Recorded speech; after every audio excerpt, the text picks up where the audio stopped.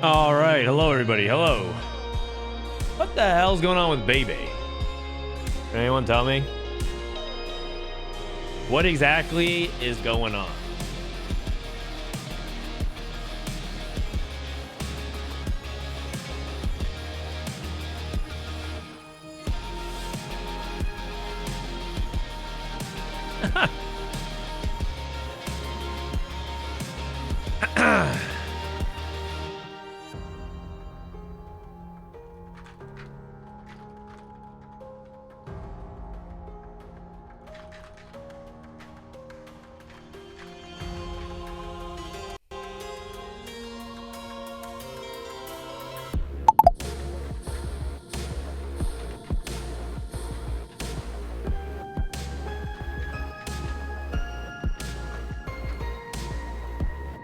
All right.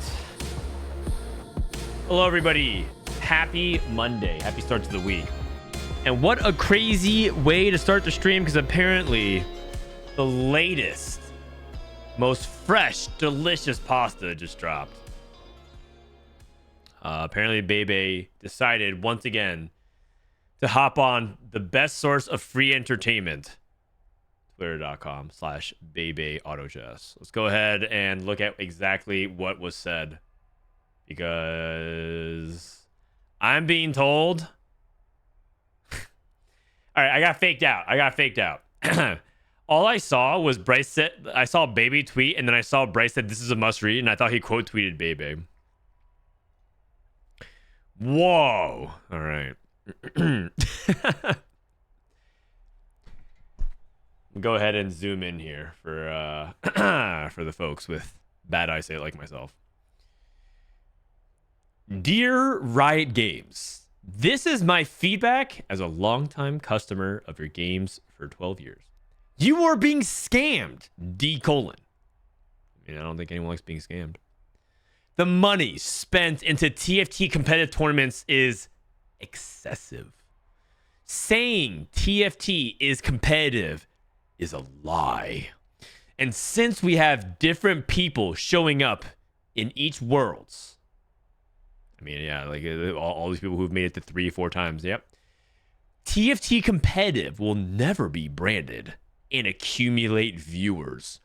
People watch competition to see the most charismatic, talented, disciplined, or favorite individuals battle it out. I mean, he's not wrong, actually. I am kind of charismatic. But since the game and format is way too RNG based, it's going to keep getting different people on the scene. As if that's a bad thing, by the way. And it's never going to grow significantly like Valorant or LOL. Oh man, that was only 0.1. How you guys doing? That was Act 1. 2.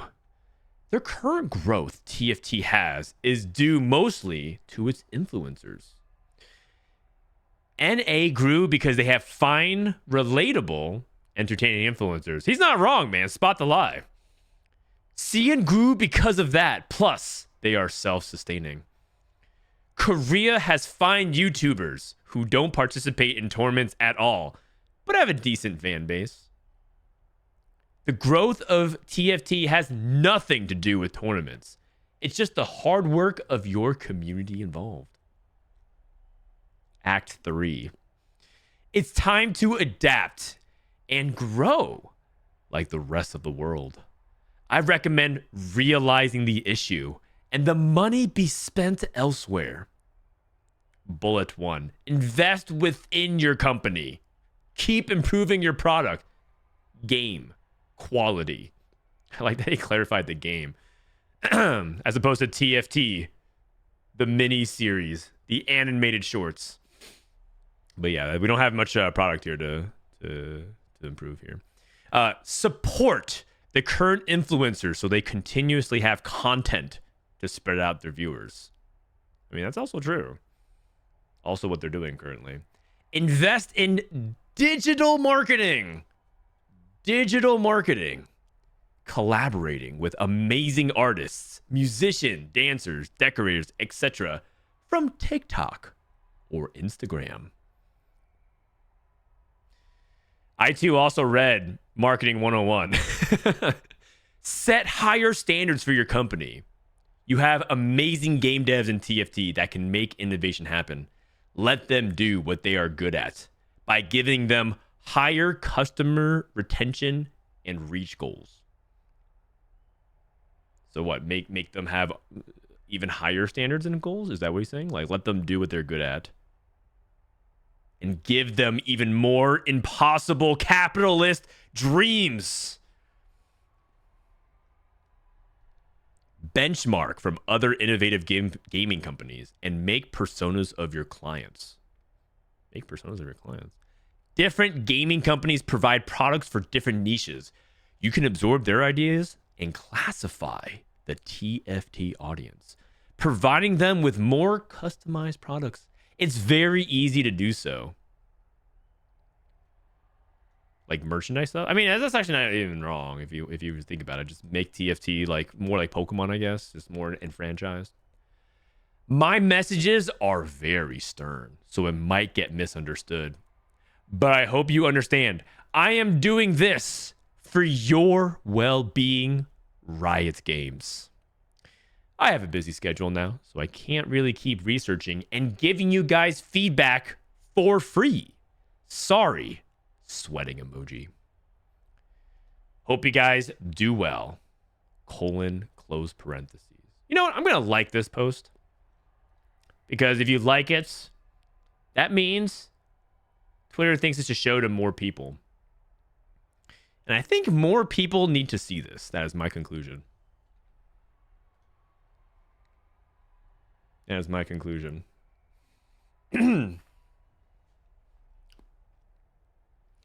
Okay, is he wrong? I mean, you know, I think a lot of the heart of what Bebe is trying to get at, I think I understand what he is trying to say, I think. But when you say this, who's the one being scammed? I mean, I don't even understand. Like, what do you mean they're being scammed? Like, they're the ones choosing to invest. I guess they're saying that they think that they're not getting. He doesn't think that Riot's getting their money's worth with competitive TFT, which I think is a very interesting thesis because Riot doesn't invest as much into competitive TFT as you might think. They do invest into competitive TFT, but it's not anywhere near the level of Riot investing in League of Legends or Valorant. I don't think you guys have to really do a bunch of mental gymnastics to kind of think about whether or not what is more expensive, TFT or Valorant, VCT Masters, or League of Legends like LCS or any of their other crazy league products. But it is orders of multiple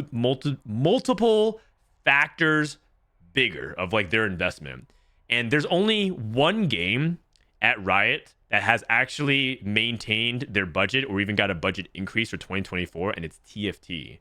Everything else is scaled down. And the reason why is because TFT competitive is actually showing important growth. It's actually the inverse of this. TFT competitive needs the investment now because it will never grow if they don't have the actual momentum and hype that it currently has. But number two is not necessarily wrong.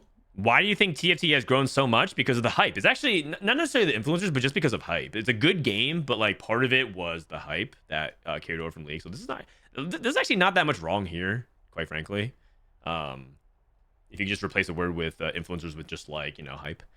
But and then three, like this is just like he might as well also the summary of point 3 is keep doing what you're doing is actually what's going on because they're investing in the company. There's more people working on TFT than ever before. Yes, they're supporting more influencers than they have. Like this is exactly what they're doing. What do you think a music video with Steve Aoki is? What do you think esports is? What do you think competitive TFT is? It's digital marketing. What do you mean to invest in digital marketing besides that? I mean, I guess he's saying he wants more people. Like, what is Steve Aoki not good enough? We need to get Taylor Swift or Megan Thee Stallion. Like, I don't know.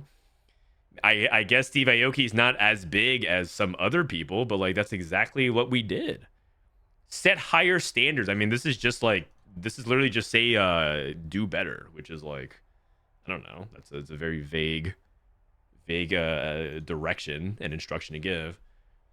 And then benchmark from other innovative gaming companies. Dude, there no other gaming company is able to do an auto battler anywhere close to what TFT and Riot Games has done. What do you mean, man? TFT is the benchmark. Everyone else is trying to copy TFT. They literally inserted augments. They literally brought augments to Hearthstone Battlegrounds. And guess what? People quit. They just tried. They actually tried to do exactly this. People copied TFT and they're failing. Because TFT is like the one that's successfully doing all the innovative stuff. I don't know, they're trying a lot of different things. And it's not that like, look, I'm not here to just be a right apologist. It's just like, I just think that this is, I don't even know what he's trying to say, man. I can agree with this. My messages are very stern, so it might be misunderstood. He is correct that I do not understand what is going on.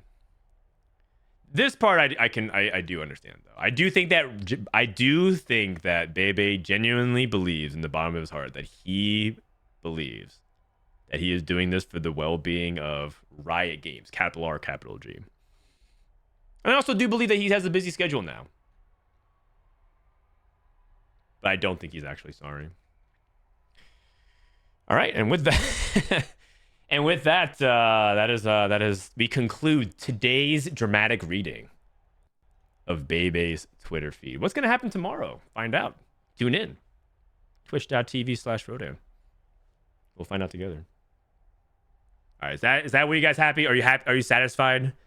Some people say, "Can you please react to Bebe's post?" I did. Is that what you guys wanted?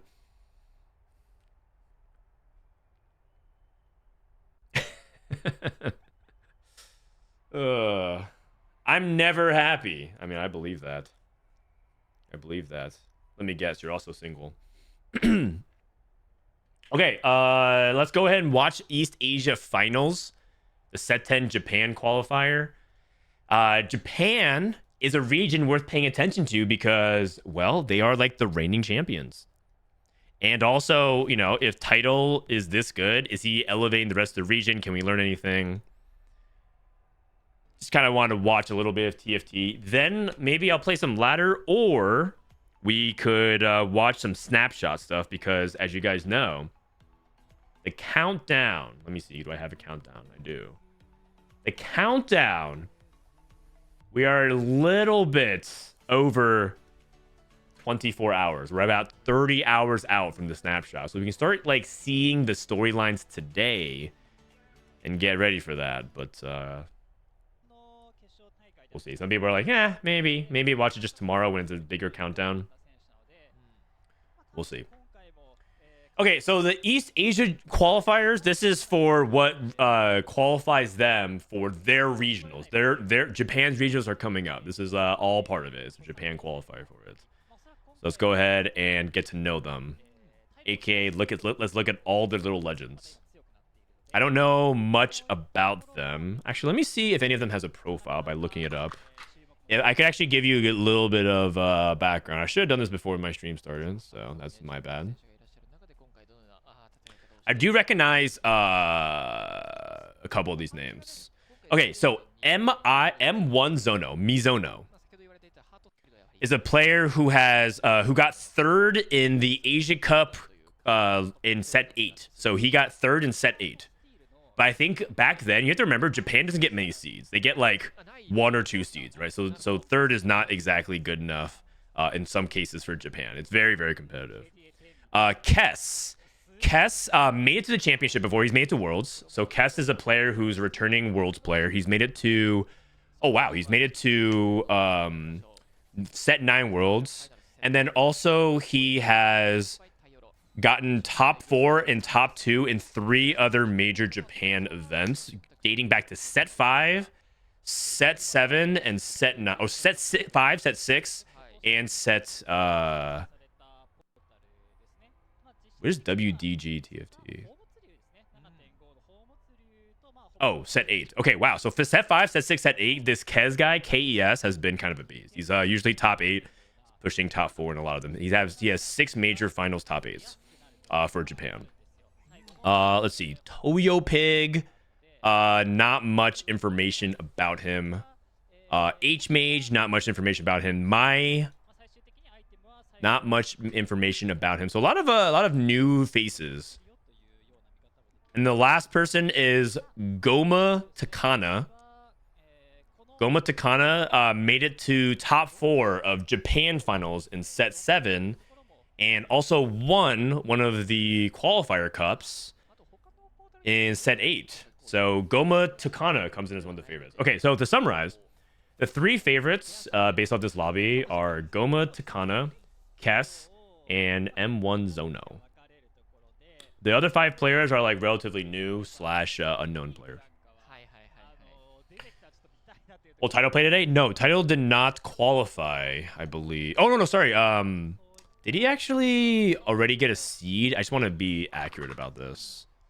Let me go ahead and look. Let me look.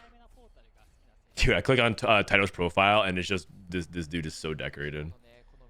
The thing is, I have to look at Japan's like qualification circuits. So give me a sec here. So East Asia Finals, JP, lobby. I believe he did not make it through the qualifier, if I'm reading this correctly.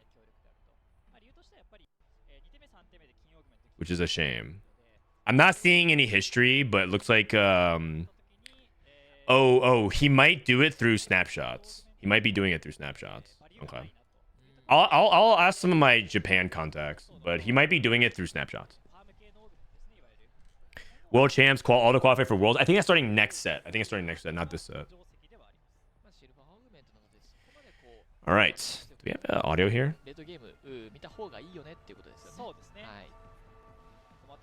When's the NA snapshot deadline? It's in 30 hours. 30 hours. So I was thinking we watch a little bit tonight to get familiar with it. All these new names in the games is bad for TFT. Nah, I mean that's one way to put it. Another is that TFT is like kind of like an opportunity for anybody to shine. It depends on what you want, but I don't know. That's like complaining that the Super Bowl has a different team in the finals every season. Except I guess maybe not lately. But it's like complaining that March Madness NCAA has different teams go far. I think that's part of the excitement.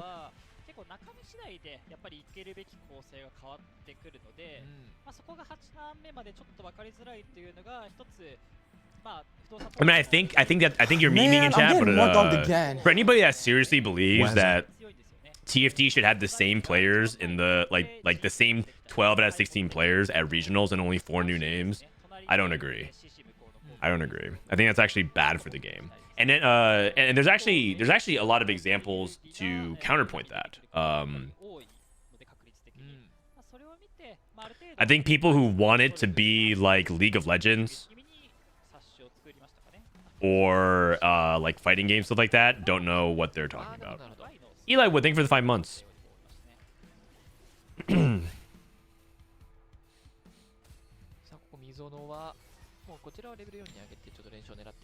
The Super Bowl is rigged. Is it though? I spotted a Ravens fan, you guys. What's the format of the tournament? Let me just confirm. The format is, I believe they're just playing 5 games. Confirm. Scrolling so I don't see spoilers. They are playing 5 games. And then I believe that's it.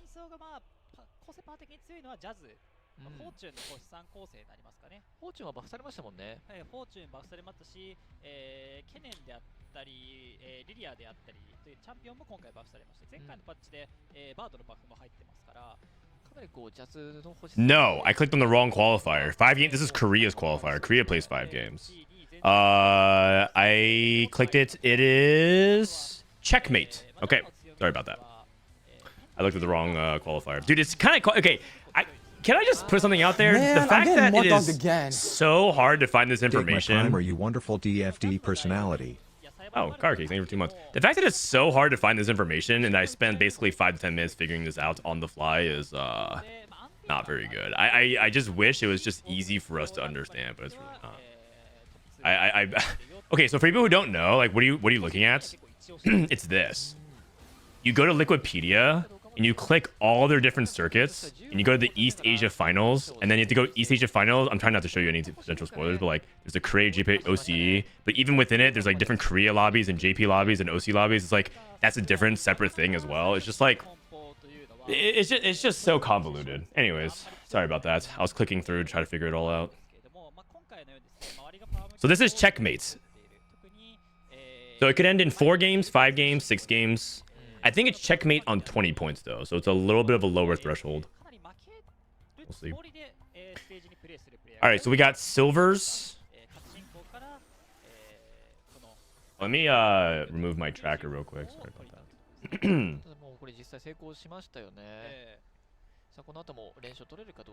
Actually, let me move to the bottom left.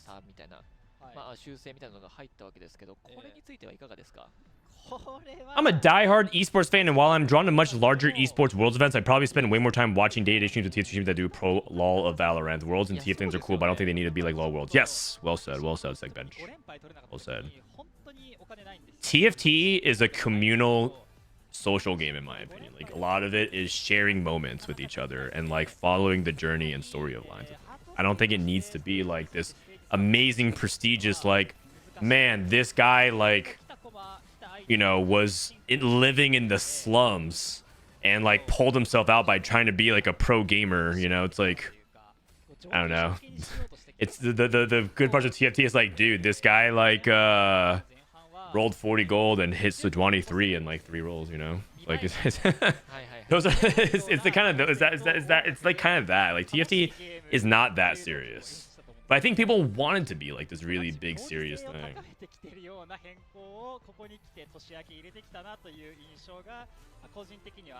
But I think that most the thing that will make TFT succeed in the long run is fun. There's a thread that was about like, what do you guys like in TFT commentary? And I was very happy to see that people felt like it was becoming a little bit too much League of Legends. I actually sensed that in myself. At one point, when I was casting TFT, I was casting a little bit too much like League of Legends, and I was going a little too... this was like probably 3 years ago when I was first doing it. And I just realized like it's not really about that. TFT is more about kind of the enthusiasm of the game, if that makes sense, and less about the hype of like the every like play-by-play action, you know. It's more about like just like, can you dive in to like what makes this game really fun and interesting, and oh my god, like what if he does this? Like, the curiosity. It's actually that's probably the best way I can describe it. The curiosity of TFT is much more important than the hype of TFT, right? The mystery.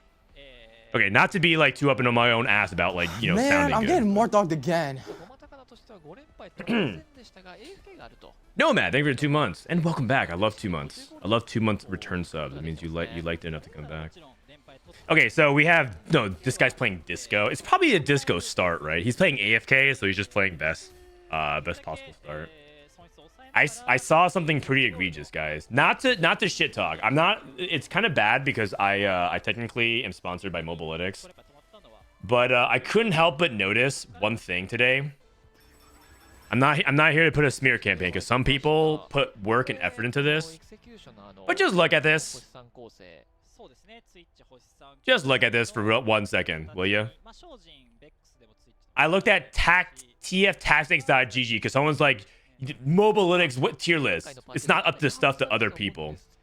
Can we look at what's here at the top of the A tier? Disco Dazzlers is at the top of the 14.2 A tier. And I'm like, man, you're out here trashing my Mobilytics team for not having like the correct tier list based off your archery pay. I looked at other tier lists to compare. Dude, people are literally putting Annie reroll as the best comp in the game, and then they're putting Disco at top of A tier. I'm like, you know what? I'm okay with my tier list. It's not perfect. There's mistakes, but like, come on, man. Like, this, and guess what? This is the most looked at tier list in all of TFT. If you evaluate website traffic, it is the most. It is the most. It's the most popular tier list in all of TFT. And again, I don't want to make it sound like I'm just saying ours is better than theirs. I'm just saying like I notice mistakes in other people's, and I can't help but like feel like, you know what, we're doing all right. Okay, this guy got Twin Terror. Is he just gonna auto pick Twin Terror? He's not going. Oh, Gargantuan Resolve. Is this the guy that has Gnar? I'm down for some Gargantuan Resolve Gnar into other stuff. Oh, it's not. This is the Vi player. It's alphabetical. No, it's not. Look, Emo Spellweavers, Big Shot. It's B. It's C. K P. K P P. K P P T. Okay, well that the bottom half of it is, but it's not. It's not alphabetical, man. Unless you're saying Annie. Still though. Anyways, I'm done with that. I don't want to make it sound like it's like, oh, we're so much better. It's just, it's not easy, man. There's a lot of stuff out there. There's a lot of stuff out there. There's a lot of wrong information.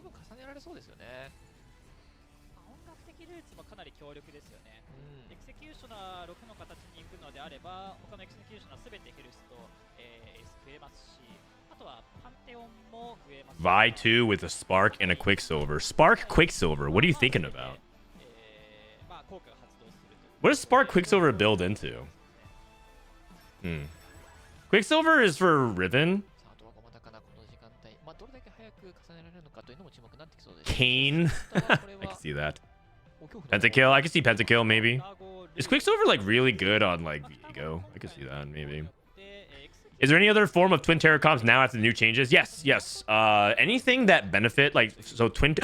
Wait, he's doing it! Oh, Twin Terror Lulu? Oh, man. Okay, I'm already excited about this. Is anybody else excited about this? He's playing Twin Terror Lulu. Because if Sabuto was going for Twin Terror Vex, the structure would be different. We'd be playing like a different set of core units, but he's holding all the other things. Anyways, I was gonna say Twin Terror Lulu is my favorite. I put this in my comps video the other day, and I think that Twin Terror Lulu caps really high. It doesn't cap as high as Heartsteel, but I think it can beat like the Pentakill boards. I think it can beat a lot of the reroll boards. It's really good into things like Yone as well, because all those melee carries, like you just lock onto it and you chain CC. The Lulu casts and the other Lulu casts. And then they both polymorph and they help give each other mana, stuff like that. And then if you have Ari, she can charm as well. It's really, really nice versus melee carries. Any comp that's dependent on a 4-cost melee carry, Lulu and Ari are really good tandem. So yeah. You want the Hyper Pop or Spellweaver? You want Hyper Pop because I'm pretty sure 3 Hyper Pop is disgusting. It's it gives you so much attack speed and mana. But the problem with that is you don't often get to choose. You just pick whatever you can get first because Lulu's pretty expensive, and the tempo matters a lot. The one thing I will say is that he's not playing around Superfan early, and you really want to get Superfan early because you want to get the 3 item on Lulu ASAP, and you're often supposed to play from ahead. We'll see.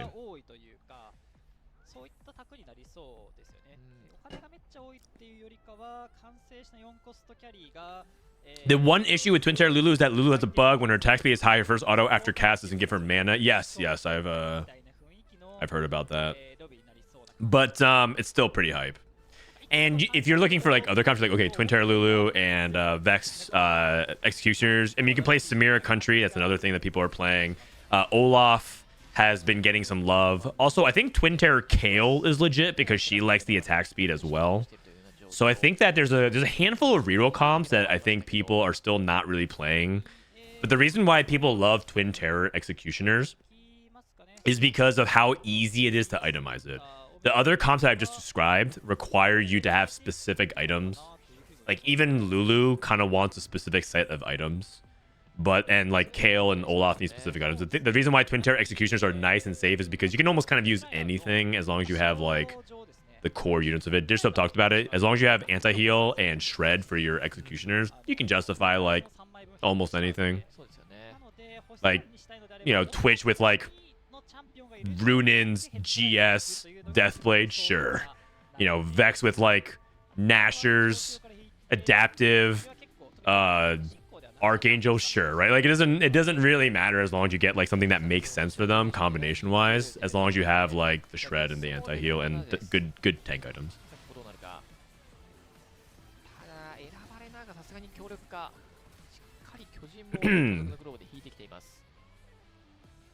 Is on the most recent patch? I would hope so, because if there's playing Twin Terror Lulu, that sounds like a lot worse on the old patch. Also, as far as I know, it was supposed to be because this was played yesterday, but now you're having me question it. They didn't, unfortunately,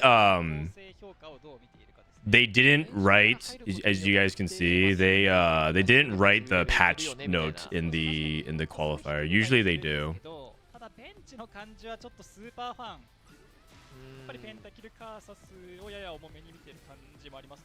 Actually, the patch is 14.3, which is not even true. Like 14.3 is not even out. Yeah.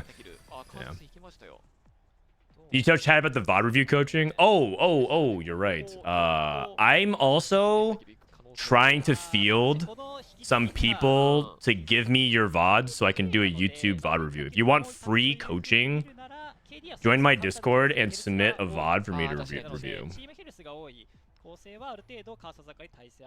It has to be in 1080p and you have to join my Discord.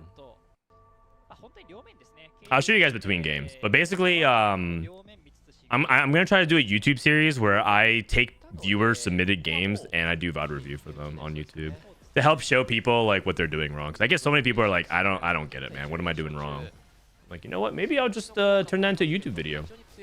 Boom. I need a 96-hour session. All right, well, submit it. I posted about it on my YouTube community post. Let me go ahead and get it for you real quick. Here you guys go. It's I posted on my YouTube community. YouTube community, by the way, is kind of like YouTube Twitter, which sounds weird, but basically I post on it every now and then to talk about what the idea is. So if you want to submit, the instructions are on there.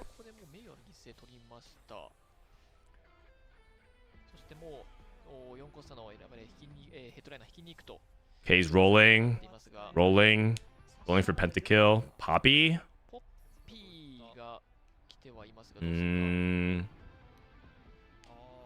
What is YouTube community? It's like YouTube Twitter. I don't know how to describe it. It's basically like a timeline feed where you can post Twitter-like updates, and it's like a way for people to talk about stuff on YouTube. I'm pretty sure the way it is people don't want to go to Twitter to talk about their content on YouTube. They just use YouTube community, and that's like the. Honestly, I don't even think that it's a bad idea at all. I recorded a game for it. I just have to make sure it's in 1080 quality. Yeah, sounds good. We've gotten like 3 submissions, 3 submissions so far. So if you submit it, you might actually be, you have a pretty good chance of it. Like if you're the first 10 people, 10% chance odds are pretty good. Yeah, anyone can do it. Anyone, I mean, if you're a challenger player, you probably don't need it. But I would say anybody Grandmasters and below. Anybody Grandmasters and below. My God, look at this Poppy. Spark, Quicksilver, Warmog's Poppy. She's kind of getting it done. She's kind of getting it done.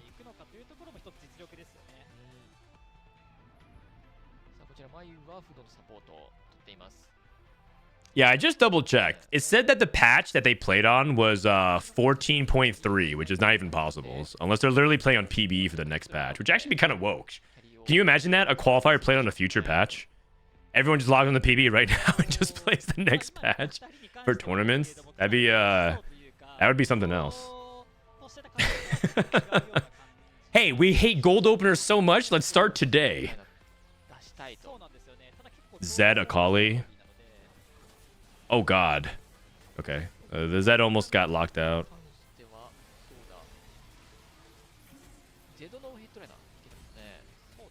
This is a current patch. Yeah, actually, we just saw 2 players roll past Disco.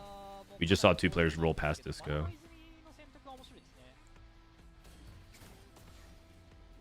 Gotham Chess gets the elo. Yeah, that's also another idea. Me and my YouTube editor, we bounced a bunch of different ideas. Guess the elo is also another one, but it's more like maybe it's basically lol guess, right? Lol guess. I do 10 lol guesses. What's the name of the program used to record my gameplay? OBS. OBS. It's also free and open source. Okay, so we got Martyr, Stationary Support, Infusion, Salvage Bin, Martyr, Little Buddies. Little Buddies is so good. I'm pretty sure Little Buddies is like just straight up broken on Pentakill. Because you play Viego, Karthus, and Akali, and then you play like Kaol, Gnar, maybe an excuse to throw in Olaf, and you just get like, or super fans, you just get so much value. What is that shit? Wait, no, hold on, go back. This person has a Lowy too? This person just hits a Lowy 2 in a shop? What? Okay, all right. This person just has a Lowy and this has a double Lowy shop on level 8. I like that true damage in Japanese is true damage.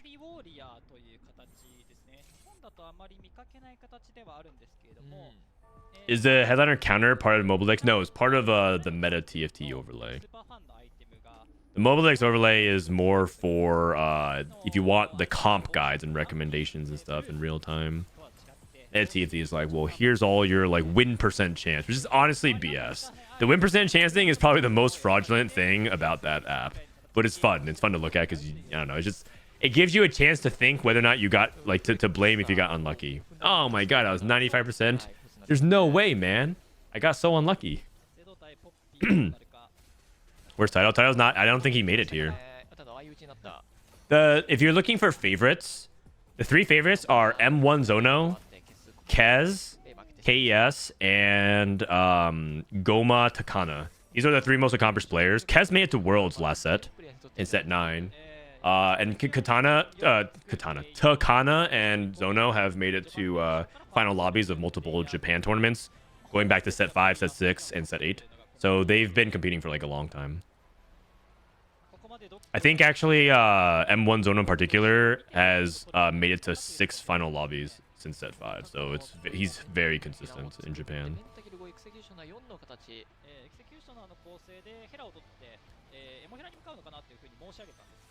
I thought Jinx with Rage Blade is bad, but the stats look good with a delta of minus 0.85. That's not the stats that I looked at, but also Jinx with Rage Blade is not bad. It's just that I think that people always say that it's like mandatory to play with her, and I don't think that's true. But I basically just started including it as like the 3 items for BIS because I'm just tired of people like saying like, well, actually, it's like. Actually, you're wrong, and it should be. And I just don't want to debate. I'm like, okay, you know what? You're right. Like, it's not a hill I want to die on. Wait, I have the wrong text in the top right, and no one even corrected me. My bad. It's game 1, and this is Treasure Dragon. Sorry to VOD watchers. Sorry for the VOD watchers. They're gonna be like, man, he didn't change it all game. If you guys don't know, I started a YouTube VOD channel that uploads like the good parts of stream as well as like other things just to help organize things. This is the person that hit a Lowy 2 on 8 in one shop. This is disgusting. He lost 4 rounds in a row. Okay, maybe this is actually not that good. It's because we're playing MF. We're playing MF carry with a Lowy, and we're trying to go to 9. Oh, he's rolling now. Okay, but what, like, okay, we do have a Lowy, but we're playing Lilia 1. Okay, Poppy 2. I was gonna say Lilia 1, Poppy 1, Mordekaiser 1. Like, we have like no jazz value.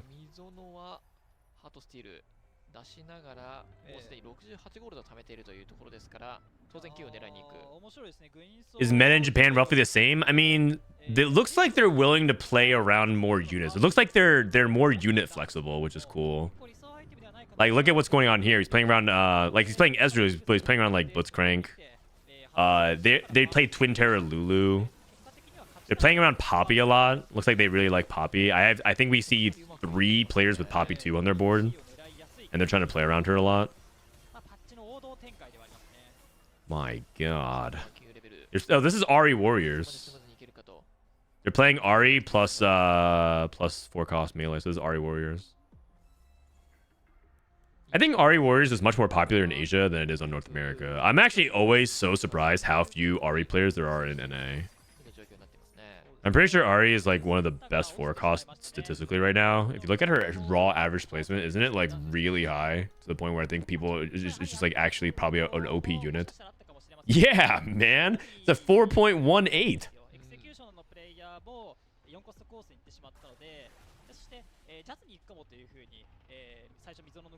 Just look at it. Just look at it real quick. Look at the best performing 4 cost. Everyone's like Zed is OP. 4.5. Okay, Evril's jacked down by the Heartsteel players going 8th. But like Akali and Ari are 4.1, 4.18. Those are the best 2 4 cost data wise. Like people are just not playing it at all. Ari's incredible in my opinion right now this patch. Okay, incredible might be overselling it. At this point, I'm just trying to get you guys to stop playing Ezreal so I can win some more lobbies. the real grift. The real grift. Frodan convinces everyone Ari's OP so they can stop playing Ezreal so he can go first in more lobbies.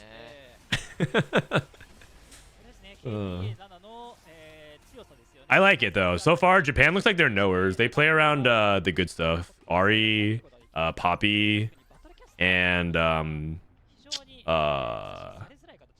course Alawi 2 on 8. Those are the good. That's the good stuff. Okay, but like, how did we end up here? Spark, Quicksilver, Poppy. I guess he slammed whatever items possible to preserve HP, but like this is this setup does not look very good to me. How did our end ups like? We have 2 Quicksilvers. We have 2 Quicksilvers. I don't get it.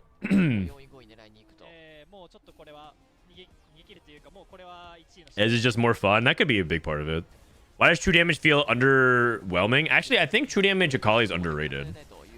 I think that there's one thing I've learned from watching SEA is that I think true damage Akali is a little bit underrated. China and SEA, they actually turn their Akali, KDA Akali into true damage late game very often, if they can. If they can transform their true damage their KDA Akali to true damage Akali late game, they do. But it's usually hard to do that because you're playing like a KDA core. But there's a couple ways you can do it. If you're playing Superfan and you hit a true damage emblem, you can put it on an Ari, and then you can transform her into 4 true damage. And if you hit a Kiana, that's like a really powerful way you can cap your board. True damage Akali, true damage Ari, and Kiana. And it's actually more wait, a third Quicksilver. My God, he could have gone for the triple QSS. He would have had a 2-star Quicksilver. Okay, there's an Executioner on a Vex and no one took it. It's always funny when that happens.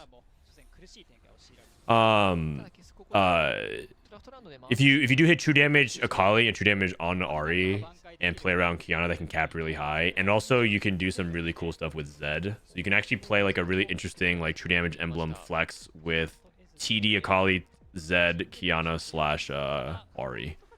But it's a really underexplored line, and I don't know where it fits. My guess is just like middle of A tier, but it's probably better than people think it is. Did you see Bebe's tweet? Oh, you should check the beginning of the stream on YouTube if you want. I did a dramatic reading of it. You can go to my YouTube stream and rewind and watch the beginning if you want. This guy slammed Heartsteel emblem for 4 Heartsteel. Double Ezreal.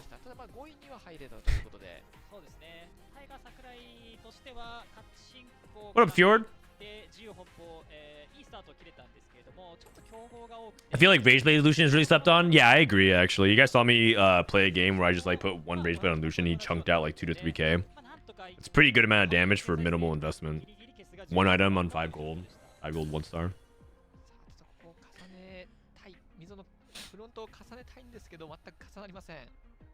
I mean, his front line is actually kind of bad. But he has 2 Ezreal 2s and just a lot of raw power, and he has little buddies. What little buddies value does he have? Okay, this is actually starting to become a pet peeve of mine when people play little buddies and they have one little buddy. The only little buddy is Bard.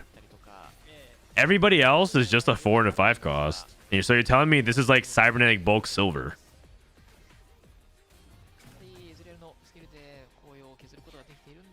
Oh, Black Big in the house. Hello. Yeehaw. Thanks for answering, of course. The problem is what you do with your Rage Blade if you don't find Illusion. You can put on MF. It's not the worst. You can also play Rage Blade on a couple of other units that's like acceptable. You could do Rage Blade Karthus, Rage Blade Ahri. I mean, these are AP champions. You're not really looking to do it, but you can also do like Rage if you hit like a random Sona, random Ziggs. There's a lot of like one-off champions that can use it. Also, I know it's a complete meme, but there's been times where I play like Twisted Fate on my board. You can hold it temporarily because you're playing like an Ezreal Hearthstone board. So you have Ezreal, MF Bard, and then like the EDM frontline plus set. You can play like TF and just give him the Rage Blade for like a temporary like 1 or 2 rounds. I think people are going to continue to explore more of that kind of stuff. I think a really underrated level 8 board with Ezreal Heartsteel is the usual stuff.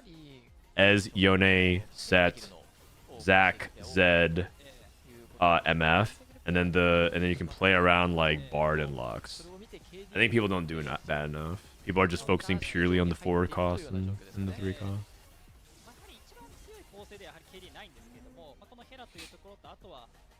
He did another one? Wait, Bebe did another one? 10 KDA. Okay, well, he won the game. Unless he gets Ezreal 3. Wait, another Heartsteel emblem? Oh, man. Ezreal 3 doesn't beat 10 KDA, right? 10K just wins the game here.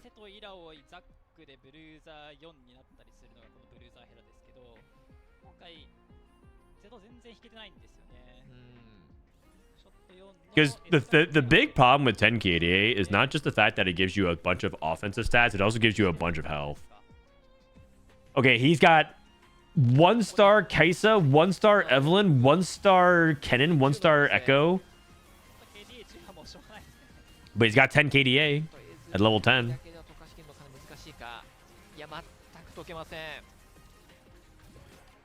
Wow. All right, well, that is a dead Mizono.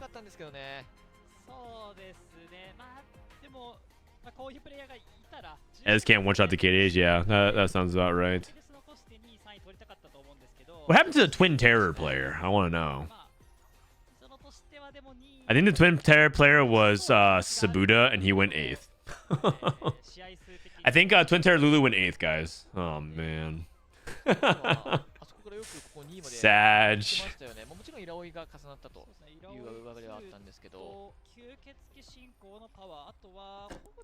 Wow.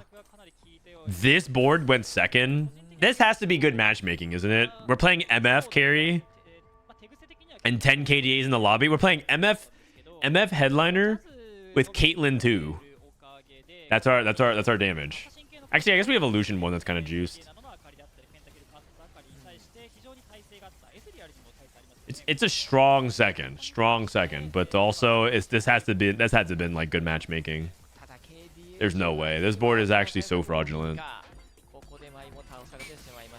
Okay, 10 KDA won the lobby. Oh, he had salvage bin. That's how. That's actually if that's what he leaned into. Salvage bin is a legit out you can play for emblems. That's probably how he got the 10 KD stuff. Smart. But the thing is, it's not a reliable way to play into it. But he had 7 KDA. He might have rolled down and hit 7 KDA and then thought about playing for that out. Because I think he had a KDM emblem early. He had a KDM emblem early, hit 7 KDA, and thought about playing for a KDA out. That's pretty unlikely, but at the same time, it's not like impossible. It's a pretty good line for salvage bin, I think.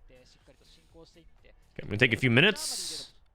Oh my god, they have the score screen. No, man! This Lulu 3 went Giga 8th. Karthus, Akali. Oh wow, 3 Karthus Akalis went 5, 6, 7. Okay, if anybody's wondering what patch we're on, it's a 5, 6, 7 Karthus Akali patch. And then Ari top 4. Ezreal Heartsteel. Another honestly, this is just like a Jazz board. Not even a Heartsteel board, just a Jazz board. And then 10 KDA.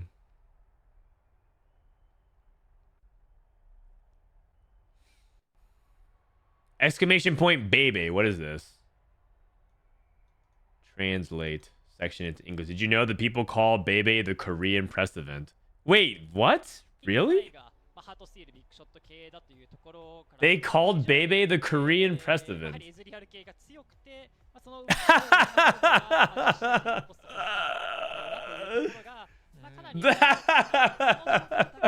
No way, man. No way. This is actually, this should be my screensaver.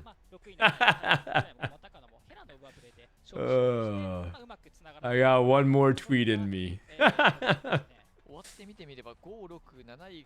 too good. That is too good. Did someone tweet that?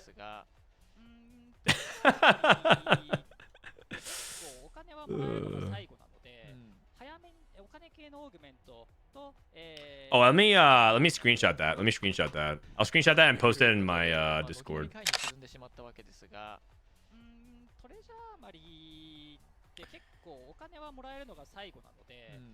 I used to do this a lot back when I had more stream notes. All right, East Asia Finals JP Game 1.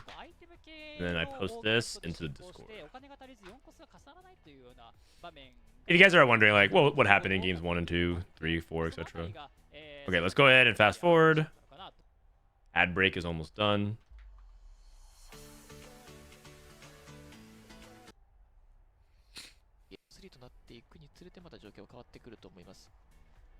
Hafu's response was so nice. Man, you're making me want to check it out. You're making me want to check it out. All right, you know what? I will bite. Twitter.com/BebeAutoChess. Bebe, you are the sweetest human IRL, but please stop tweeting. I'm gonna like that too.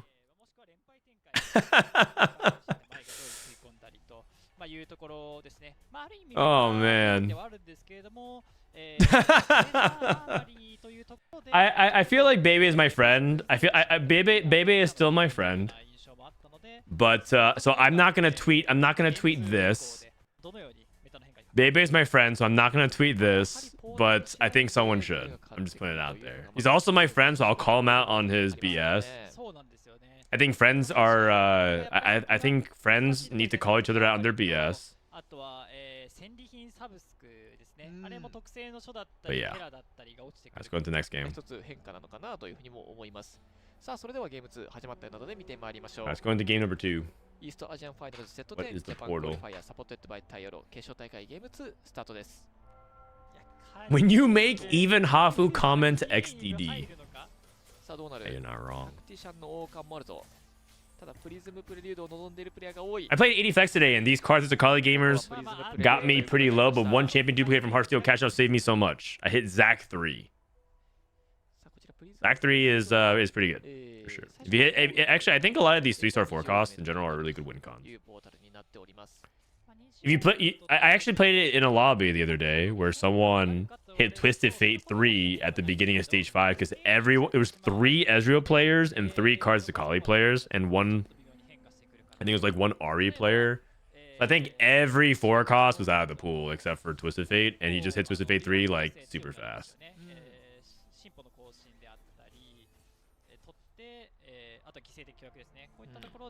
Do we know what portal this is by any chance? This is game 2. It's in the top right. Anybody can read Japanese.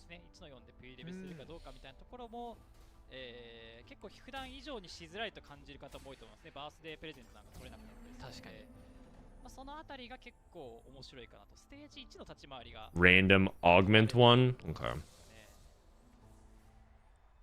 さあ先ほど1位を取ったトヨピクはどうするか。 Prismatic Prelude. Thank you. We got an early prismatic. Early prismatic is actually really good for reroll right now because you can get March of Progress or Cool Pact or something like that.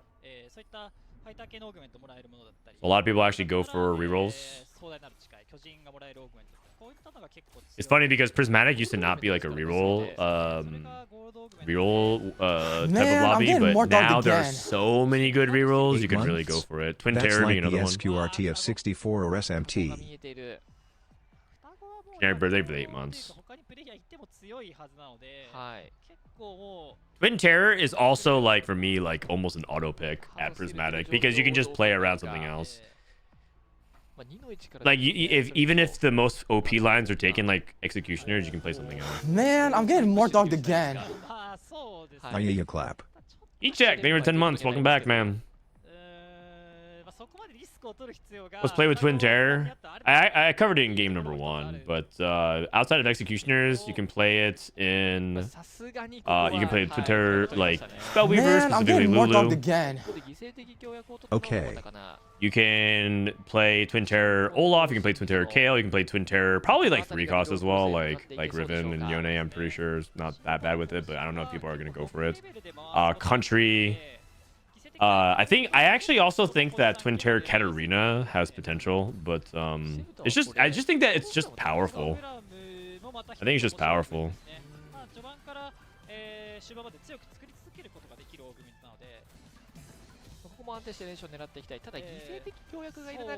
Frodan didn't thank me today. Man, what have you done for me lately, Fjord? I sent you a little legend plushie, and this is what I get. Frothy Music, welcome back for 2 months. Thank you, Frothy. IE and Even Shroud. The tier, so it's probably going to be AD. I feel like there's a lot of people who get mad when you say AD flex. Because they say, don't you mean Ezreal? It's Ezreal, man. So now I'm just starting to, instead of just saying Ezreal, I'm just gonna say 80 flex because I found a way to like make a lot of TFT players mad. They get really offended, as if like you are sullying their honor. 2体のチャンピオンにフルビルド持たせることはできるんですけど、ここまあ埋もれた宝物があったら虹のね、あったら3つ目のチャンピオンにもフルビルド持たせられる。Hologram? Oh! Okay, Lulu. This time Lulu for real. Hologram? Okay, Hologram Lulu is very real. Hologram Lulu is very real. If you look at the stats, it's like Lulu 3 averages like a 3.8 or something like that. And I'm pretty sure a hologram with Lulu 3 is like a 3.3. I think it's like that big of a jump. Half a placement is swings. Let me see. Yeah, let me see if my memory is good. Time for Frodan to quiz himself. Okay, Lulu 3 is a 3.7. I was off by a little bit, but hologram Lulu 3 is a 3.0. Okay, I was even more off by that. Hologram Lulu 3 is a 24% win rates, 80% top 4 rates. If you guys are not playing hologram into Lulu 3, I don't know what to tell you. It's actually even more bananas than I remember.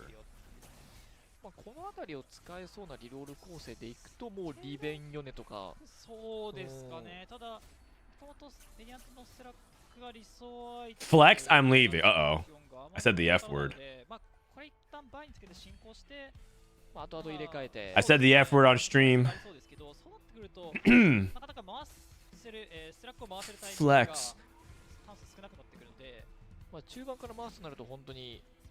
What if you have Twin Terror with it? I mean, you just sell the Lulu too. But you're saying like what happens if you combine hologram with like Twin Terror 3 or something like that, or Twin Terror 2?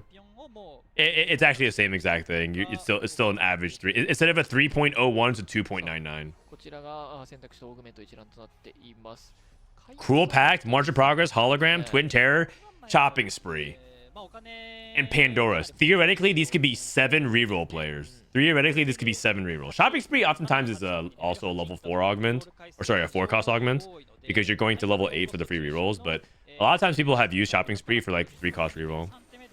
So yeah, if you add Twin Terror, it goes from a 3.11 to a 2.99. So it's basically just still just as good. The whole point, the reason why I think it makes sense is because it's good, but like at the same time you're still just doing the same thing, which is playing 2 Lulus. 2 Lulus. Can you explain why Lulu hologram is good?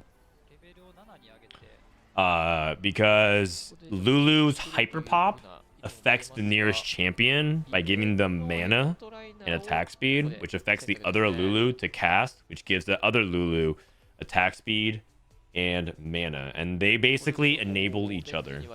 It's one giant love fest of Lulus. And that also applies to Trickster's Glass Lulu. Yes, for people saying that in chat, Trickster's Glass Lulu is also not as good, I think, because you have technically a mana restriction on the Trickster's Glass unit, but it's still very, very effective. Also, you have fewer items. You have fewer items because Trickster's Glass is not like an AP or mana item.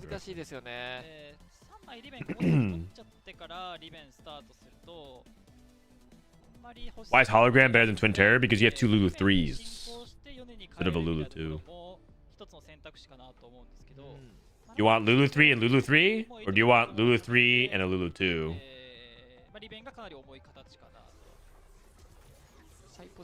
Also, it's not even Lulu 3 versus Lulu 3. You also get a spot. So it's a Lulu 3 and a Tactician's Crown.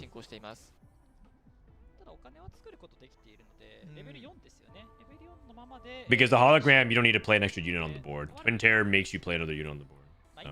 So. But the 2-star can get itemized. Yeah, you're not wrong. But then you have to commit more items. Hologram lets you play that without having to commit items, and you get a Tactician's Crown. It's a pretty good trade-off. How many times have you like itemized your Twin Terror units and you're like, oh crap, I have 1 frontline item. I have like Ionic Spark and that's it.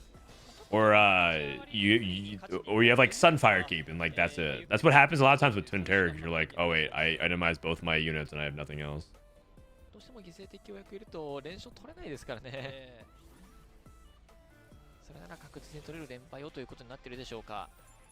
Cash out. No raise the stakes. Bedge. Oh, he's playing March of Progress. Okay, so we have a Riven player. Looks like someone hit Riven. We have Twin Terror. We have Hologram Lulu. So we have 3 reroll players. What else do we got? I want this person has Executioner Twitch. This is actually surprising he's not taking this. You can actually take this. Executioner Twitch with IE, and you have half of it Even Shroud. And a bow. Wait, isn't this a comp? I think one comp that people should play in this... Oh, it's a KO game. It's a KO game. He has 1 KO. He has Rage Blade. Oh. Well, these items are not nearly as... Actually, you can use them. You can use them. You can use it. It's a KO game. Whoa. This person has 2 Rage Blades. It's a KO game. It's a KO game. This person has 2 Rage Blades with Twin Terror. He has a KO. No, he has a KO. He sold the KO. Oh no. I'm upset. He had a KO on his bench. He had 2 Rage Blades. Oh man. Was this not the spot? This is the spot for reroll KO. I get it. He's playing Twin Terror Executioners. It's a good comp. Oh, come on, man. This was the exact spot you would want to be in. Just TP me right into this game. Twin Terror 2 with 4 KOs and 2 Rage Blades. And instead he makes JG. Yes, instead of Death Cap. All good. Toyo Pig. This guy won the previous game with 10 KDA. Sag. Maybe he wanted the rod because maybe he wanted to save 1 rod for Spark. You never know. He might in his mind he was gonna make red buff, and he wanted to save 1 rod for Spark. It's possible. Twin Terror KO Sentinels. You can do that, yeah. You can also do like できるというのはかなり Super Fan Twin Terror, but I kind of like the Sentinels because you roll for Garen 3. You have you have Garen, KO, Mordekaiser, and then you just play more Sentinels そして溝の because the Sentinels actually benefit from the HP. まあこの段階でちょっと盤面作ってというところで Or rather, Garen 良 does. かったんでしょうか That's the CN tech. If you guys want CN tech, I just dropped you a hot line. I don't know if you guys know it. Seraphine 3. All right, we got Seraphine 3, Lulu 3, Executioners, Riven. What the heck? You just pivot over and this guy has Seraphine 3. 強力ですよねもう後ろ I was told today that そこにも Seraphine という has ことで is not bad versus Heartsteel. What do you guys think? ただどうでしょうねセラフィンの重なり I was told today by someone from China. They were like, Seraphine reroll is actually pretty good and also pretty decent to the Hearthstone matches. And I was just like, really? Oh, okay. For some reason, I thought he was going for Urgot 3. I'm like, hologram Urgot 3 actually doesn't even sound bad if you really think about it. But he's not. He's going for Lulu 3. Because if you get 2 Urgot 3s, doesn't that mean that your horse becomes very large?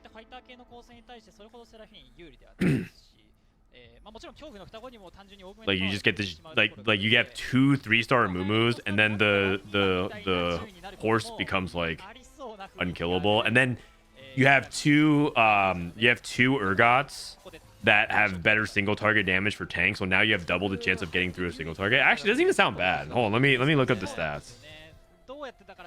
Urgot 3 hologram. Yeah, it's not bad either. It's not as good as Lulu 3, but the 200 games of it averages a 3.4. 71% top 4 rates. That sounds pretty good. Another out to think about if you for some reason can't play Lulu. And like this is actually a spot where maybe he would have to consider it because someone's playing Seraphine reroll. And Seraphine reroll often chases things like Lulu 3, just as a heads up. So like if one person in the lobby is going for Seraphine 3 and he's playing March of Progress, the March of Progress player should hold every Lulu he can possibly find to deny the other Lulu player. Should I not play Ezreal if I don't hit Hearthstone stage 2? The latest you want Ezreal, like Hearthsteel, is probably like mid-early stage 3. Because you want to have at least 1 cache before your stage 4. You can play Hearthsteel in stage 4 if it's like the right setup. So let's say you start off with a gold opener and it's like an econ portal, right? You have like Scuttle Puddle, and so you're just making a ton of gold, and you can just tech in that Hearthsteel. Like you basically you need to get to 8 to get that Hearthsteel board in, and then find a way to get to 9. But I think it's weaker.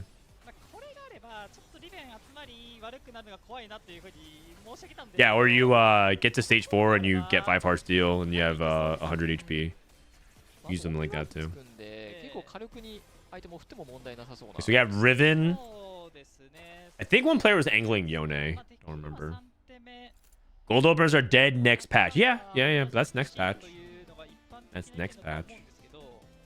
What do you guys think? Thumbs up, thumbs down. Is there actually? Is there anybody that thinks it's a bad idea? Does anybody think that gold opener removal is a bad thing?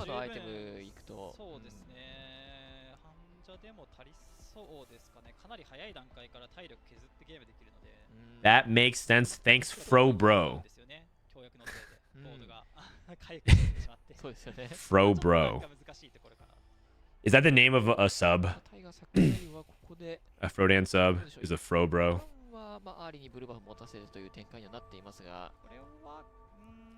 Me. Okay. Wait, don't time them out. Hold on. I want to actually hear them out. Why?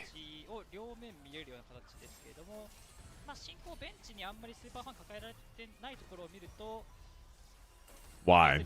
Just hit me. Just. Variance is fun. Okay. Maybe for you if you get the gold openers. You know what's not being fun? being poor in TFT and in life. これだとエズリアルで十分にファームができないと。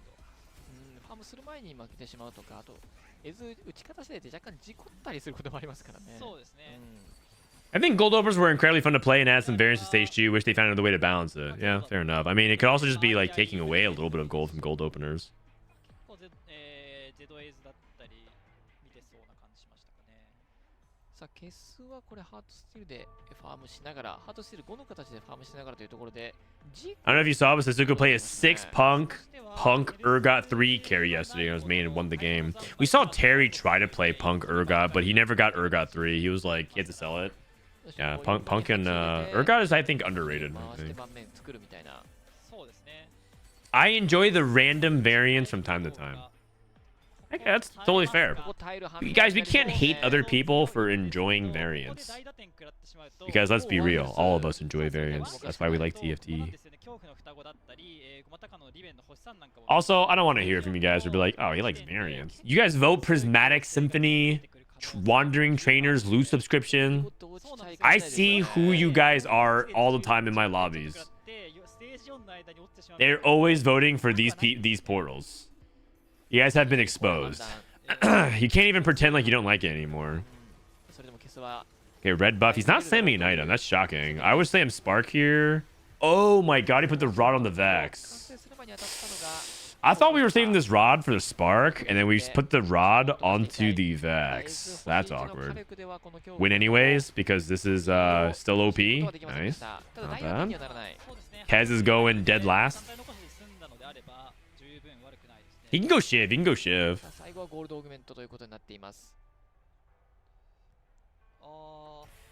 Armistice. Okay. I think Contagion's also really good because you can burst through. Like, Executioner is a burst comp, and so Contagion helps take down the tank very fast. But it doesn't really matter very much. I mean, honestly, the comp is so good. Any combat augment kind of makes sense. Generally speaking, Contagion is a pretty solid combat augment that I think people I think it's because it's not like easy to track what's going on, but I feel like people underrate this augment. It's just not a flashy augment, that's why. Oh, Ziggs. Wait, we skipped the Ziggs for what? Oh, he's looking for 7 KDA. I don't know about that one. I don't know about that one. If Ari's holding items, I think you kind of need some MR shred. I think I would have really liked to have Ziggs. I would even go as far as to cut Spellweaver. Okay, probably not actually. We might need the damage. Doesn't really matter though. Wins the fight. Wait, this Lulu is so contested. There's Ari players playing Lulu, and then there's the Seraphine player playing Lulu. Sabuda JP has a Lulu 2 with a blue buff on the bench.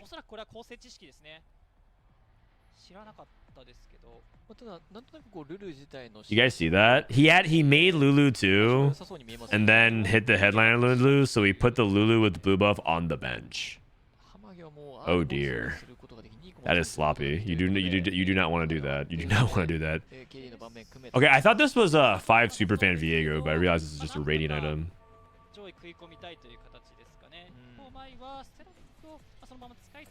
You and your stream times are a blessing to my destroyed European sleep schedule. I will gladly inherit any European sleep schedule degens. If I ever do end up streaming like as my main and only thing though, I probably will end up moving to a morning time slot. Probably stream from like 10 a.m. and probably end in like what is the equivalent of like 1 hour from now. Because if I have a baby, the baby sleeps very early. And you know, kids, they go to bed at like, you know, 6 or 7 or something like that. So if I do ever do that, I have to switch schedules. It's 4 a.m. here? Oh my god.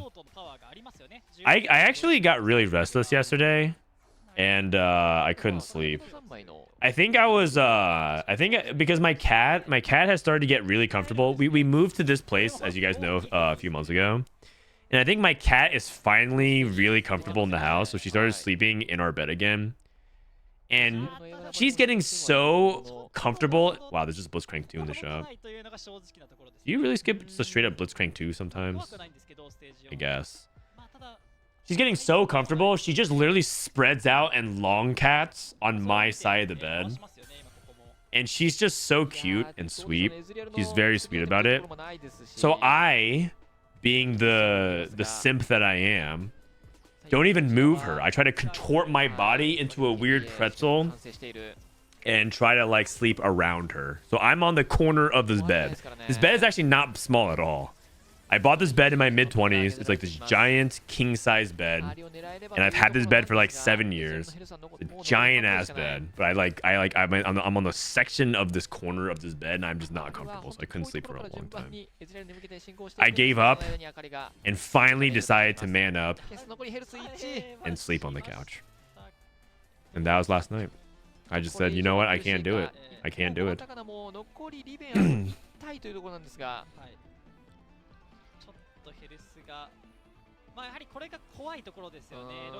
We're still on Riven 2? That's terrible. What the heck? It's 4-6. We're playing Cruel Pact. Oh my god, we're going 8th. You know, Riven's actually getting a little bit of a surge of popularity. Riven's getting a surge of popularity. She's starting to become more popular in China again.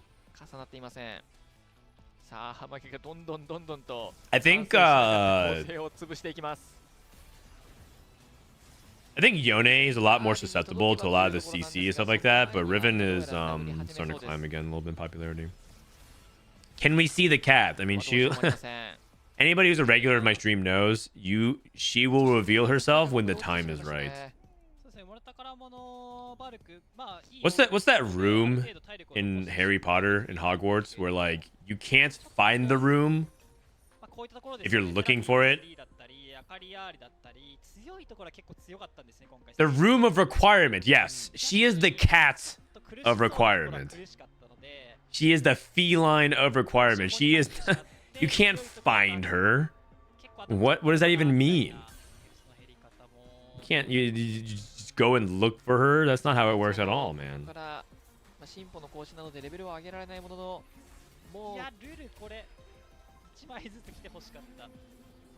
She's also the sweetest cat ever.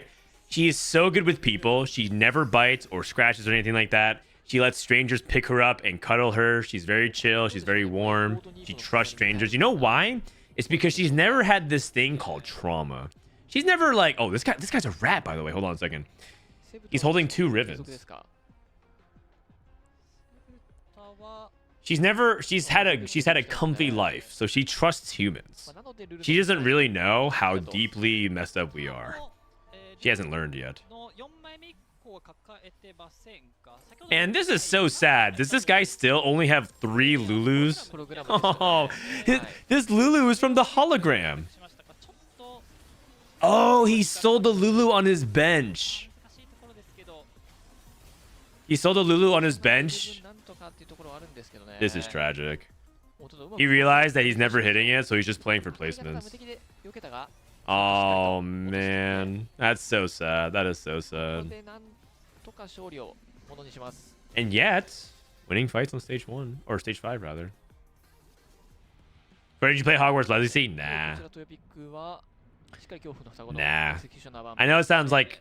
It's probably... this is just my own personal thing, so I do not hold anybody against it. But, like, I try just... like, it's just hard for me to try to engage in anything Hogwarts right now. Also, I don't have time. I don't. That's my own personal thing. If anyone else like does it, I don't care. I was like, there's people who raise a big stink about it. So like, I think it's just a personal.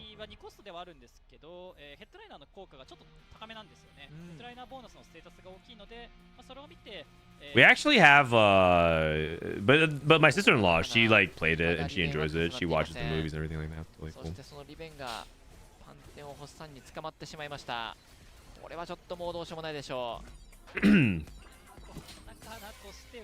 So like it, and I heard Hogwarts Legacy was a great game.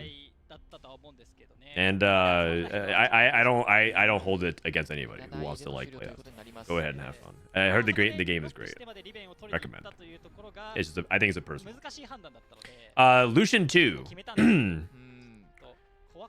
Level 8. That's a pretty good board. This is what I was talking about before. A lot of people are not like tying in like Lux and kind of making this as another way you can play. Wow. Wait, Lucian 2? Alawi 2 at level 8. He's at 1 HP. About to cash out. This dude can probably win the game if he cashes out one more time and gets the and able to get to 9. Zach 2, one more cash out, one more frontline item, and it's GG. It truly was the next thing in the game. I mean, I more power to you. I actually maybe one day I will play it. It's not like I don't even want to play it. I think the game looks cool. Oh my god, wait a second. Oh, so close, so close. Dude, Sabuda with his Lulu. This dude is the Lulu hero. He's trying to make it work, but it's just not happening, man. He's gonna bot 4. What's your favorite anime? Can you give me a genre, man? It's like asking me what my favorite song is. Like, what's your favorite song? I don't know. Can we narrow it down?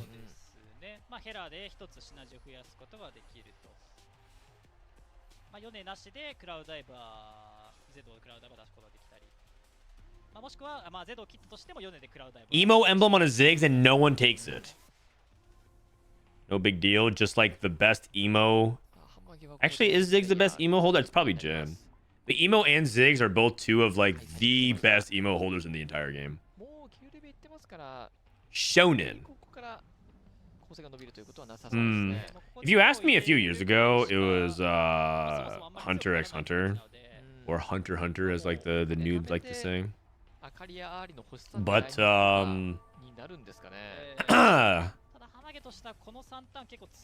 I'm gonna go and kind of like it's like ongoing and transformative, because then it turned into like Attack on Titan, and then like there was a good period where I kind of thought some other animes might contend for it, and everyone's like, no, it's got to be Jujutsu Kaisen, man. And Ray wanted to get me on the Chainsaw Man hype, and I'm just like, nah.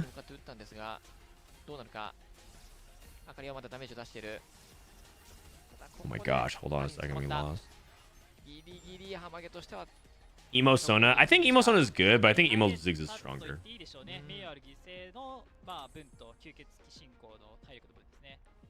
The thing about Hunter x Hunter is the writing is I love the writing and the world building of it, but I know a lot of people don't like it. It's like too slow paced and whatnot.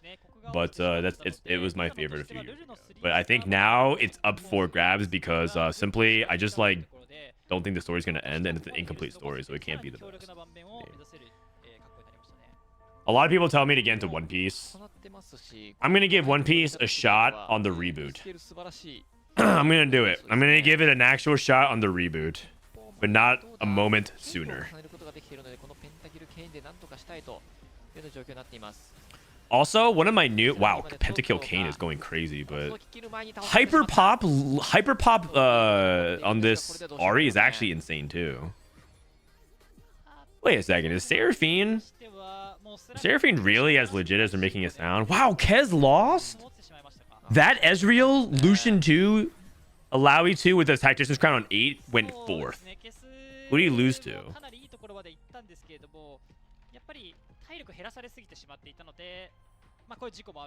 Why the reboot? It's just like the mental mountain to climb of like there's 1,000 episodes.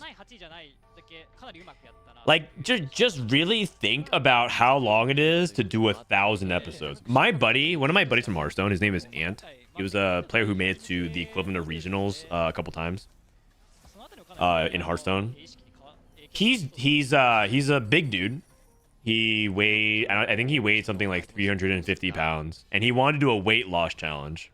His weight loss challenge is he's going to watch all of One Piece, but while he's watching it, he walks laps around the pool in his backyard. It's actually it's kind of a cool challenge, actually. He literally watches all of One Piece while walking around his pool in the backyard, and I'm like, oh my god, you're going to lose so much weight. Good for him. And I think he's on like I forgot where he is, but he started that like 45 days ago, something like that. He'll die. That's too many episodes. Hey, some people wandered the desert for 40 years looking for the land of milk and honey, and some people are One Piece fans.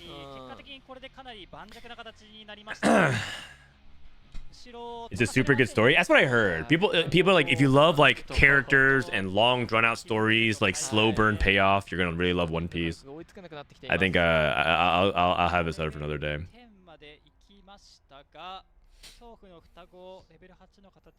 Read the manga. Maybe if I have I have a long list of things for me to read, and I might go through the manga one day, or the manga. Okay, Twin Terror Executioners, Bedge.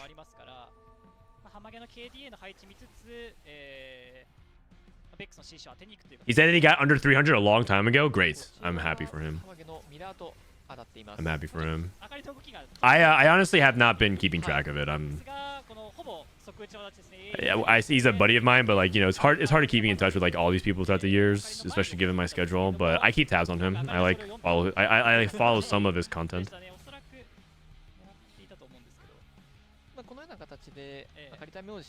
One Piece is the best thing I've ever read. Wow, that's high praise. But you're a TFT player, so how much have you actually read?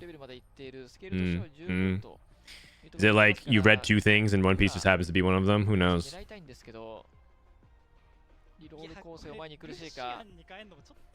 Yeah, maybe One Piece is the only thing he's read. Okay, 7 KDA, Twin Terror. Wait, Toyo Pig is top 3. Is this guy the god of TFT?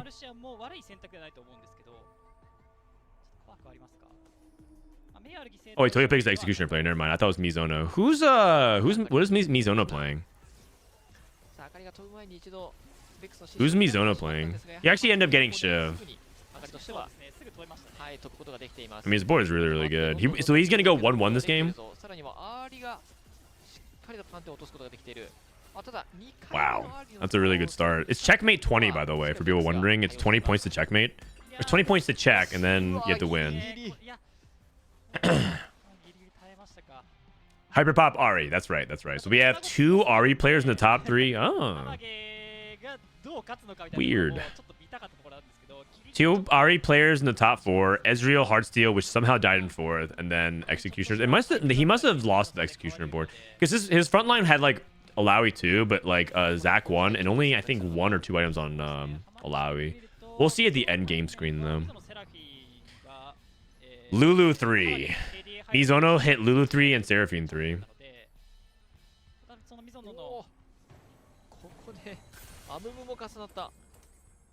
I have a bit over 1,300 anime on my anime list. Like, in terms of 1,300 series? 1,300 episodes, right? You've watched 1,300 episodes.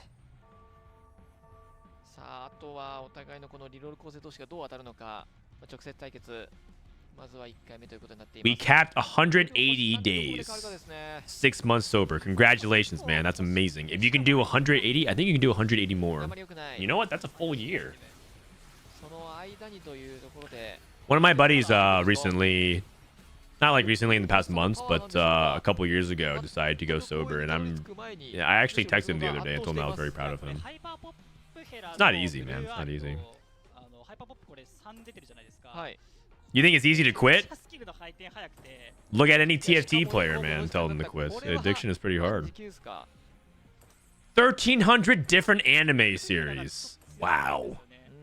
Well, I mean, a lot of those are like movies and stuff, right?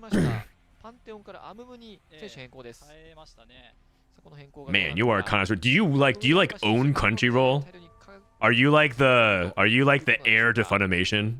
1,300 anime series? Holy moly.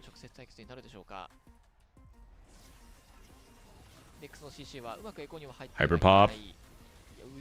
Hyperpop Ari kind of slaps, and this Lulu 3 is fully itemized?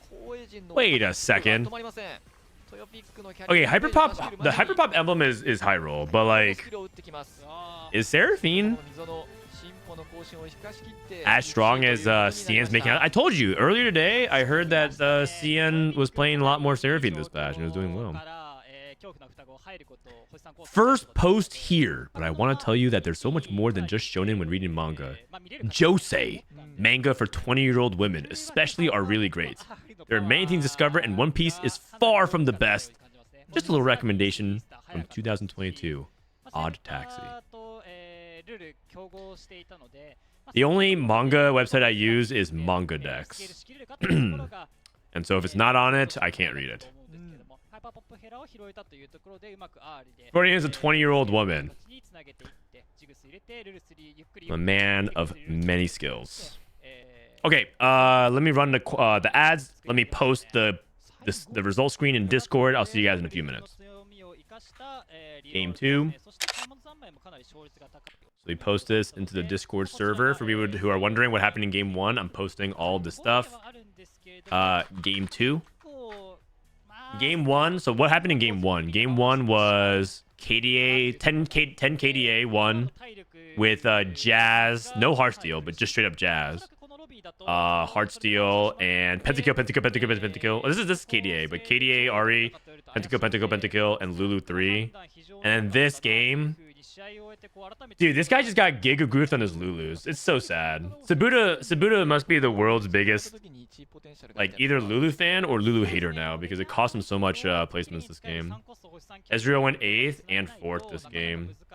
Pentakill, KDA, Executioners, and Riven. The Riven player never hit Riven 3 with Cool Pack. That's actually pretty unlucky.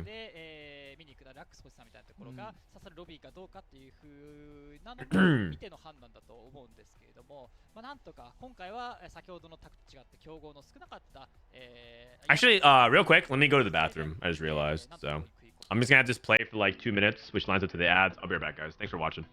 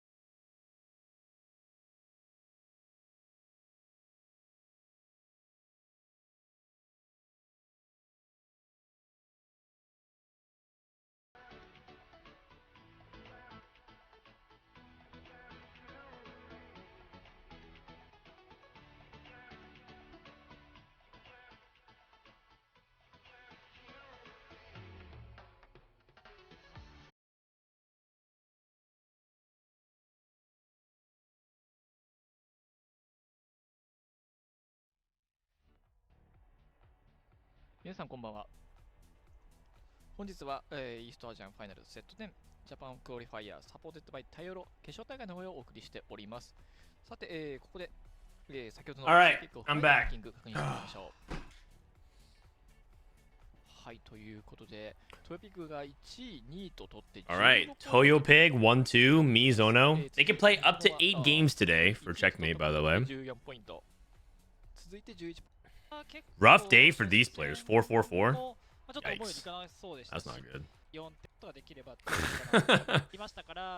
All right, we're going into game number 3. Going into game number 3.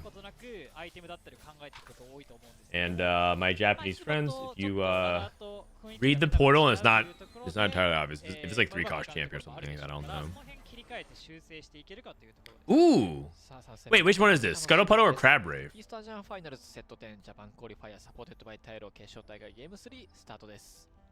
Scuttle Puddle. This is the first time I'm actually trying to climb, and I've rarely been addicted to a game this bad. I mean, TFT is very addictive. Very, very addictive. In good ways and some not so good ways. But I got messages before. Some people say that they have legit gambling addiction, and they're trying to quit, and TFT helps them. Like, it's like a really productive way for them to get out their gambling jimmies. I'm like, all right, great.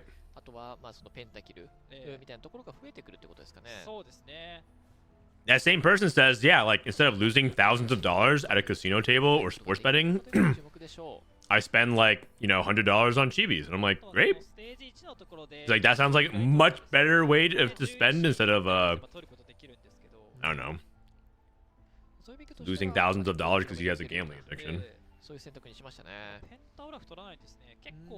More doctor. Yeah, that's right. More dogs saving the masses, doing his part, man. Do you think your kid will have blue hair? Or does it skip a generation? I think it's a recessive gene. I don't think my kid's gonna have it, unfortunately. Unlucky.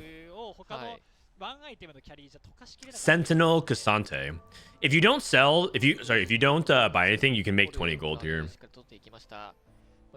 Guaranteed 3 gold plus the 4 off the individual scuttle crab. Also, this is the tech if you need to use the restroom, because it goes so slow. You have an extra like 10 seconds. You know when we can roll for the new Lux Chibi? I'm not entirely sure, but that one looks pretty awesome. I just got the Lee Sin one. I high rolled it, and I kind of want the Lux one now. God damn it, Riot Games. But you know who we can thank for that? Bebe. Bebe did tell them to step it up and, you know, make sure the art department is really pulling their weight. And they listened. Look at that. Instantaneous feedback. Ooh, metalheads? Into Kale? Wait, I don't know. I just think that people are not playing Kale enough, but it does not look like Japan plays Kale, but they play Spellweavers a lot. They play Seraphine, they play Lulu.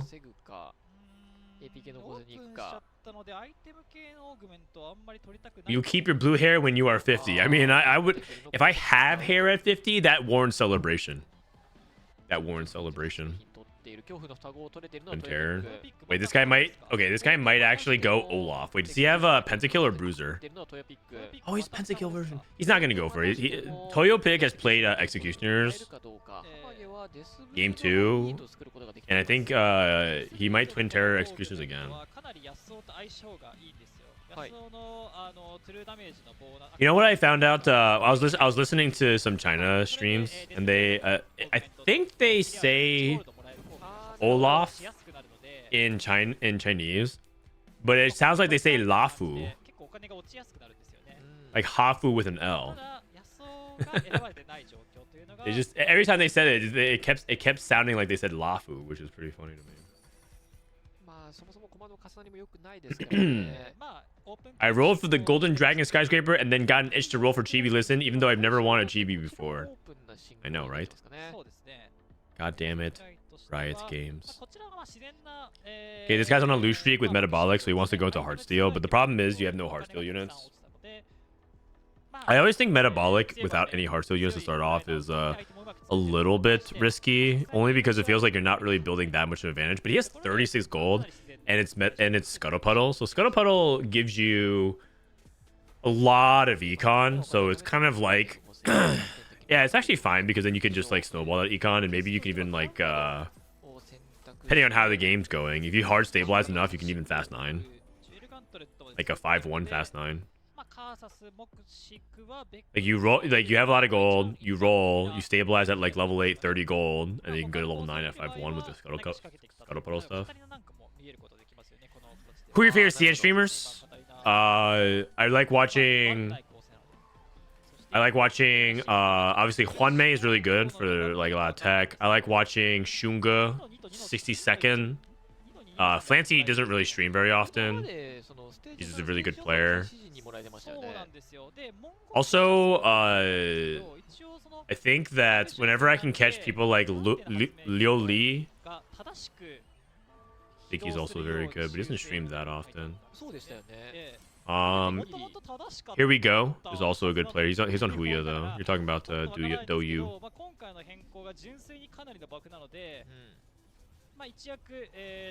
Lee Lua, whenever he streams, is also good too. Set 6 world champ. Fancy's last streams from Vegas. He streams. Apparently he has an alt account that he streams on. He doesn't stream on his main account. He doesn't stream on twitch.tv/Flancy, the equivalent of it. He streams on other.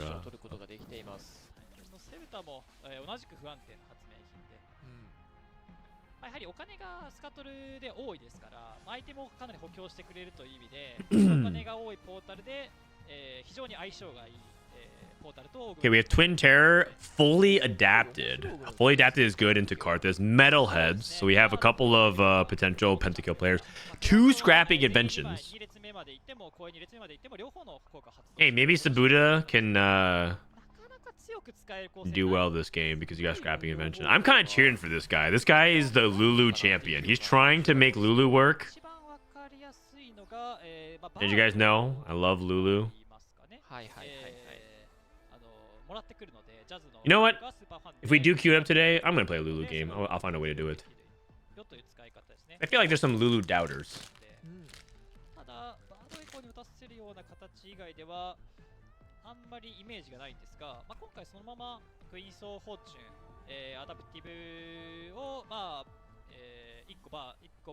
Interesting. Playing like a disco opening with no disco. He's got Namitu and Grag as headliner.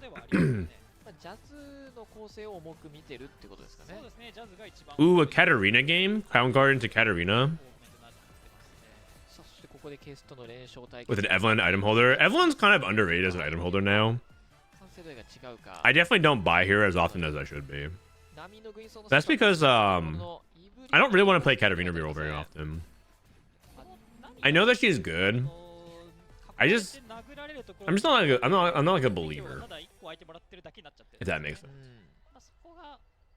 Like I feel like you work so hard and you stress out so much about like whether or not you hit the crowd diver Katarina versus others, and you get also you have to worry about if you can get Zed and Zed's contested, and you have to worry about if you hit like Kiana.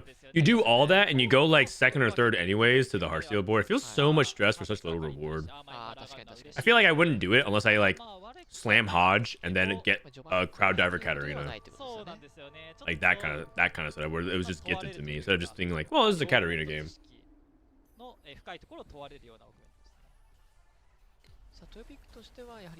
Getting to bed, all right, man. 3 a.m. is pretty late. Have a good evening. Thanks for stopping by.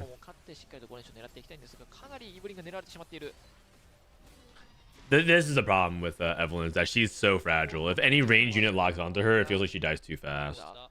It's exactly this. Losing the streak here is a disaster. Oh! Never mind, we got it. Thanks to our good buddy Nor. Cat 2, that's huge. Cat 2, and he's now trying to go, and he just has to find Katarina 3. I mean, in Scuttle Puddle, it makes sense because you get so much econ, so you can rebound it really quickly. I can see it. Katarina is like one of the reels I haven't played much of this set. So. I played it a little bit at the beginning of set 9 or set 10 when it was like pretty strong, but I never really enjoyed it very much.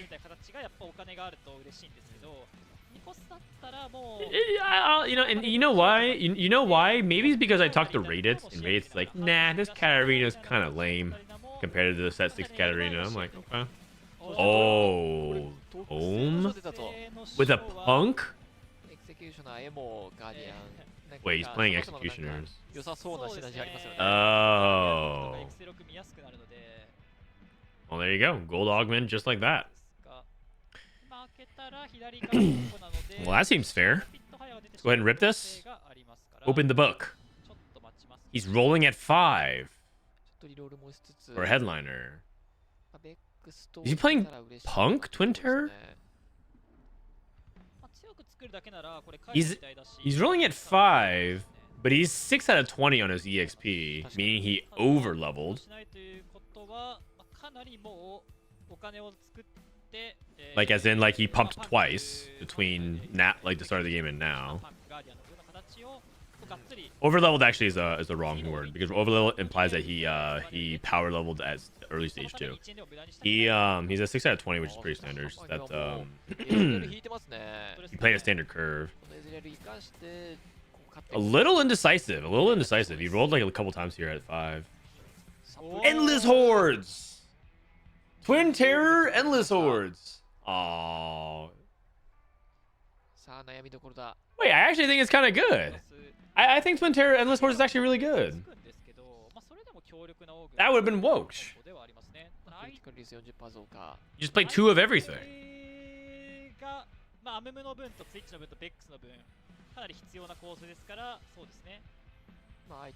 Okay, so we're rolling. Looking for Executioner, ideally. Oh. You actually take Emo. Emo here is actually really good if you can go. Because he has a tome. If you can get to 4 Emo, it's really, really powerful.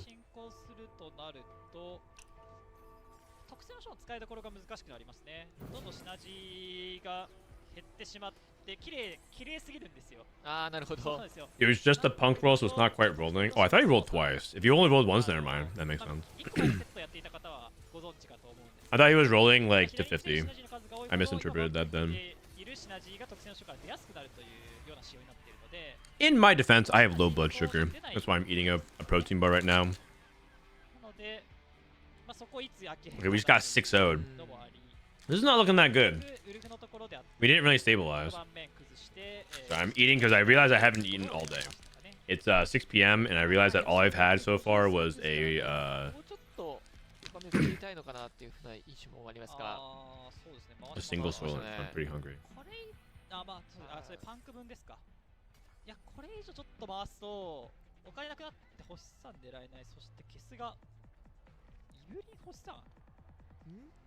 Oh wait, what is this? He rerolled an Evelyn?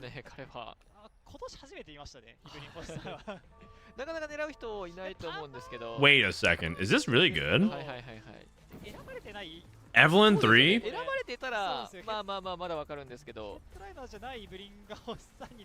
Okay, do you think he's gonna sell this?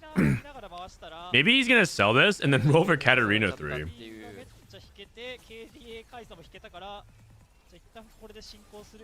Moore tried this on Saturday. It was not good.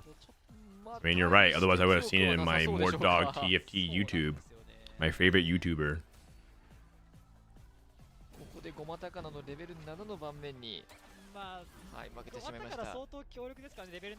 I mean, he just lost his streak. He actually could have just played it because he was streaking. He was at 100 HP. So he could have just been playing it temporarily.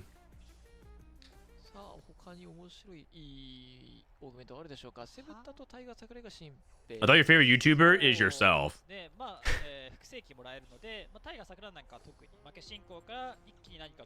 I mean, it's kind of. I mean, it's important to have ego, but usually you don't say yourself. My favorite player is myself. My favorite stream is myself. Usually it's implied that you have somebody else that you're thinking about.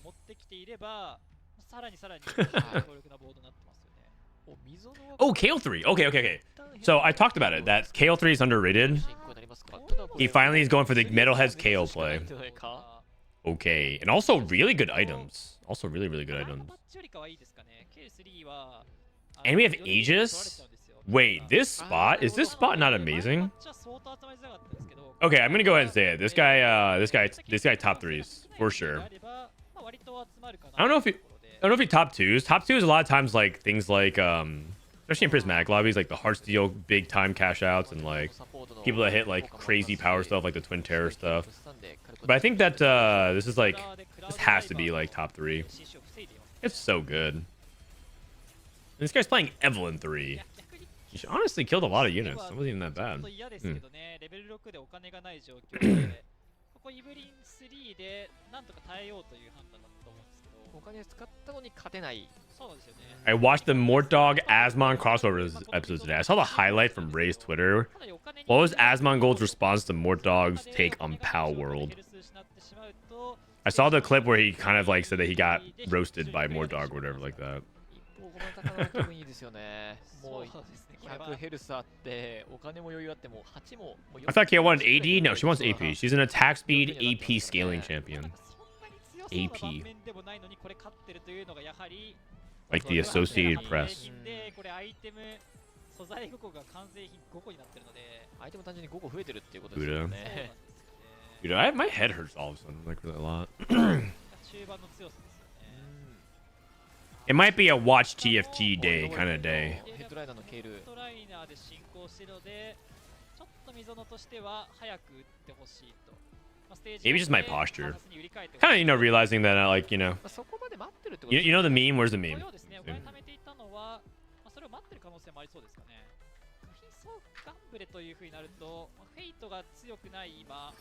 Like this one?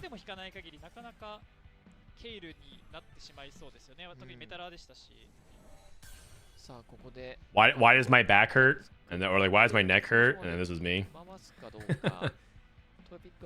The shrimp meme? That's me. 特性の章を見るためにシナジーをこれ8個出したので左のシナジーが2つ選ばれますね。双子難しいですよね。 I respect anyone who has an Evelyn 3 in tournament match. It shows they're not afraid of being judged. Oh yeah. We still haven't popped Tome, by the way. We played this entire stage down the Tome. Okay, so this Toyo Pig guy is currently winning. But there's one thing I'm kind of realizing is that he's a little too tunnel visioned, which is understandable. In tournament, you don't want to be too open and too loose. Oh, we didn't buy the Samira. He has 4 traits.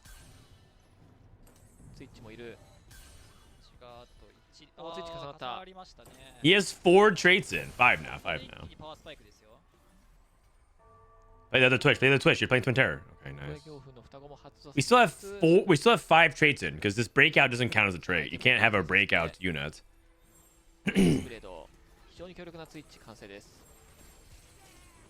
He pops the Executioner emblem.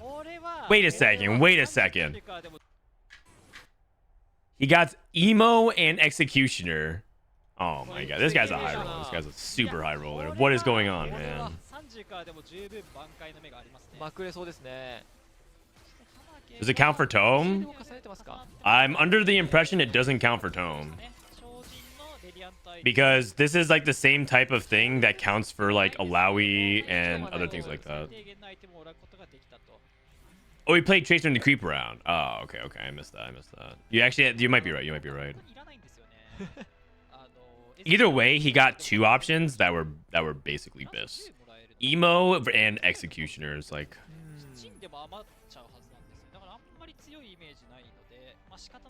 And remember that if I think he has 15 points, if he gets a 5th, a 4th, if he gets a 4th, he's in check.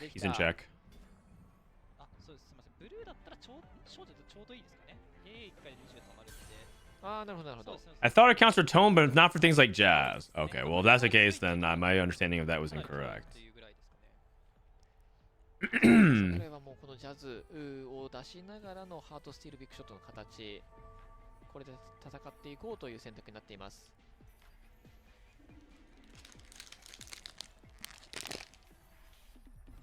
フロントが持つかどうか、ケスはなんとかカタリナ3の形になりましたね。Oh, he did. Hey, he sold the Evelyn for Katarina 3, by the way.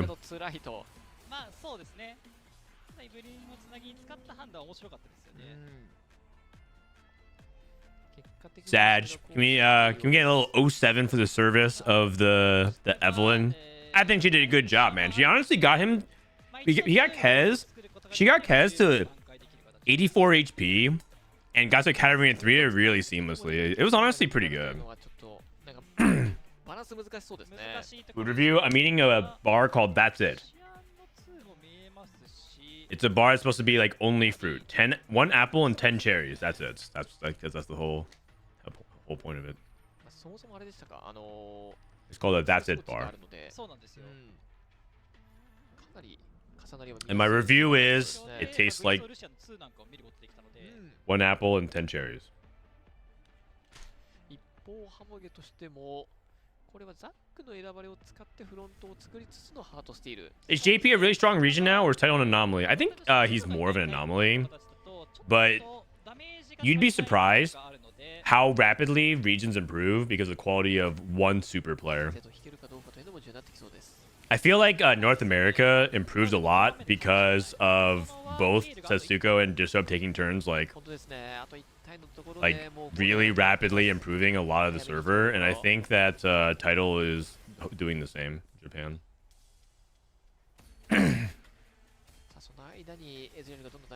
And when Soju is good, the server is better for sure. But like, I think Setsuko and Disop have raised have raised a lot of NA. Like, let's be real here. Let's be very honest here. There's a lot of good players in NA. There's also a lot of frauds in North America, like a lot. And I think that it's nice to have like Setsuko and Disop kind of be there to make sure to help these frauds kind of learn to play properly from time to time. Yeah, you stared. Who are you talking to? Who's this Souls guy talking to? KO3 finally.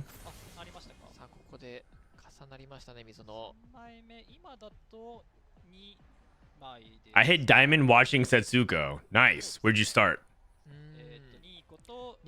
100 LP Masters?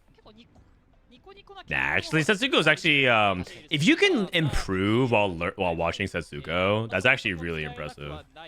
It's actually really impressive because Setsuko is a hard player to replicate. Setsuko's a really hard player to replicate because his style is very fluid. I think Setsuko is actually the closest thing to a true flex player in TFT. Like, he's capable of playing any kind of style, and he's also very dynamic with how he approaches his game, depending on the state of the lobby. It almost feels like he doesn't really brute force anything. I mean, it doesn't mean he hard forces, but it doesn't feel like he's ever trying to be like, well, I'm climbing by like playing like Yone Riven or like Disco, you know what I mean? I've never seen a patch where Setsuko is like, I have to play Disco to climb. I've never had the equivalent of that, and like other people can't say the same. So like learning to play from Setsuko is like very difficult. If you have benefited from learning from watching him, you are an exception, and it's actually very impressive. It's easier to learn from Robin. Yeah, exactly. Robin's actually a great streamer to learn from, especially if you're like a person that just wants to approach TFT in a very structured way. The way Robin, wait, this guy has a cane too at 4-6. The way Robin describes his playstyle is flowchart. He likes to follow a bunch of rules and systems in his head that like make sense to him and come to a lot of like if-thens and come to the correct conclusion. Flowchart TFT. And he finds a lot of success doing it. And you know, this is what's really cool. You know what's really cool about the fact of what I'm describing is that a lot of players are finding success despite having stylistic differences. And that's a great thing about TFT. It's a great thing about TFT. What about Soju? I mean, what else is there left to say, man?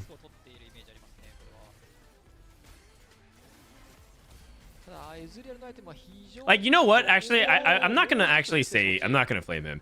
This dude streamed 30 hours of TFT and climbed 500 LP in one sitting because he felt like it.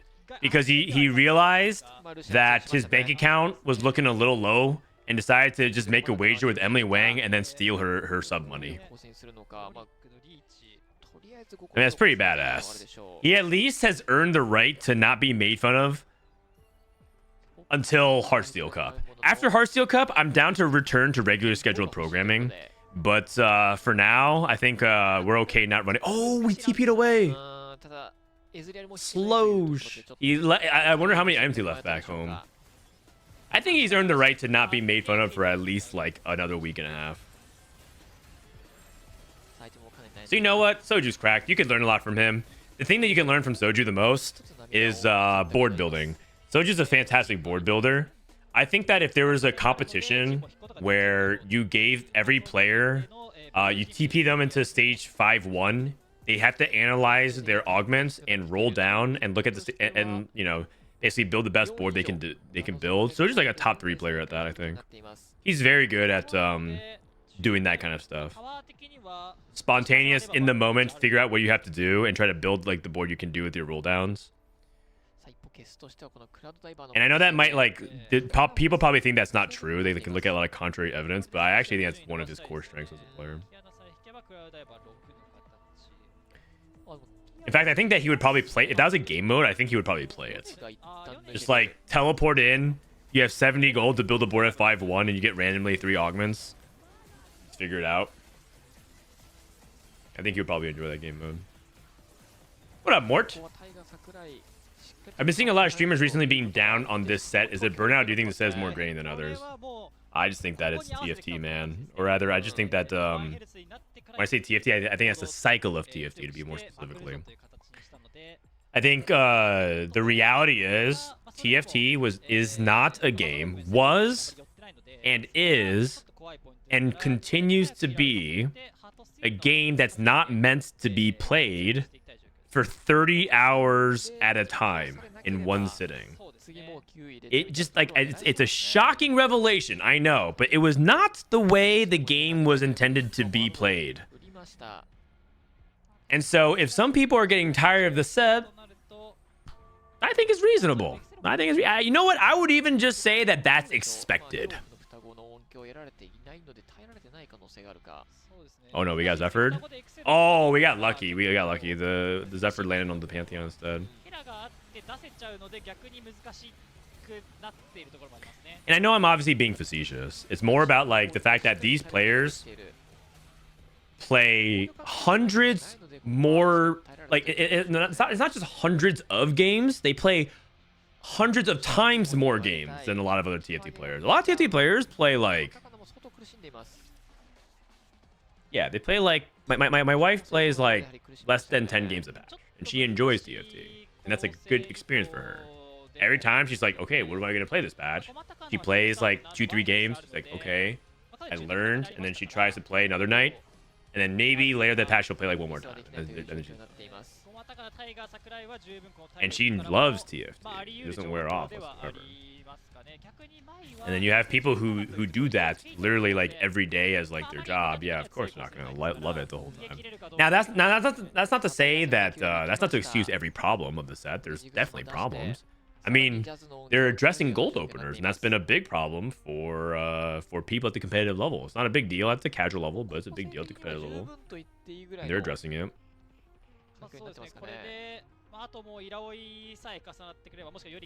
10 is nothing, to be fair. I mean, maybe for you, but some people have like other things to do in life. Then play TFT. Like playing one game of TFT a night on average per patch, I think is entirely reasonable. And if anything, TFT moves too fast for a lot of people. Both in and out of game. In game, the turns are too short, and the patches patch too often. Wait, this guy goes 8th. Oh, he went 6th. Dude, that board is actually so cracked. I can't believe he actually went. He had Jin 2. Look at this board, man. I guess he doesn't have that many 2-stars here. A lot of 1-stars. But he's playing Scrappy Inventions, Martyr. He's playing Scrappy Inventions, Aegis, Martyr, Jin 2, level 9. I mean, he's going up against another Heartsteel board that's super cracked. One of them had to lose. Anyways, I think it's understandable. Now, that being said, I do think that set 10 has kind of reared some of the unfortunate realities of certain aspects of like the headliner mechanic. I think that I'm still having fun in set 10. I think set 10 is much more fun than almost every set in the past year and maybe 2 years. I think the last time I had as much fun as the peak of set 10 is probably parts of set 9 and set 6. I enjoyed it way more than 7, 7.5, 8, and 8.5. That being said, I do think that like there's aspects about the headliner mechanic that I'm like, you know what, I'm okay if they don't bring it back. There's some people that were in my chat the other day that think that headliner should be a permanent part of TFT, and I just couldn't. I think that it's kind of played out for me. I'd be okay if they don't bring it back, and the only time you ever play Chosen from now on is a set revival. 先ほどの試合のスラックもそうだったんですけど、構成選択非常に面白いんですけど、調整がそこに追いついてないみたいな。That doesn't mean I'm not having fun with this set. ちょっとフェイトは今あんまり強くないので、まあ本当 I に love many things about this set. でギリギリのところでやられてしまったなという感じがありますね。ただもう本当にその完全適用からの Is this Chick-fil-A? 面白いものがありましたよね。 I think my wife got me a Chick-fil-A salad. 条件を達成することができて次の試合取ればというところまで来ています。トヨピックとしてはかなり焦る試合展開でしょうね。かなりもらえたものが良かったですよ。お金とエクセヘ The set's amazing but super hard. I think the set has punished those with bad fundamentals really hard. これ勝っていいぞっていう試合なんですよね。なのでかなり And at the same time, it's also building fundamentals in a different way, where people are trying to like specifically play for a headliner and only roll for those headliners and being rewarded for it. So in some ways, it's like punishing those with bad fundamentals and also rewarding those with poor fundamentals. It's a little bit of, and both can be true. It's not like a mutually exclusive idea. Z items with Crowd Diver Katarina here at this point. Who goes for a stair stage and BT. Okay. KO3, by the way. What did I say? KO3, top 3 guaranteed. KO3. KO3, Katarina 3, Ezreal Z. And what? What's our last one? And I think that's it. Toyo Pig, another top 4. That guy's at check. So we officially have one player crossing the check threshold.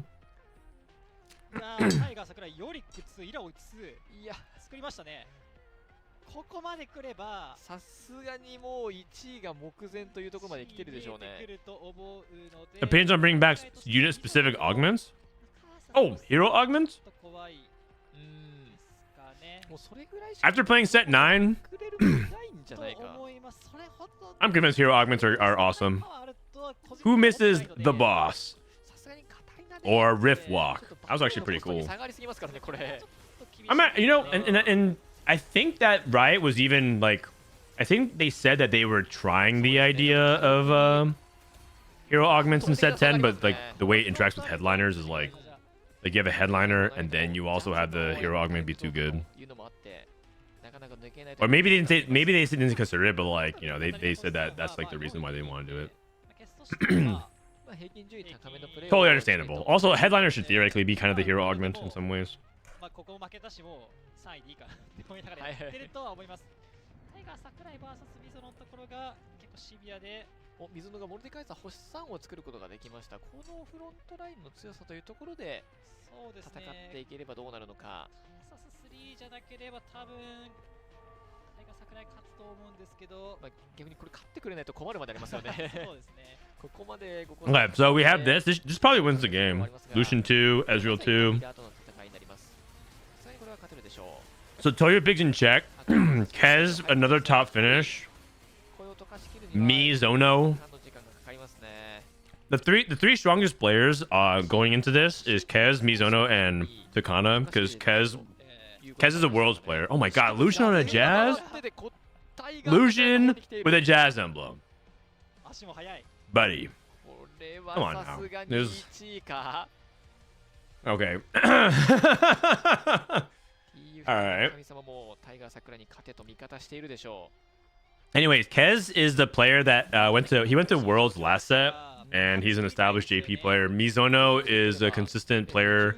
He's top 8 several tournaments since set 5 in Japan. I think outside of set 7, he's made to the final lobby of like a cup or a qualifier. So he's every set he's basically had a good tournament. And then Takana is the only other player that has like tournament accomplishments. I think everyone else is kind of new or like their first like result. He already has illusion too. Oh, you're right, but still, it's still like a crazy combo though. It doesn't make it any less insane, I guess. Yeah, there's no way KO can compete with this, I think. So KO gets second based off HP. Kez should just lose. But second is really good for KO. Also, KO took 3's a company, or 3's a crowd. Mordekaiser 3. Nico. Wait, what? We took 3's a crowd, and we have 2-3 costs. That doesn't sound right to me. That doesn't sound right to me. Oh. ロックして面白いですけどね。確かに。これのままずっと維持し続けて。こうありなぐらい。2 ain't a crowd. Yeah. No kidding. maybe he played it and then removed it. Maybe he played like Echo or something like that in the mid game. Half of a bulk? Yeah, it's half of a cybernetic bulk. Ah, you know, Gale, like this comp actually kind of hung in there. I think if he got to 9 and was able to play York too, he might be able to compete, but we'll see. Oh, he has like 40. Oh, he went for a Kali 3. Oh my god, the other guy doesn't know. He's rolling. Tiger Sakurai is not paying attention at all. I was like, why are you rolling your goal? You can go to 9 and play units. But...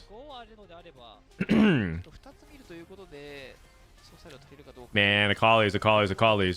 Reward him. Give him the Akali's. More dog, use your time machine button. Come on. Why do I feel like we're not going to hit a single Akali? Oh. Alright, wow. This was a futile. Oh, whoa. Card is 3? Oh, okay, never mind. Yeah, I probably should have went to 9 and play a different unit. Alright, nice try. GG.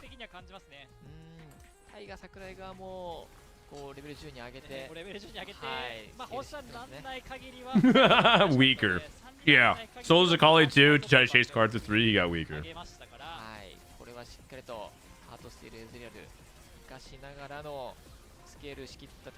you're not still able to open up 4 costs. You can't have more than 4 copies. So he already had 5 copies of it, so you can't hit it. So you can't hit it.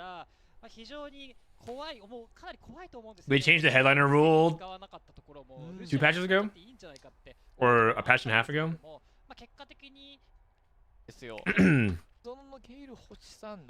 Alright. Adding this to the Discord. So, just to recap.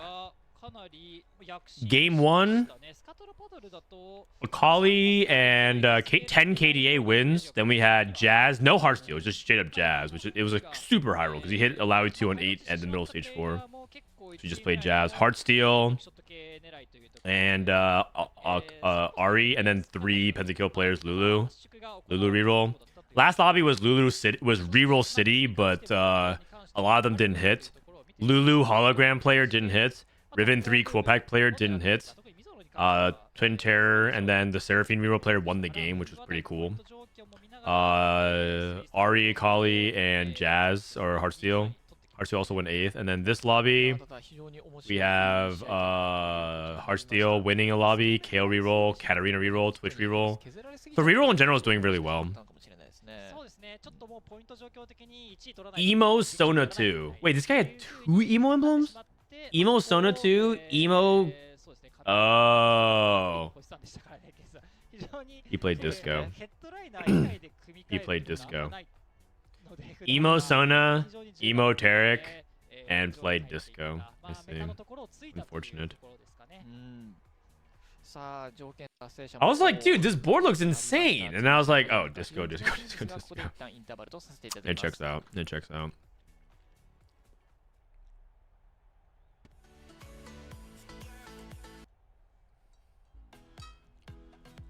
All right. So for people who kind of wondered the format, we're playing checkmate. So we have 2 players in check. We got Toyo Pig and Mizono.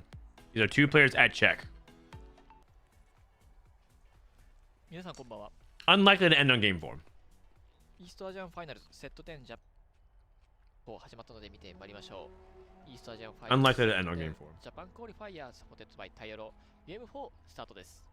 ルロルロこんなルロのトレーナー人気ですね。まあやはり1位狙いですか。 To be fair, he didn't have a Twisted Fate. っていうことですかね。 True. いや、まあでも正直他2つがおなんか If he had Twisted Fate, なのにあんまり面白み he probably went 6. ルロに走ったのもありましたか。ただここはラージレジェンドということで、今回は115ヘルスからスタートするもポータルになります。まあルロのトレーナー見たかったですけ Who どね。 made that pinned image? Oh, the pinned image is really funny. いや見たい気持ちとルローで優勝決まった本当にそれでいいのみたいな。そうなんですよ。もうはいはいはい露骨に強いのと弱いの、例えばジャズなんかはヘラめっちゃ I got one more tweet in me. プラスされてるので Okay, like I know that we're not trying to pile on here, but this is too funny, man. I got one more tweet in me. This is based off the Vince Carter meme. If you guys don't know what I'm talking, what this is Vince Carter. It was Vince Carter when asked if he was going to play another season of the NBA, so he said, "I got one more in me." And so it's like Vince Carter returning for his 22nd season. Vince Carter is one of my favorite NBA players of all time, by the way. So fun to watch. It was like spicy appies. Not like the most technically skilled player, but man, fun to watch. And so someone made a Bebe version of it. Alright, what portal is it? What portal is it? What portal is it? Game 4? もしかしたらまあケスやマイあたりはもうそのオープンに対して連勝を取って逃げ切りみたいな。そうですね。得意な雰囲気を見ていても、ケスはまあ元々そういった連勝進行得意ですし、マイも理想形を作るというより Vince Carter played in 4 decades. Oh my god, you're right. I forgot about that. He played in the 90s, the 2000s, the 2010s, and 2020s. Very, very impressive. なんかこう一見見たことないような編成でもこう独自の理論というか。Metalheads into KO. Metalheads into KO. Love me some KO. You can also, by the way, play KO with Olaf. If you want to reroll Olaf, you can also reroll Olaf and KO. Badge.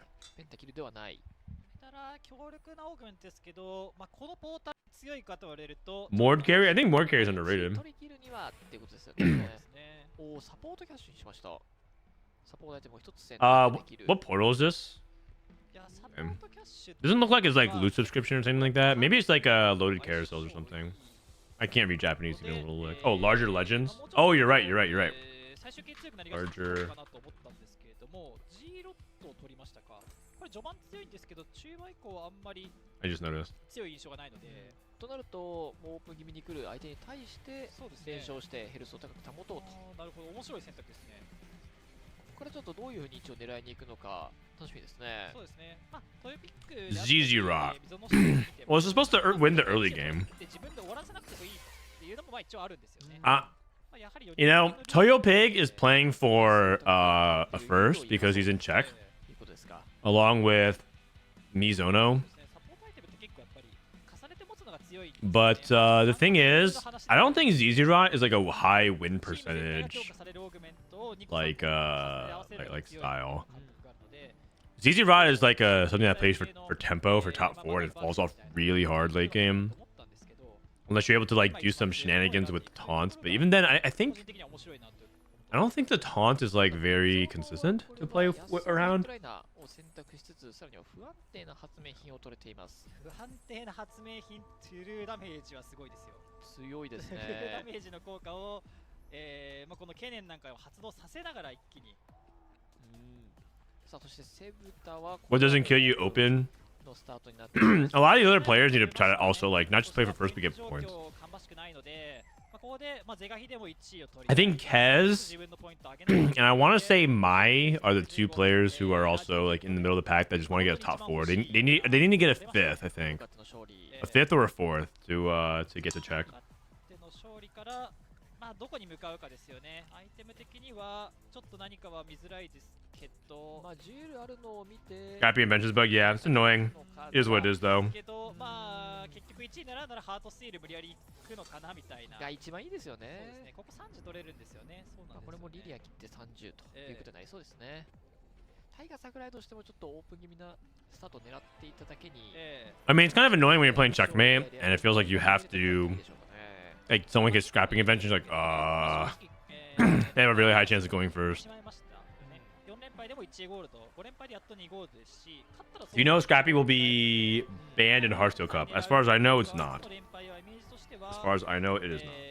まあ無理に負けすぎなくても別に、コマ打って利子を取れればそれでいいというような感覚のプレイヤーが多いと思うんですが、ただゴマタカナはそれでもこう負けに行ったのが意外な選択ですね。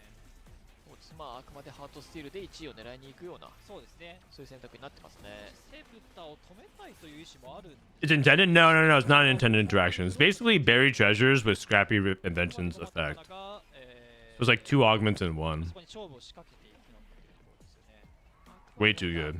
ハートスティール。 When is Heartsteel? Heartsteel's this weekend. It's in like 4 days, guys. I'll be co-streaming it. I think I have enough LP to play in it, but I'm gonna co-stream it. でここでハートスティールのコマはまたしてもセット。モルデカイザーを取りましたね。I'm in like the mid 900s. I mean, it might be a little bit too little, but like it's not that big of a deal. I'm just gonna 本当ですね。まあ私は個人的な評価であったり、まあであったり、 But Dad, I'm gonna do it between games if that's okay. A little test review. Okay, so we got a fully adapted. That's kind of cool. Happy Adventures. We got a patient study. Three's company with Heartsteel. 3人組からハートで、はい、もうやはりハートスティールみんな言ってますね。Heartsteel is very, very strong on this portal. You get so much extra あ HP. りますし、まあゲーム4というところもあって、まあ貪欲に狙っていきますか。もうブルーも作ってハートスティールエズレールのコースを見ていそうですね。さあかなり上振れの卓になりそうです。最終形はかなり強そうなので。 Oh, interesting. He slammed the Steadfast Heart. He went for blue buff and Steadfast Heart. A lot of people agreed the glove for IE.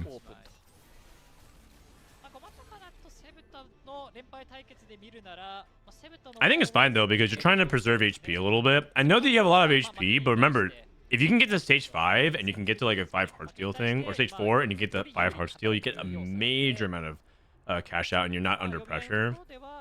I think people play larger legends too loosely. They think like, oh, I have 115 HP. That means I can just get 5-0'd every single round until like stage 4. That's not really the case. The worst feeling is when you look up and you have like 45 HP and you realize that 7th place has like 80 to 90 and you're like, that's not right. I'm entire stage down of HP.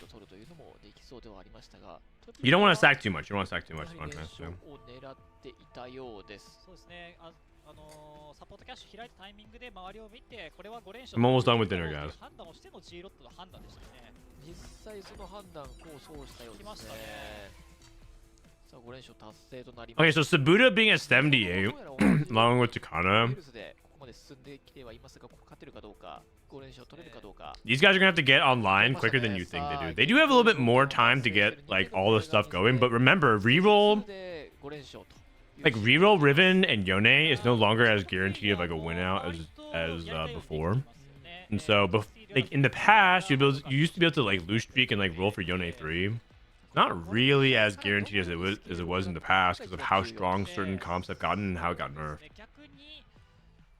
例えばそれこそハマゲのようなちょっと連勝でも連敗でもないとオーグメントも Well, I've left. Just eating some dinner, watching some TFT, ちょっと嫌な restoring my life force. ロビーに思いますね。さあトヨビックとしてはこのディスコが出ているという部分を生かしてディスコで We got the Kiana Open Qualifier. Which region is that? OC そうですね。 or is that different cup? ここからどうしていくのか、ディスコまで行くのか、他のコースに。 Disco. Do we have another disco player?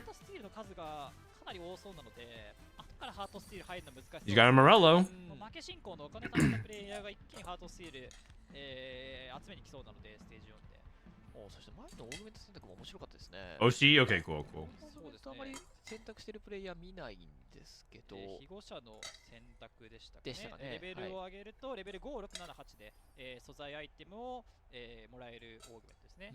被護者の祝福でしたね。祝福か。これで、これも結構いろんな構成いけるんですよ。やっぱりアイテムがもらえてレベル8で完成できる構成っていうところで、How does TFT Pro work? Like, how do you get points into the finals? So basically, it's kind of like it's just like a standard points racking system. Every single game, you get a placement based on where you finish. The higher you place, the more points you get. And then there's two different kinds of formats. There's a cutoff format where they just basically keep taking the top half, where it's like 32 players, top 16 players in points advance, and then they play 6 rounds of 16. Top 8 players advance to the final lobby.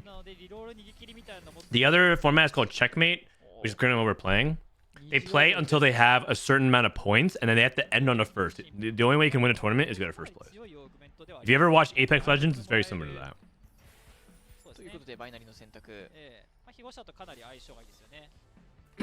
Apex Legends plays Checkmate too.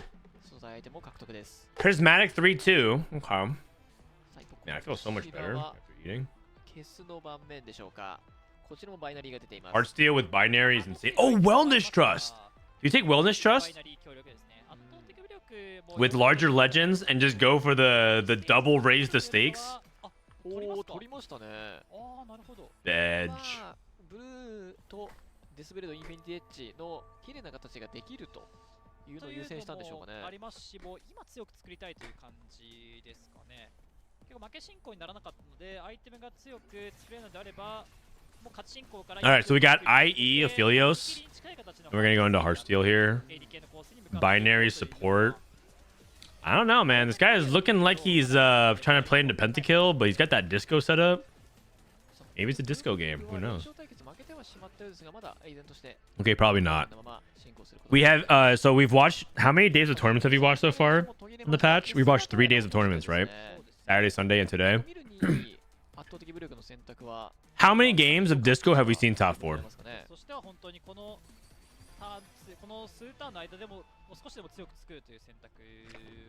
Anybody want to guess? どうでしょうね。ここからもどんどんハートスティールに向かってくるプレイヤー多そうですから。Have people actually played disco? Yes, yes. どこまでこうイズレルを重く見るのかっていうのもね。That's right. 0. We have not seen a single disco board top 4 yet in any of these tournament days. That is correct. まあこの連勝しているという状況を生かして、このまま8レベルイズレアルに行けるかどうかというところになるでしょう。It's been played a couple times, and to be fair, one disco board just went 5th. It's not even like that bad. If you need a 5th for points in checkmate, like I think it's fine. Like if you have 17 points, I think it's totally fine to play disco actually.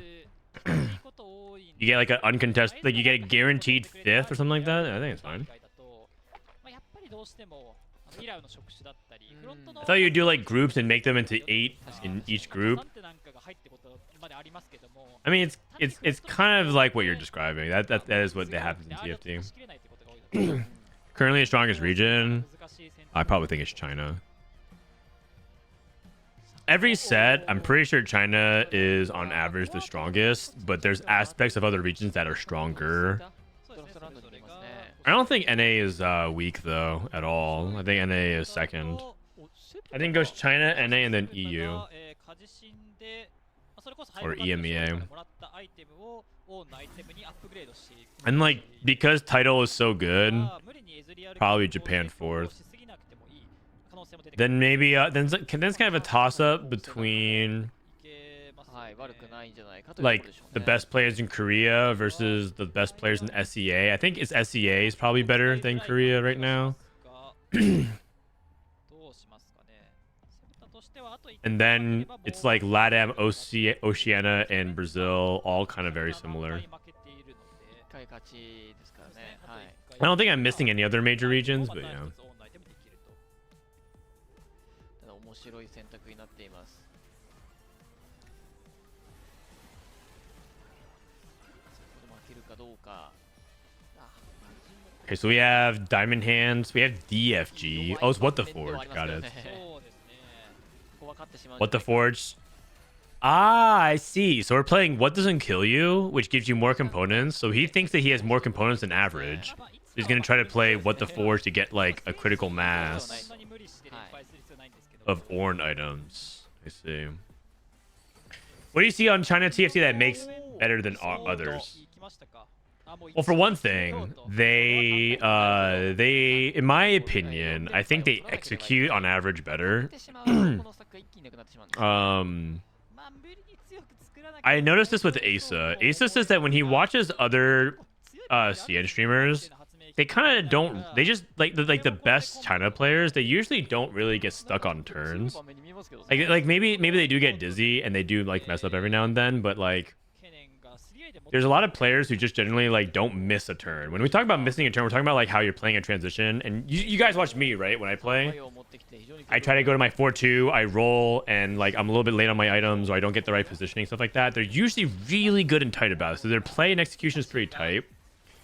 They also are willing to innovate and experiment more in the metagame. Yes, they do have a good amount of people that copy, but they actually also have a lot of players who are willing to like go off data, off script, off meta, way more than people in like NA.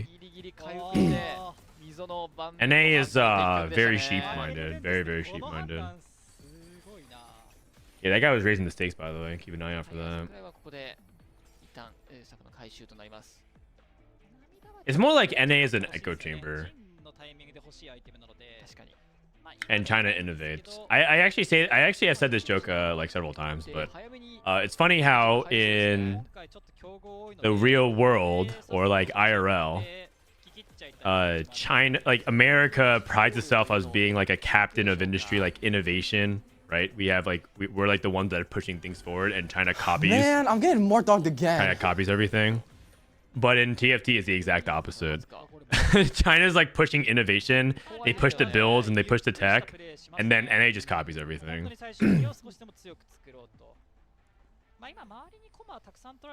They don't think for themselves. They just copy. Acceleration, think for 4 months.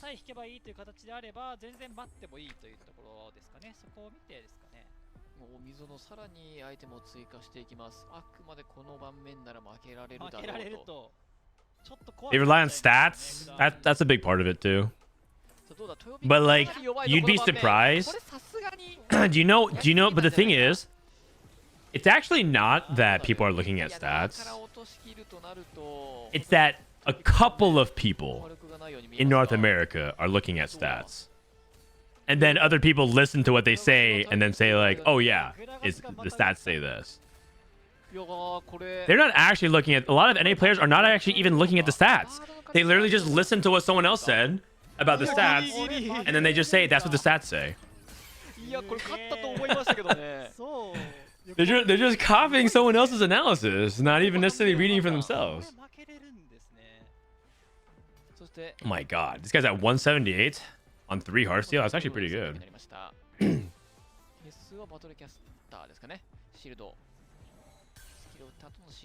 Hey, go back to the is he not cashing out then? Okay. Wow, Ezreal Heartsteel? That's pretty good.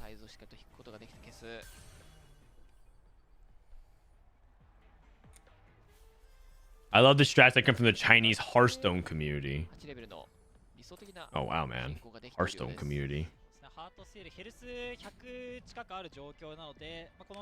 I really do wish Hearthstone was still around, and like it's not that it's gone anywhere, but the competitive community is like on its last legs, and it's just so sad to me. It's just so sad to me. It's hard not to get like worked up about it. So I'm gonna probably just stop there because as Jin. Because sometimes I think about Hearthstone and I get sad, but a lot of times I think about Hearthstone and I get mad. I like how you have to be a legit data analyst to be able to play TFT on a respectable level. I mean, not really. I don't think that there's a lot of people who are actually legit data analysts. I think there's a lot of people who think they're a legit data analyst, and they certainly talk as if they're a legit data analyst. But they're not data analysts. Okay, selling units so you can lose 228. Raising the stakes on 3 heart steal is kind of mid. But let's see what he gets. Maybe he ends up getting like an amazing item here to compensate. He should win. You can slam. Oh, he actually has a binary. This item is so awkward with binary though, like the Orn Thieves gloves, blacksmith gloves.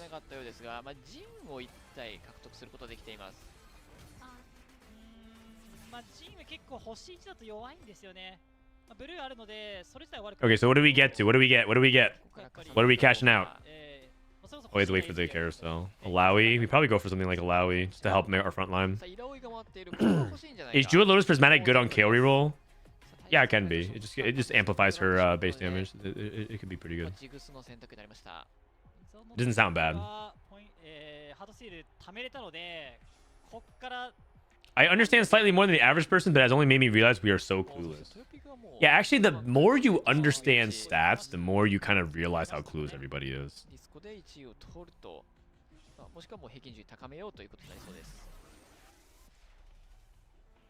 Cash out. Wait, no. Is this the Race of 6 player? Wait, all we get is a completed item. Oh, it's a support item. It's a support item. Support item anvil. Like, what? Is all we get is a completed item? It's a support item anvil, I believe. So he gets to choose. What do you want to choose here? I don't even know, actually. Aegis. The Aegis is not particularly important. Oh no! He picked it as he was teleporting. Oh.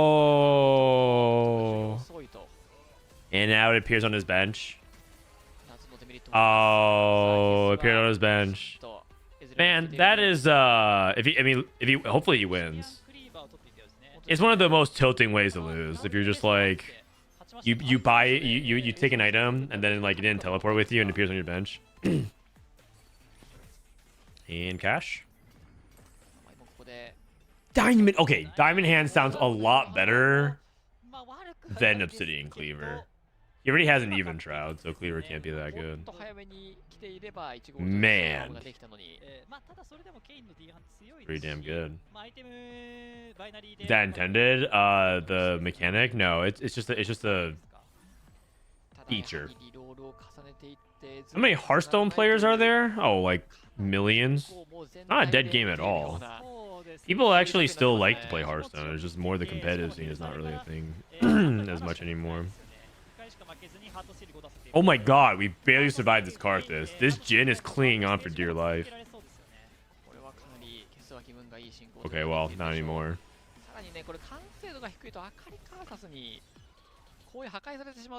This region's power rankings for fun. This game's about individuals. Just because Taiyo's good doesn't mean other Japan players are as good. Also, NA players and streamers are victimized that their League of Legends team are performing super poorly at international for decades, so they just at least want to believe the region's good at TFT. I mean, that's a lot of words to say NA greater than EU, am I right?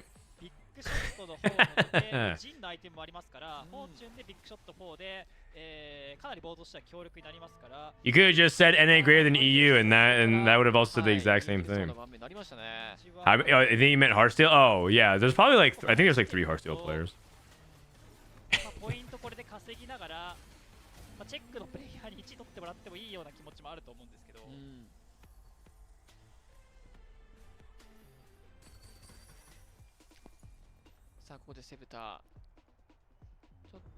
Okay, we got Infinity Force Z, 2 Trickster glasses. Wow, we got a lot of frontline going on. We got a lot of frontline going on. Zonia Z. Wait a second. Is this like okay? So in terms of, he also doesn't have to frontline his Z, by the way. He has full mana, so you can actually have Z cast from like here in the 3rd row. In terms of itemization for What the Forge, is this Biss on Zed? I guess maybe Death Defiance. Death Defiance is probably better. Death Defiance, Infinity Force, and Zonia's. But like this looks like a nutty setup. 完全適応を使ってやはりアーリーに向かってアーリーとの対決はキアナがうまくスキルを打つことによって I think it's good on. 間にというところを狙って I think this is good on Zed. データのダメージによってアリが Keeps him safe. アカリとの1対1はしっかりと勝つことができた 勝ちますか Zed just needs a little bit extra time and to drop aggro, and he can really do a lot of damage. どんどんどんどんファームが進んでいますタクティシャン Whoa. 一番使いやすいんですよね Okay. こういう競合 5 heart steal into a Tactician's Crown. Wow. And we're not leveling? Okay, I was like, if we're not leveling here, then that's kind of greedy. 70 HP. I see. He was thinking about it. Oh, 7 heart steal? Who we missing? Okay, Cassante, Ezreal, Set, Yone, Aphelios. 重なったらカサンテと交換とかっていうところですかね I think this guy wins. Yeah, this guy looks like he's going to win. ダブルファンクの選択からのディスコ He can still play 5 heart steal. ますから相当強力な盤面にはなっているんですがケースの盤面との対決はどうなるか Does Heartsteel tilt you guys? I feel like Heartsteel is like the least tilting cash out mechanic they've ever made. People are like, man, I'm like so tilted from Heartsteel, and I'm like, I don't know, man. Oh, Jin? Oh, he's playing the APAC tech, double Infinity Edge Ezreal. I feel like Piltover and Fortune and Mercs and Underground was like way more like. Yeah, no, I feel like that was like way more than Heartsteel. I don't know. いやここ難しい選択ですね。本当に難しい選択ですね。さあこれはハマジの KDA との未来になって I know some people would be like, well, I don't like any of them. And I'm like, that's totally fair. I'm just talking about like in terms of the cash out mechanics. I feel like Heartsteel is like, I don't know, much more manageable than when Piltover gave you the cash out or Mercs gave you the cash out and you already knew that you won the game. やりたいプレイできてますね。 You just get an immediate burst of like 10 items and like duplicators and bonds, stuff like that. もここで落ちてしまいましたね。まあそれぞれ各プレイヤー1位狙っていく中でというところがありますよね。そうですね。 Your strongest board stage 6 is an econ trait. I mean, that happened in set 7 too. You guys played Astral and Shimmer Scale. And also, I'm pretty sure part of it is enabled by Jazz. I think if Jazz was weaker, then Heartsteel would be a lot weaker. I don't know if you guys think the same, but I think part of the reason why is because it ties so well to Jazz. So it's like one enables the other. ここで9レベルイラオイを重ねることもできました。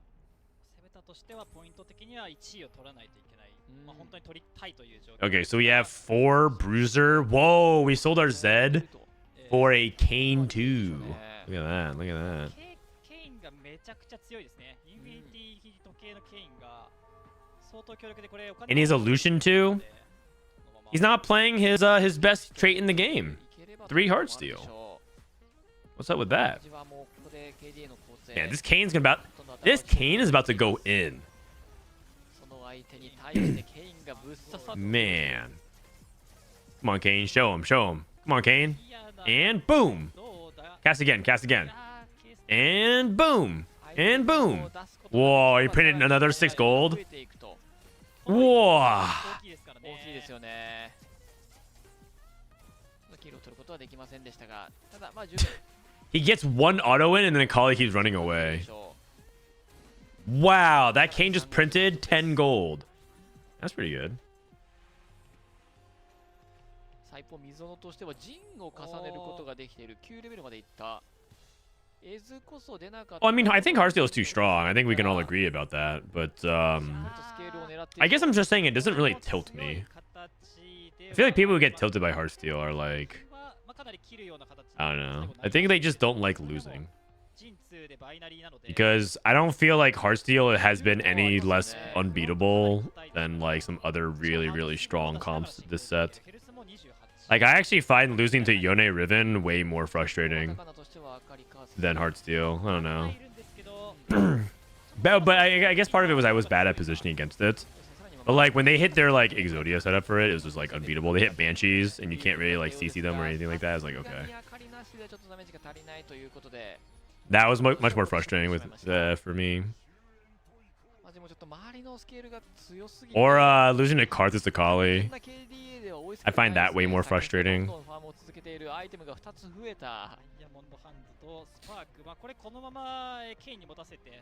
Okay, we got Diamond Hands cash out. Diamond Hands Zed. Karthus and Edgelords are much more tilting. I think it's just subjective. Some people don't like it. I don't mind it, and then vice versa.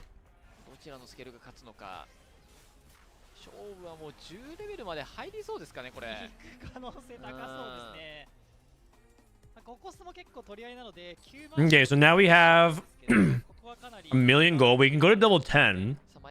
You have to remember that when you play larger legends, everyone has a lot of HP. The lobby cap's really high. Like this board is not that good for a 115 HP lobby right now. Like this board might go fourth. It's not a bad board. Just 1-star Alawi, 1-star Jin. This guy is like 2-star Kane. If he's at 2-star Kiana, he has Trickster's Glass, Lucian, Trickster's Glass, Kiana, Trickster's Glass, Set. Dude has a million units on his board. There's just too much stuff to kill. Oh my god. Yeah, this guy's like fourth. He might even go fifth, depending on matchmaking. If H-Mage wins... Okay, now he's top 4. Not taking the Jin 2 is a mistake. It could be, it could be. Hard to say. It's easy for us to kind of like say like, okay, well, like that's gotta be wrong, but... Gen 2 cap's really high, but you have to make sure you get the support for him. Because if it's a situation where you have to sell your frontline unit, it can be big time trouble.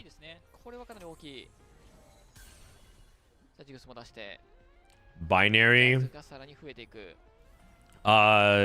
Blacksmith's Gust probably goes on to... It's actually a really good item on Kiana, but probably Ziggs, because Ziggs can get like Mana Zane and stuff like that. Also... What are your thoughts on putting Gold Collector on Jin? Just straight up, just say forget the third binary item, Gold Collector on Jin. That good or bad?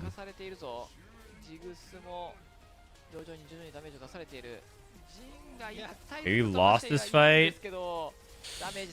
Just too many targets to kill. We went fourth. That board went fourth. That board was nuts.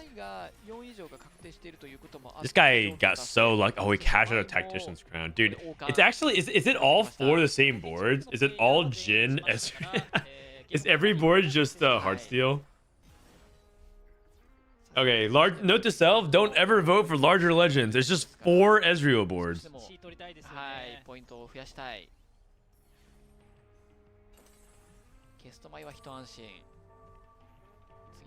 Feels like this set caps so high, it's gross.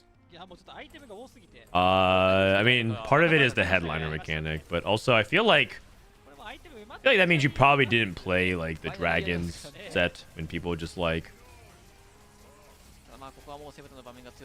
just played for 3-star legendaries really often. When you played Shimmer Scale, your win condition was 3-star legendary like really often.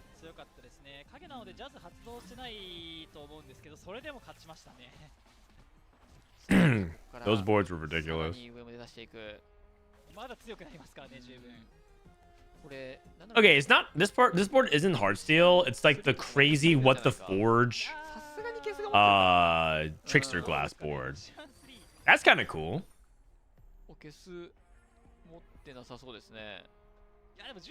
Oh yeah, also 9 Demacia. Man. 9 Demacia was also something else, man. The Radiant items. You had 4 Radiant items. Unkillable board. Oh man. Good times. Good times.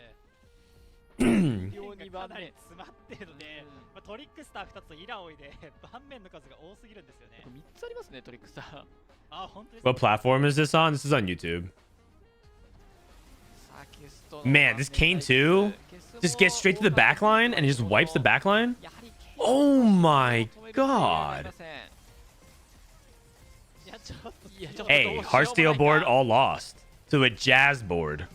むしろケスがゴゴスの星さんじゃないと勝てない。 2 Jazz, 4 Bruisers. What do you guys think about this board? 今回345スタックですが、 Radiant Edge of Night. 強力なアイテムではあるんですけど、このファイトを変えれるかと言われると、ちょっと星さんも現状見れるような状況ではない。 Okay, Celsi Ezreal. ゴゴスタの選ばれ What is going on here? Headliner Kiana. Oh my god. Oh my god, buy something. Do something. 3 seconds! Your bench is full! 出した。 Ooh!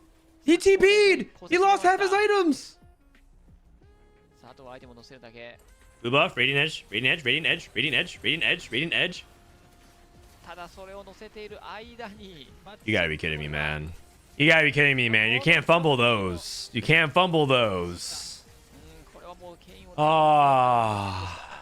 man. ケスが倒されてしまい Edge. 獲得者のセブタということ He's so になりました dizzy. Yeah, I guess so. これは序盤のフルオープン戦術が実 Okay, to be fair, that was not an easy turn, but like, man, he definitely got overwhelmed and that guy choked. アイテムが多い状況の中できっちり2点目自身結構あれも中身 Yeah, he mega fumble. I mean, it happens. It happens. It's so easy for us to judge those kinds of moments, but like, at the very least, get the Radiant Edge of Night onto the Kiana. さらに強い盤面を All right, I'm going to screenshot this, post in my Discord for the results, and then I'm going to do a LOL chess review that I owe somebody during the break. はい、うまくやりましたね。 Okay, so for people who are wondering, I post the results in my Discord so you guys can follow along during the stream. Dear Riot Games. そうですね。まあ、エズエルコ Um, ものの陣の星にで Let me see. なんとか There's the LOL chess review stuff. 終盤決めてというところでしたね。やりくりしながら はい。 LOL chess review. Wait, I don't see it in my manage rewards. Give me a sec here. Manage. What? I don't see it in my rewards. Let me refresh. I think my dashboard has been kind of buggy lately. Okay, so we have a couple minutes. During the ads, I'm going to go ahead and review a LOL chest that was redeemed by points. So Master 74 LP. Master 74 LP. Past 20, 4.3. That's not bad, actually. 4.3 means you're climbing pretty slowly. But let's see if you can minimize these 7s and 8s. Let's look at the 7th here. Heartsteel Ezreal. Decent augments, Jewel Lotus. These are fine. And you have anti-heal, you have Sunfire, you have red buff. You don't have armor reduction. You gotta make sure to do that. Looks like you just kind of died mid-transition. You need to make sure you have even shroud as a big priority. If you have these many gloves, and a bow, maybe you should think about things like Last Whisper sometimes. So just make sure you can do it, because 80 without Last Whisper, you just can't play the game. Fifth of this board is pretty surprising, but it looks like it's a prismatic lobby or probably just lower cap. Oh, little buddies. Yeah, stop taking little buddies and then playing one cost and 1 2 cost. Like, play little buddies when you can at least get like 3 to 4. Okay, 3 is probably minimum, but like because 75 HP and 9 attack speed, just like times 1 or times 2 is not that good. 8th place with Yone. This probably just means it wasn't a Yone game. Dual Lotus 3 in general is always a little bit weak early, so you have to kind of compensate. Kind of awkward. So Dual Lotus 3, Yone 2 didn't hit. You probably lost streaked, never stabilized, no even shroud, no anti-heal, so Yone 2 couldn't even do anything on stage 4. A lot of times people actually over-index on things like this and forget they kind of need Yone to get past frontline.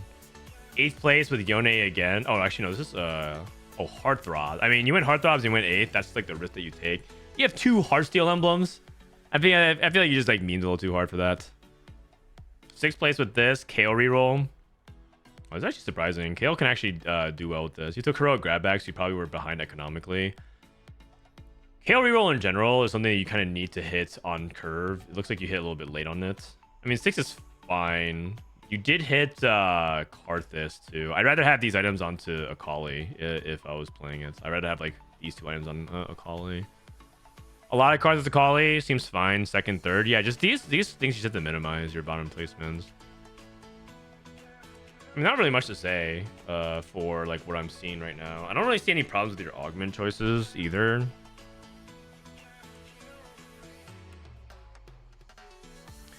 If you're going 8th and you're going bot 2 finishes it, it's probably things to do with like HP management and how you're building your boards in the early mid game. Like there's not like I understand like what the core things you're trying to go for right now. It's probably just like your stage 2 and 3 that need work. So I'd probably recommend watching some players who are good at stage 2. Because I don't really see like there's many problems with like the macro of what you're doing. It's probably like the way you're playing the game, if that makes sense. The way you're trying to navigate across it. Probably losing too much HP, probably like not slamming the items in the correct order and not putting them on the right units, things like that. A lot of small things like that can add up.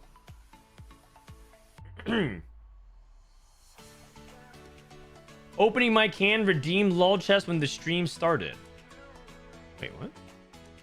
All right, I'll get you next time. I'll get you next game. All right, here we go. Game number 5 coming in. So we have 4 players in check. Wait, who are the 4 players in check?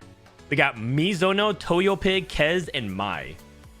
4 players in check. H-Mage is the closest person in, and Sabuda. Okay, Sabuda, Sakurai, and Goma Takana. Gomata Kana. Not having a great day so far. Okay. All right, last game. Here we go. Can you watch my profile as well?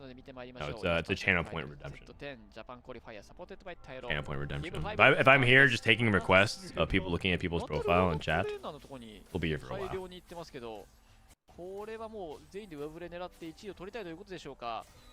ただここでは贅沢ドラフト、やはりルローのトレーナー選ばれません。下位4人が向かってましたか、ルローに。All right, which portal is this? I missed it. Okay, I mean I don't even miss it, but I can't even really see. I can't even read Japanese. So. This is game 5. Any Japanese speakers in the chat? Loaded carousels. Wait, Ash, are you Japanese? You can read Japanese?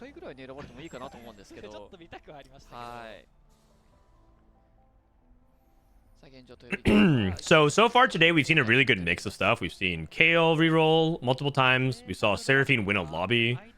We saw Twin Terror Executioners. We've seen Twin Terror Lulu, but unfortunately that did not top 4. A lot of Heartsteel. Some interesting other like jazz impromptu boards. That What the Forge Kane 2 comp was pretty sick. Kane 2 Lucian 2 with like What the Forge.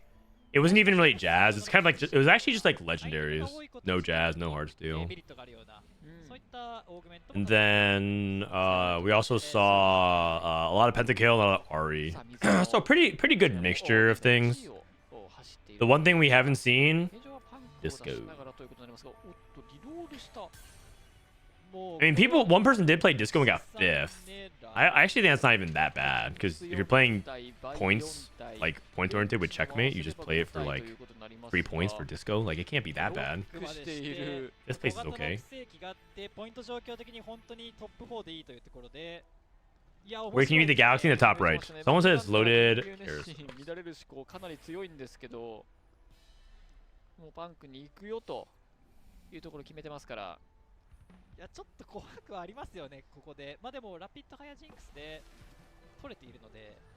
Asher Uni said that it was loaded carousels and promised to gift 10 subs if he's wrong. Just putting it out there. His words, not mine. Everyone say thanks, Ash. Okay, we have a pretty standard start. Ooh, Gargantuan resolve. Maybe an Olaf game. Aegis. Frequent Flyer. Frequent Flyer with Annie? Oh, he has a Bard pair.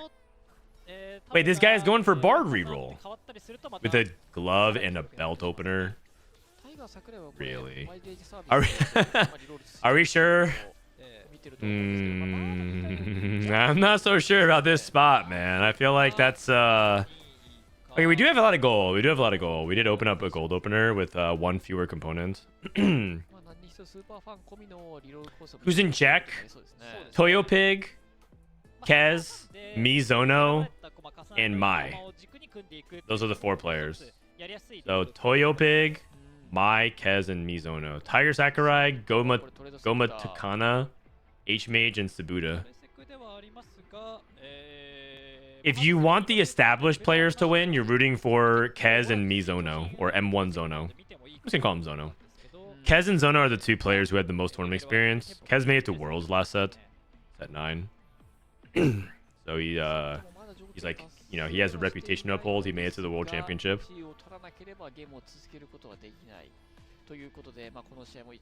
I'm down to get banned XDD. Okay. What else can we play with Gargantua in this patch? Any unit that likes to have a Bloodthirster, basically. Because Bloodthirster is really good with Titans. So, like, you can play Gargantuan.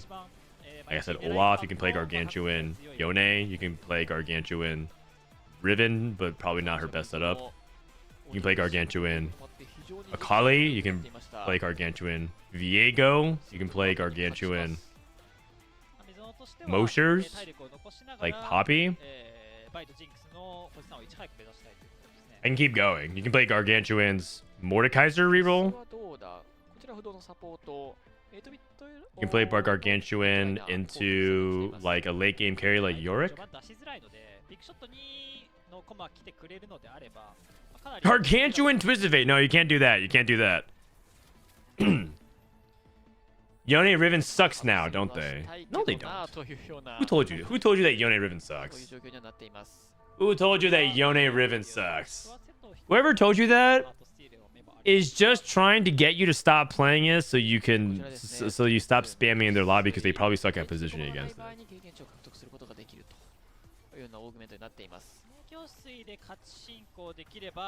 Ah, weird TFT. No, Yone Riven don't suck. Actually, no, they suck. They suck.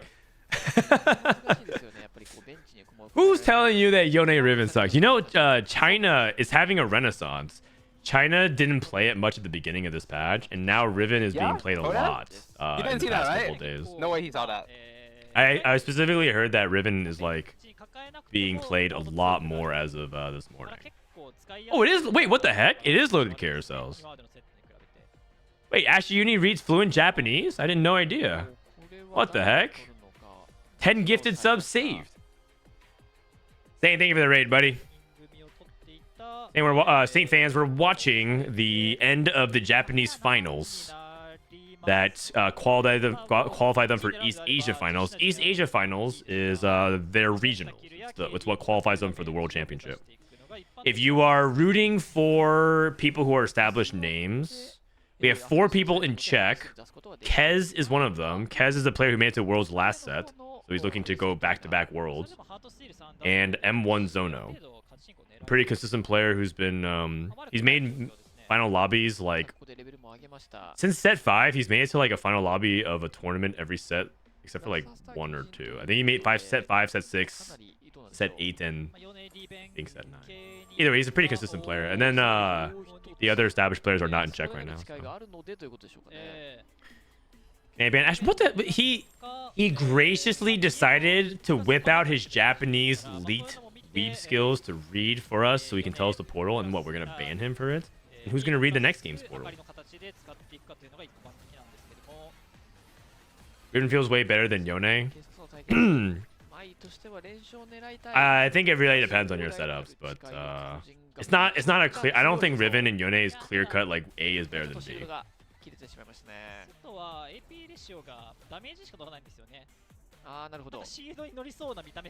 Oof. Gargantuan resolve, lost.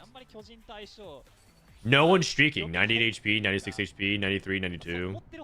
Vi 3. Wow, Vi 3? Wait, this guy's putting his tournament hopes on Punk? I don't know, man. Punk is, Punk doesn't win many games. And so if you're playing Checkmate, I feel like you don't play Punk. That's pretty ambitious.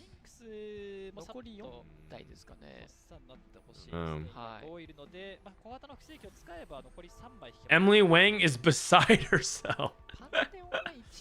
I saw Emily play Vi yesterday, and she went like dead last. And then she flamed the guy that made the guide. And I was like, you can't just like flame the guy because of 1/8 place. You can't just like play it one time and be like, well, it sucked. You gotta give it. You gotta try more than once. Sometimes that's just TFT.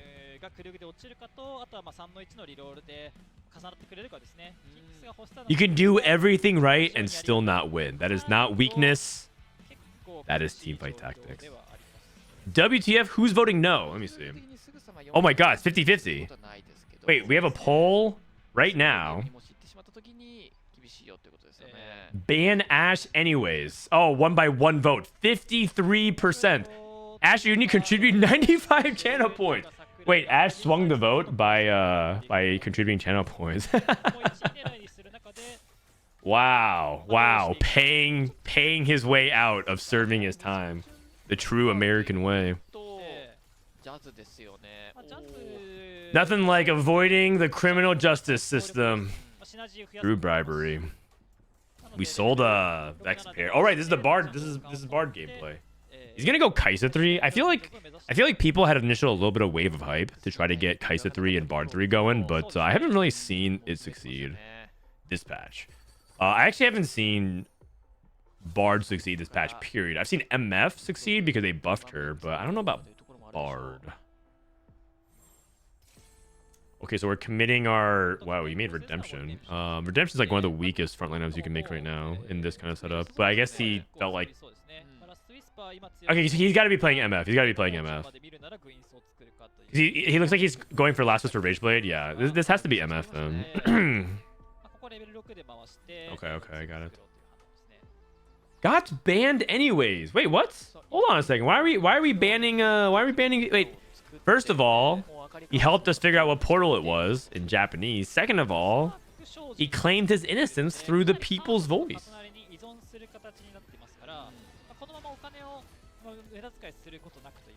I've seen a top 1 with Lucian. I mean, I believe that people have seen a top 1. I'm saying I personally haven't seen it. So we're about to find out. What happened to democracy? I mean, I feel like we are representing democracy very accurately. It's every vote matters, but some people's vote matter more, especially people that have money. Like that's just how that works, man. Oh, Twin Terror. Can you play Twin Terror MF? Your enemy.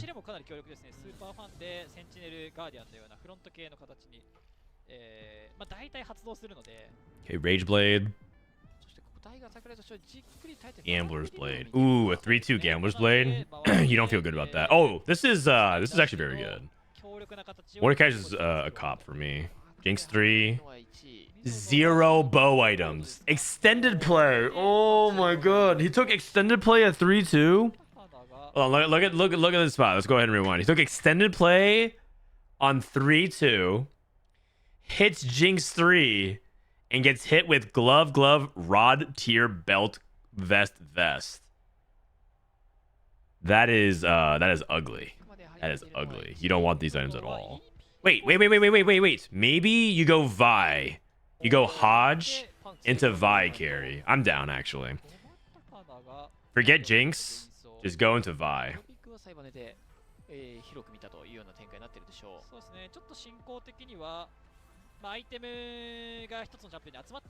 We may have the same vote, but some more powerful, specific someone has money. Yes, exactly.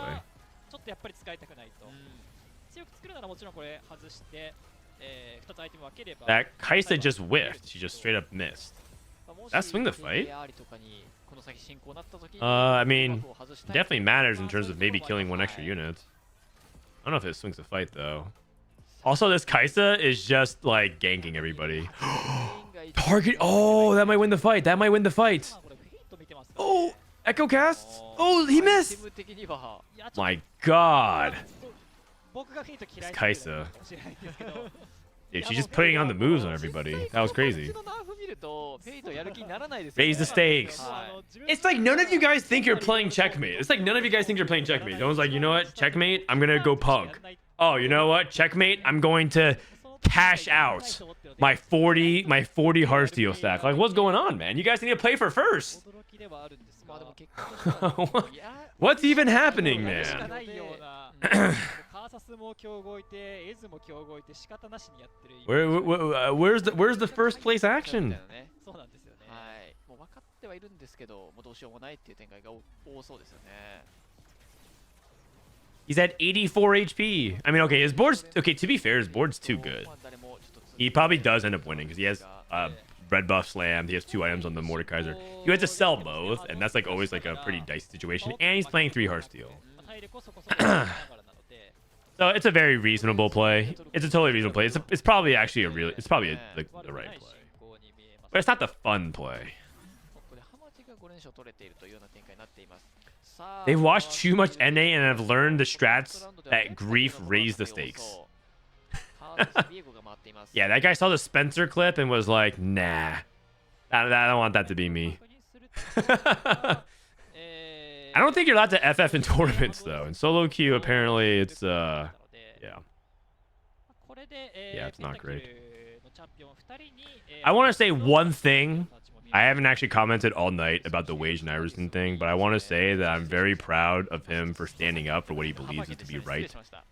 And I know that it ended up becoming like this miniature drama episode. And wherever you stand on the issue, just know one thing is that I respect him for speaking up for what he believes is right, because at his core, he's trying to stand up for one thing that matters to him, which is competitive integrity. And I think that is worth admiration and a lot of respect. And he's willing to stand up even if it's against popular people. So I think that regardless of where you're at, if you think it's a big deal or not, or something that needs to be done, etc. You have to give Weijin props for willing to speak up, because that's awesome. And I hope that it's a sad thing that he says he won't speak about things in the future, but I hope he changes his mind.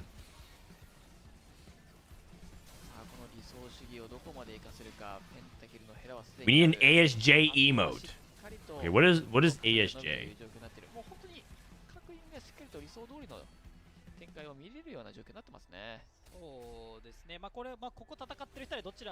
What drama? It's you can go check out Weijin's Twitter. There's a little bit of a small episode about someone griefing and other players raise the stakes.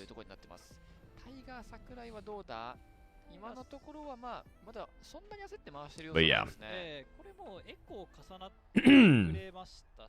Will Weijin turn to a yapper? Hopefully not, man. Although I was told that this guy, and then this is more of a lighthearted thing. I was told that this guy is very like respectful and calm, but like when he's in call with friends, he kind of yaps a little bit. But like, you know, it's more like being with friends type of environment. And then every time someone says that, he kind of turns red and starts giggling. So I feel like it's true.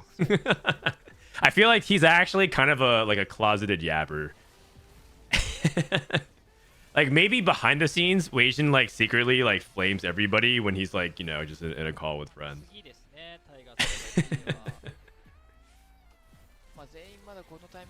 Man, you know, Kaisa is one of the best 2 costs. But like looking at this, she just looks really, really strong. He's only on a 2 streak, so he's lost twice, but it's kind of hard when someone I saw that who is it? I saw that YBY put Kaisa as S tier of a 2 cost to play around in the early stages of the game. And it's hard not to agree with him when you see stuff like that. So, like the 2 fights we saw of Kaisa, she's like, dude, she's done really, really well.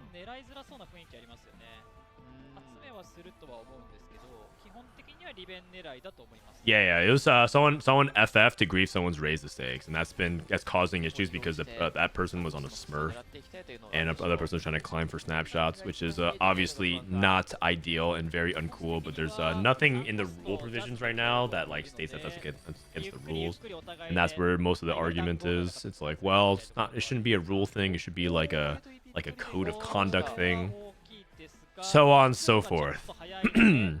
Gargantuan Resolve Riven. This is probably something he's going to play temporarily until he wants to get to Yone. He does have 4 8-bits. But I don't know. I don't know how Riven is these days without Quicksilver. I feel like Quicksilver is like...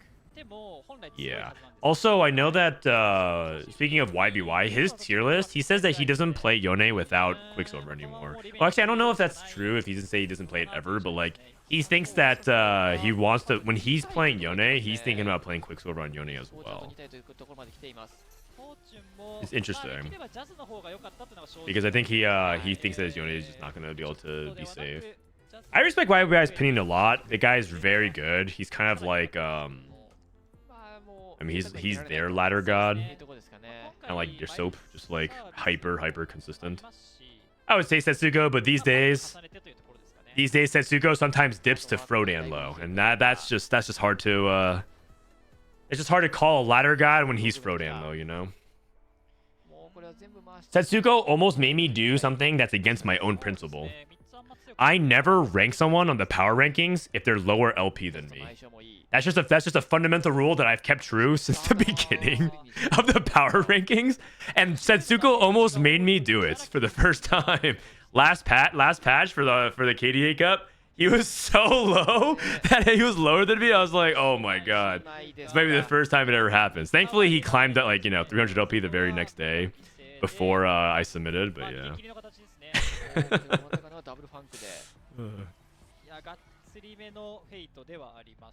Have you ever been top 10 ladder? I think the highest I've ever gotten was like 13th. I got to like 1400 or something like that. I'm not very consistent on ladder, which is another way to say I'm not very good. But I think I'm okay. I'm good enough to talk about the game. Let's put it that way. Frodan, if you show up in my games, you aren't good. That's not what I said, man. I wanted to always I always wanted to have some like weird ranking like it's like core to the foundation of how I want to evaluate certain players as a baseline, and I just made that one up for fun, and it's been true ever since. You're definitely in the 1% best players. 1% is like masters, man. This guy's telling me I'm a masters level player. 1% best is masters. This guy's telling me I'm a masters player. Okay, we have we're finally getting out of Jinx in stage 4-3. Thank goodness. Okay, Sabuda had some cool lines this game or this day. He tried to play Lulu Real twice.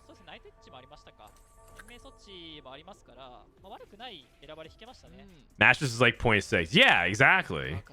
No, I'm not saying that I'm saying Masters players in insult. I'm saying that he's actually trying to diss me. Never mind, guys. Never mind. It's EMEA humor. Okay, this Vi 3 does not look very good.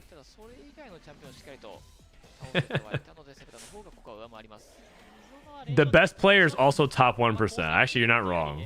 You're not wrong. Okay, 4 true damage. This is Ziggs with an Archangel's blue buff on Kayn.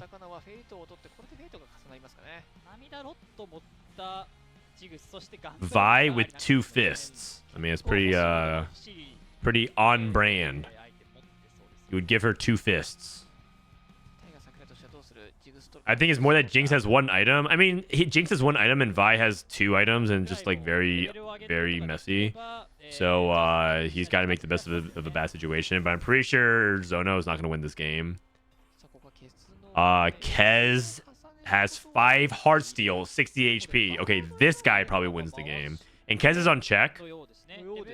So far, right now, he's the most likely player, I think, to win the game, win the tournament. Who else is also on check? Mai's rerolling Riven and Toyo Pig. I don't remember Toyo Pig's spot. He might have also been playing Heartsteel.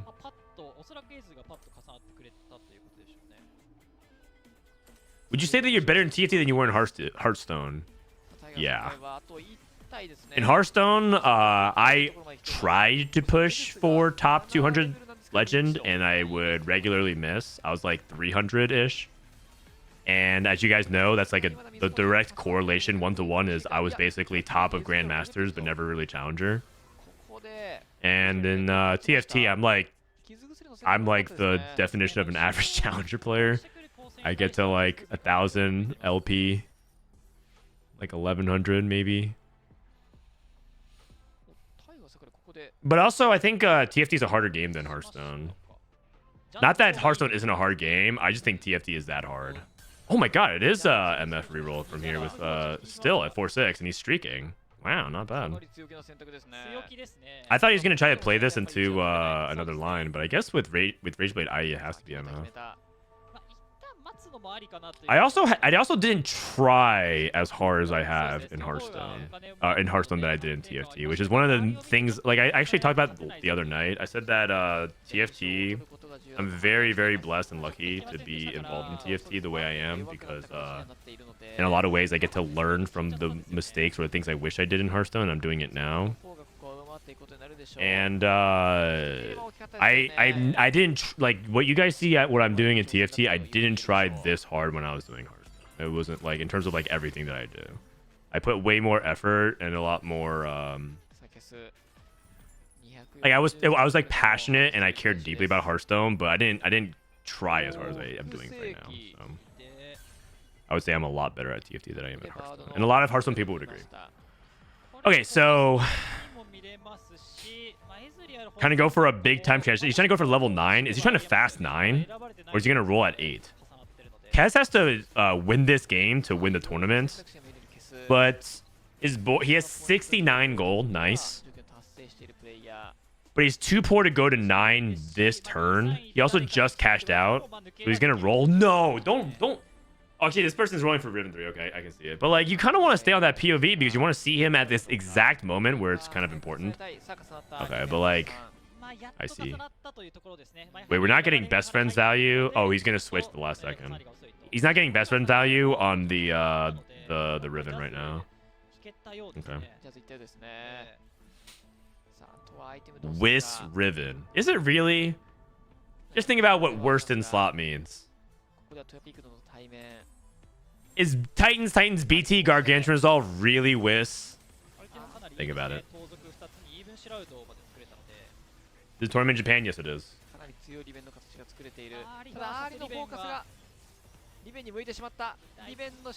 34. Oh my god. Oh my god.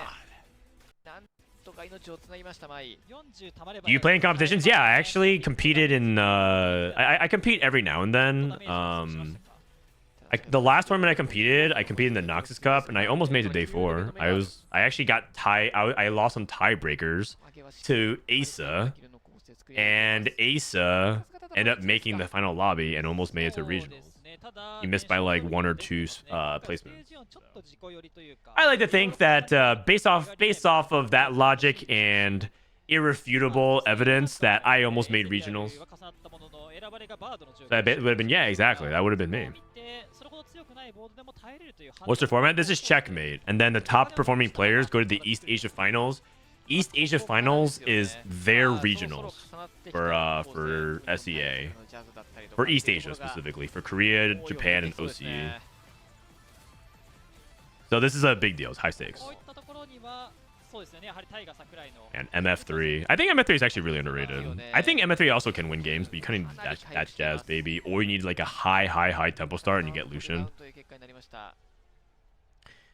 Freddy, you have a full-time job? I have a 3/4 job. I work at a game developer studio in Seattle, a mobile game studio.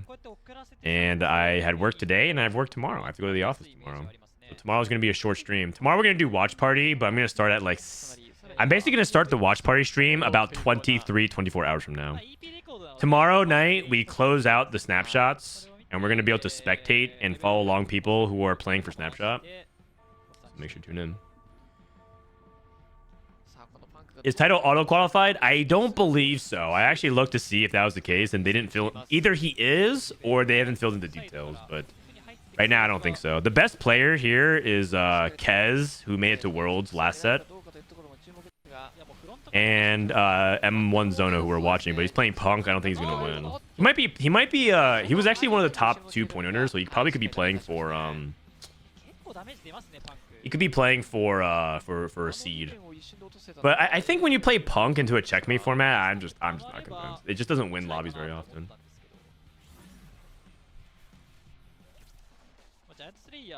Didn't I see you hosting something? I mean, I host things every now and then. Oh, you might have seen me from a really famous show It was a really big hit called Milk or PS5. That's probably where you saw me. Yeah, that's where most people know me from.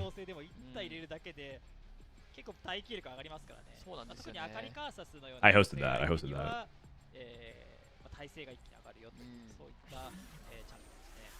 Is checkmate format good? I mean, depends on if you think like this personal subjective opinion. I think checkmate is pretty hype, but I don't think it's necessarily the most competitive format. Love that show. Great. I'm glad you loved it. Good times, man.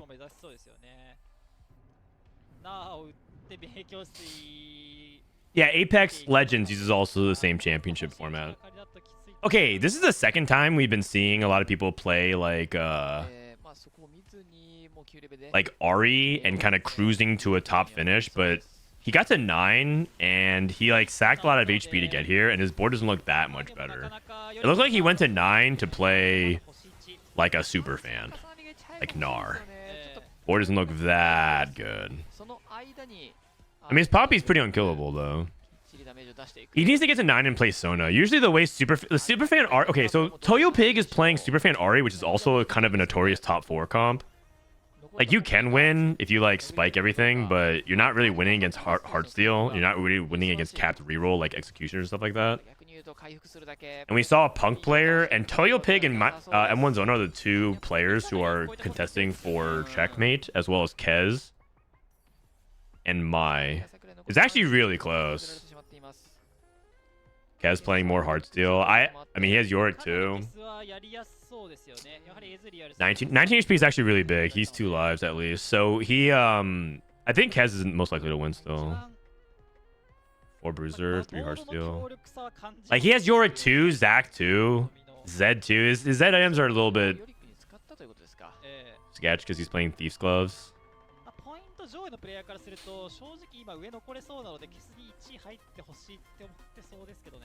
So you can have the most amount of points in the end, but not win the tournament. Yep, that is true. That's the trade-off. The benefit is that it's pretty exciting to the end of the game, to the last game. Man, I'm getting more dogged again. Tiger Sakurai. Man, that MF3 board is so cool. Yawn, thank you for the prime. What's up, man? How you doing? These gloves is Bis Zed? Nah, you want like Edge of Night and ED items. If you're in check, can you go for a perma high roll since you need to win? Yeah, you could. The problem is if you like keep playing first or 8th, and you have a very high chance of going for 8th, then you let other people like potentially just catch up and whatnot. And also, sometimes it's correct to just be like playing I'm getting more dogged again. like a top 3, top 2 because of placements, right? Like, oh, this is oh, that's why. Oh, I see. Zono is playing for placements because he's 4 points ahead of everybody. I thought he was only like 1 or 2. So he played Punk so he can cruise to a top finish. He's playing for the seed. He's not playing for the checkmate. That's smart. So I think the top 4 seeds advance. So he just played to be very... Okay, so he played Punk to... Not to win the tournament, but to guarantee the seed. Crips McGee, thank you for the prime as well. IMO, the worst format is when top 8 plays one extra game and you know half the lobby can't win.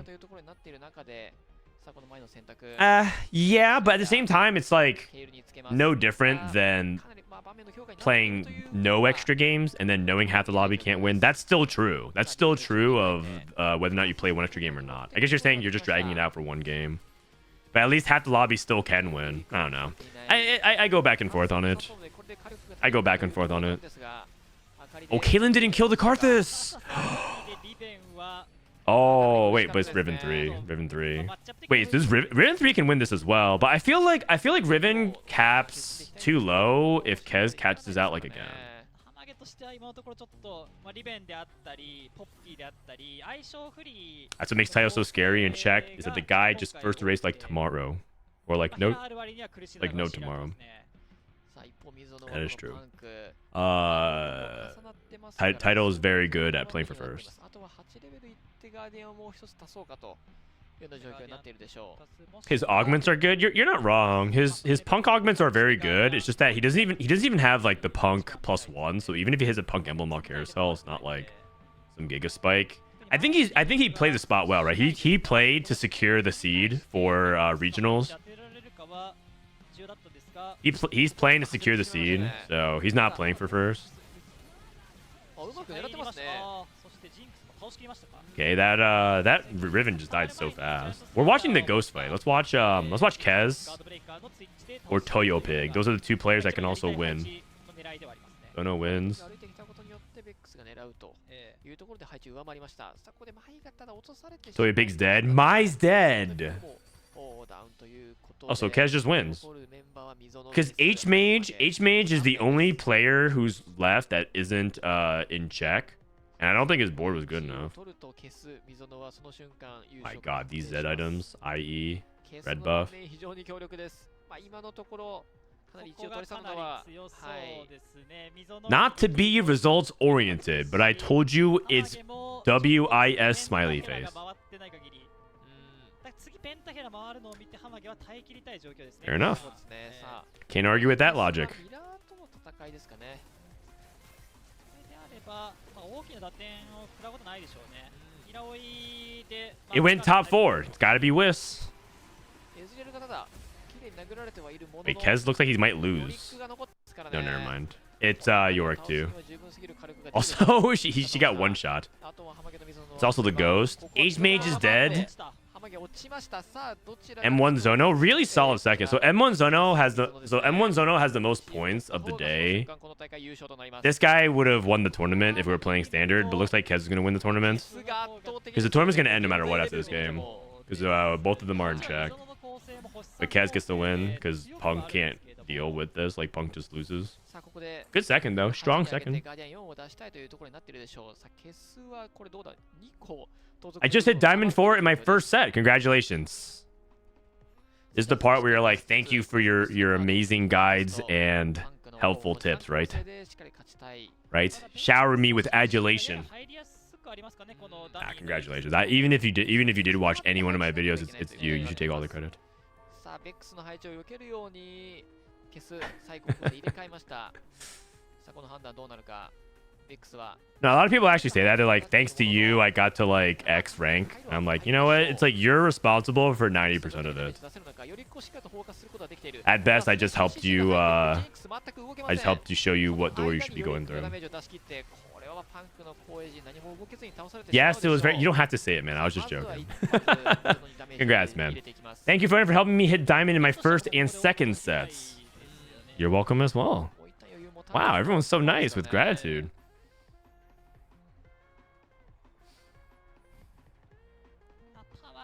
I mean, this is a really like. Do you guys remember his extended play? And he had tier, rod, belt, glove, vest as his extended play and his 3-2 spot. He had no item slammed.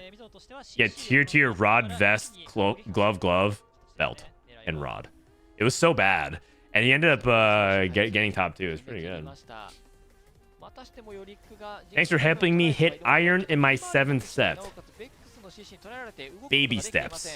Baby steps. And you know what? No need to thank me. You can thank the person who helps everyone get to iron. Alright, Kez wins the game, wins the lobby, wins the tournament.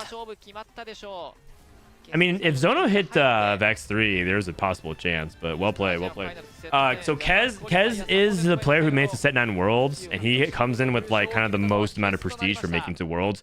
He's back at the East Asia Finals. If he does well at the East Asia Finals, then he is back at Worlds, back-to-back Worlds. Which is, you know, kind of crazy because, as you guys know, you may have heard, there's nobody going back to Worlds multiple times. Absolutely nobody. TFT competitive is a scam. It's just impossible. そういったところでも、ハートスティール構成にうまくいくことができたというところが Kez and Zono are Frodan watchers. They played 80 Flex and Punk. That is true. Those are my two most recent videos. 高いというか、 That is true. 6位以下取ってないですか。 All right, let's go ahead and screenshot this and post in my Discord. If you guys missed any part of the watch party today, I posted the results here in my Discord server so people can follow along just for like quick, like, okay, what went, what won, what did well. A quick summary of it is we had Ezreal 80 Flex, Punk, Pentakill, Riven. That was the top 4. This was a lot of Heartsteel because it was a larger Legends. We had Reroll Kale and Katarina and Executioners do well. And then we had Seraphine win a lobby. This was Seraphine reroll into Lulu. Someone was playing Lulu reroll with a hologram but missed. So that's why, you know, they have Lulu 3. They were just March of Progress rerolling. That also won a lobby. And then 10 KDA. 10 KDA. A lot of Pentakill and KDA today. And of course Ezreal. Reroll. I mean, I feel like that's a pretty accurate summary of the metagame. Pretty good, accurate summary of the metagame. And then the people that advanced to the East Asia Finals, congratulations to Kez, M1 Zono, Mai, and Toyo Pig. Toyo Pig. East Asia Finals, just to give you guys some more context as information, let's say you're more interested in it. Looks like, yep, so Kez is the winner. He wins, no way. He wins 100,000 yen, which is actually $600. Okay. Yeah, Riot spends too much on the competitive scene. Agreed. $674.83, by the way. So this is East Asia Finals, and that's going to be happening in a couple of weeks. And it's going to be Korea, Japan, and OCE, and then the top players from it go to Set 10 Championships. So, yeah. Next Dragon set, Brian Kibler gets World Champion. I actually convinced Brian Kibler to try Dragonlands for set 7. He didn't like it very much. Man of culture. He really gave it a try. Man of culture. All right, folks. So, okay, someone said baby tweet again. I have to read it. Wait. It's the same tweet. Okay, never mind. Hafu, baby, you're a species human, iRobo. Please stop tweeting.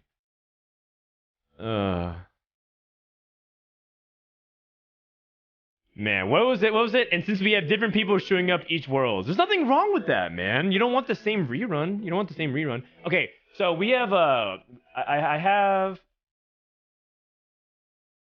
we can do the KDA countdown for Snapshots, and we can watch some people play and see who is in good position for the leaderboards. But the thing is, do they have a snapshot tracker or no? Or we can actually play a couple games. What do you guys do? You want to play a couple games, or do you want to do snapshots? Also, I owe somebody a lull chest review. I'll do that real quick. Let me see. I don't see it. Lull chest review. Oh, here it is. Snapshots. All right, sounds good. Let me do this real quick. Alfail 475. Oh, you made the Grandmasters. Congratulations. Was this a flex? You came here just to flex your Grandmasters. Top 1 percentile. Nice job. 8th place playing NAR 3. I mean, you gotta respect it, man. Do it for the fans. NAR 3. Oh, they have a link. All right, they want to do snapshots. Live snapshot Hearthstone. Oh. Okay, so who are the players that are on the cutoff right now?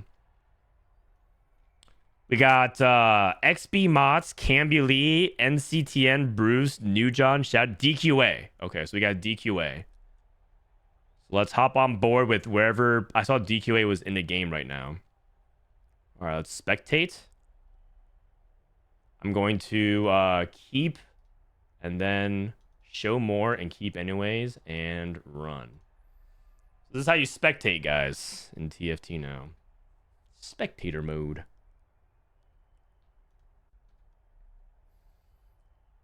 No, I keep going on losing streaks. All right, well, here's my advice.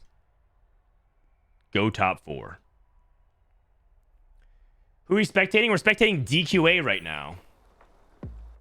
DQA, who's currently at 35th and at 1200 LP.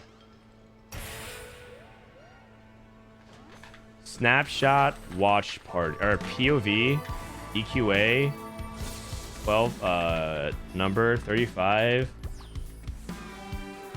1200 LP. Let's put up the text and the countdown.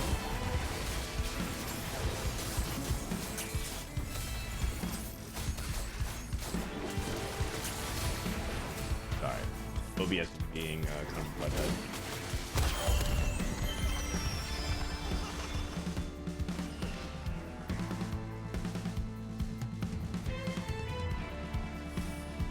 Just got here. Where are snapshots for? It's for the Heart Steel Cup top 32. Heart Steel Cup snapshot countdown.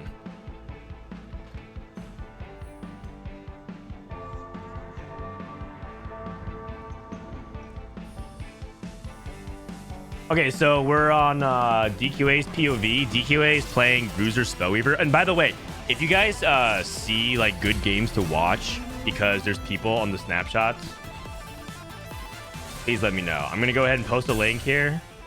If you guys see people who are doing this, the snapshots, and then you see people in good lobbies, let me know. It's really helpful. It's hard to keep track. Okay, so DQA is playing Little Buddies into what?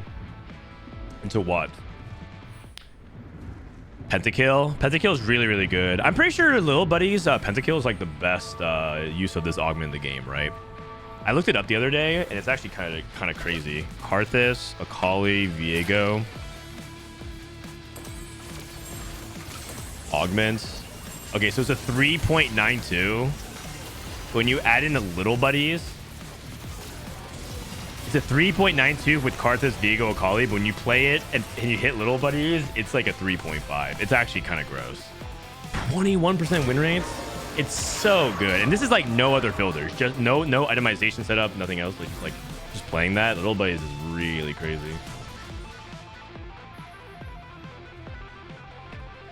Is Dog climbing for Hearthstone Cup? Maybe. Hey, Frodan, do you have any quintessential tip for betting over the hurdle of Masters? I usually get to Masters pretty consistently, but struggle to get above that barrier. Love the stream's content. Yeah, a lot of times when you get to Masters, the issue is that you still keep playing as if you're climbing to Masters, and you're not playing to beat other Masters players. A lot of Masters players all figured out the same kind of things to do, the same as what you learned, which is like make sure you're making econ, make sure you're leveling at this interval, make sure you're rolling. You know, make sure you're slamming these items. What are you doing differently than the average Masters player to climb over them? This TFT is just a game of whether or not you're making consistently more high quality decisions than your opponents.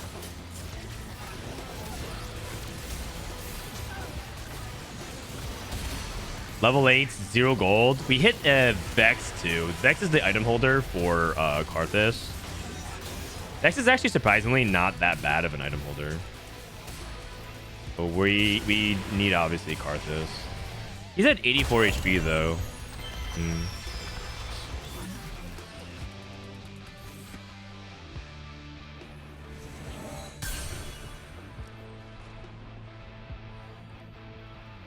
Anyone have a clue why EUS top 35 is 200 LP higher than NA? I mean, it's just an easier server, you know. Nah, it's because EU West is it has more players. It's a higher player base. Same thing with like Vietnam and like you guys know Vietnam and Philippines. The requirement to get to Grandmasters is like 700 LP. Meanwhile, 700 LP in some regions is Challenger. So it's like it's just a population thing.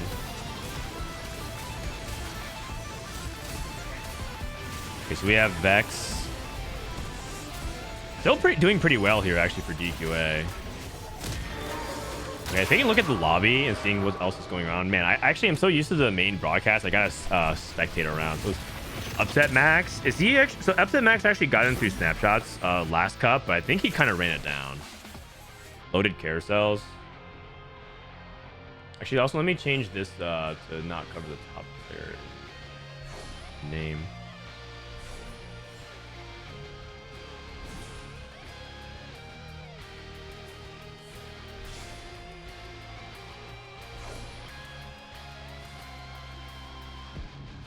I saw him in one of my games. Oh, damn. Wow, Tangent. Nice burn.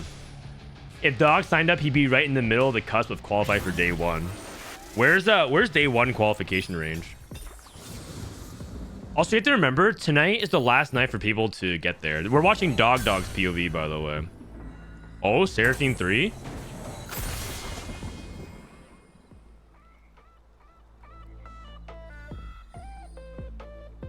Okay, Seraphine 3. I mean, is that good enough? He's rolling for Lulu 3 as well. If you guys like Dog, I want to tell you one thing, is that he's a reroll lover. Like, he loves reroll. He says that his favorite thing in TFT is to just play reroll comps. That shouldn't change your opinion of him. He's actually a great guy. Alert message. Sup Frodan, finally reached Diamond for the first time. But for some reason I always try to reroll Riven / Yawn 80% of my game, since econ is kinda always and at 3 to 5 more or less around 40 to 50 gold. Any more tips to help me climb to Masters? I always try to reroll Riven and Yawn 80% of my game. Okay, well that's your biggest problem. You're not supposed to play Riven and Yone like that much unless you're like unless you're really, really good at it. I would say that try to understand what you can play for if you slam Riven and Yone items and you can't go for it. So a really common thing you can do is like play for Riven Yone, and then you realize instead you can play for like Viego and Akali. You can play like a Titans BT IE or whatever, like you're getting ready to play Yone, and then you can just go for Viego instead. Have those outs in your mind. I think a lot of people, like, once they commit, they can't actually pivot. Okay, we hit he also hit Kennen 3, by the way. Isn't this Kennen just 6 gold? What are you talking about, man? That jolt damage now does 325%. Oh.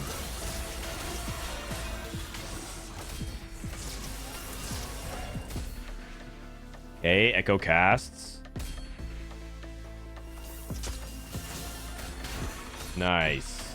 Dog making the comeback. DQA free fall, and he just lost. Oh god. Upset Max has pentakill. How many people have pentakill in this lobby? We got. Whoa. And he has. Oh man. Oh, never mind. I thought this was a Viego 2 already, but that's still pretty good. That's still pretty damn good. What snapshot cut off for top 32 right now? It's like 1290 or something like that. 1300. So DQA needs about 100 LP. We're watching like one day out to see how everything's shaping up to be. 2 Ezreal players, 5 EDM Jax 3 player. We have a Jax free roll. Okay, cool. DQA, Lucan, Punk.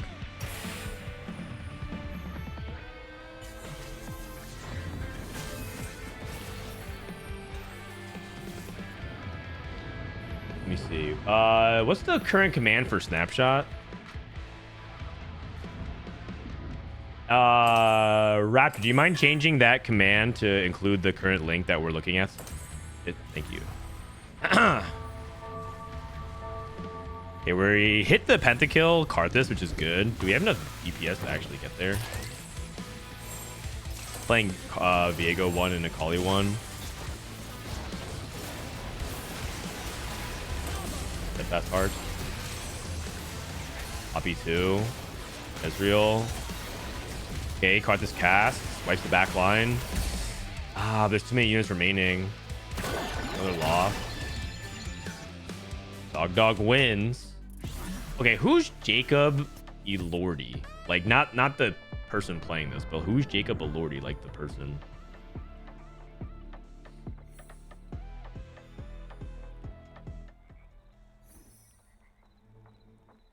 What's the link? Here, I'll post it in chat.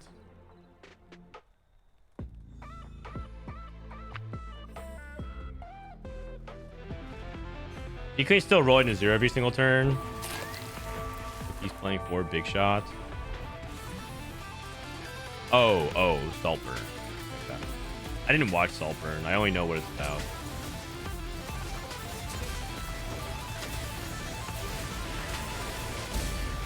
Vi 3 and Jinx 3, by the way. You trying to go for the C and Vi build? C and Vi? Oh, Jinx! Jinx died. Jinx died. That's a big deal. That's a really big deal. Or DPS. Oh my god. Hold on a second. Card's about to cast. Oh! Oh my god. That's so close. Okay, Dog on a 2 streak. Actually on a 3 streak right now. Got to 8 for the 5 KDA. Lulu 3 as well. He went Rich Get Richer's frequent flyer. Pretty good.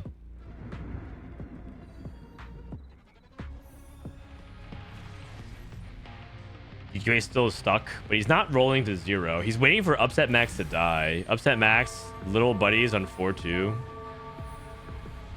Interesting KO positioning, trying to bait something.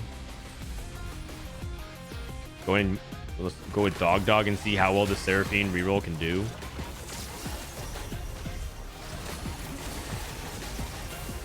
Lulu currently top damage. Seraphine about to cast. Usually this build is supposed to struggle versus Heartsteel. And Cookies is streaking. Okay, but like Ezreal can't kill Echo 3. 11,000 damage, but he can't actually wipe everything. Okay, Upset Max is dead. That's good for DQA. Thank you, Raptor.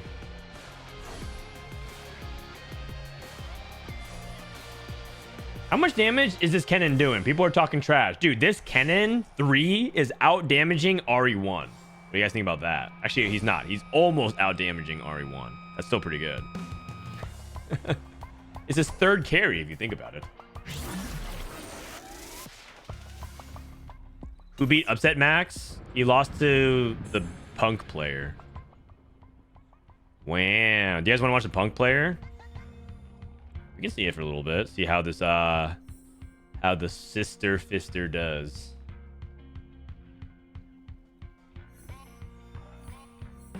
So a lot of times you're positioning, you're having the Jinx and the Vi try to come through the same angle and try to like get through tanks as fast as you can. He has Last Whisper and Even Shroud, a little bit overkill. Oh, he's gonna avoid the Echo. This is actually really bad for Dog. Oh. Unless they walk anyways. If Vi ends up walking to the Echo, it doesn't really matter. Okay, it doesn't really matter. It's all about whether or not she was able to wrap to the back. Oh my god. Wait, this Vi actually kind of almost did it. DK lost again. DK lost to the Ezreal board. This is actually going to be a scrap for top 4. A lot of times when this is happening, you're just playing for top 4 with Karthus and Calling. How did Dog hit this? He had frequent fly and Rich Get Richer, so he played with like Giga Econ. 2300, 2400, and 4500 Echo. How much is this Echo tanking? 9600. A lot.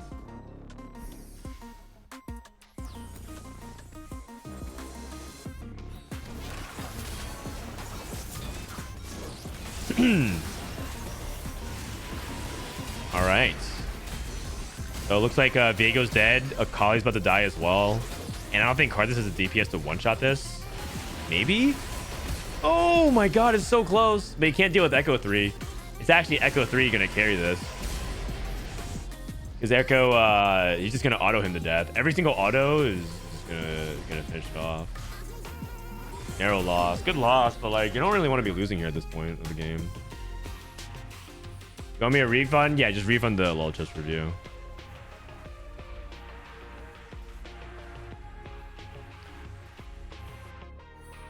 Why is he not giving Kennen the bling bonus? Yeah, why? That's a good question. He should actually just be sparring gloves, the bling bonus. He just missed it. He's just missing it. He's not seeing it. We got Ari Zed. This is Ari Warriors. Ari Akali Zed with Kiana. This is the Crowd Diver variant. It's really, really powerful.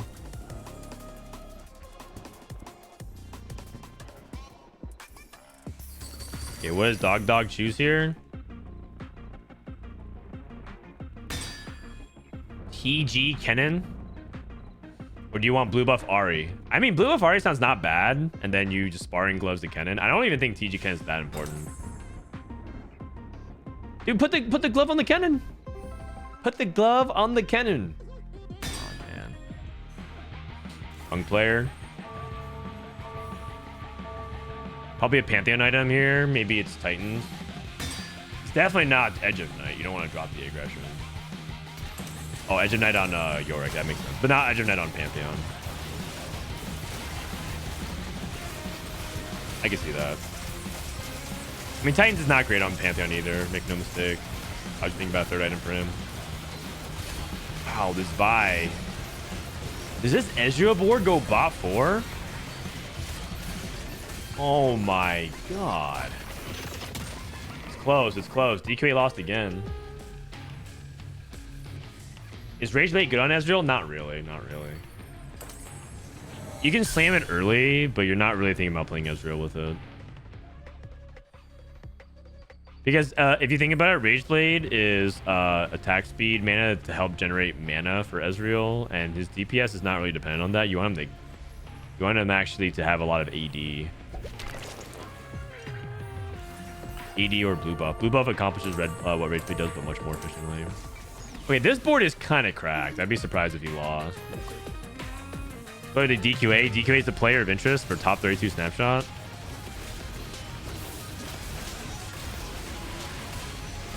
Okay. Wiping the irrelevant units. The Vi is working onto our Viego now. Viego cast. Vi. Big time shield. Wow.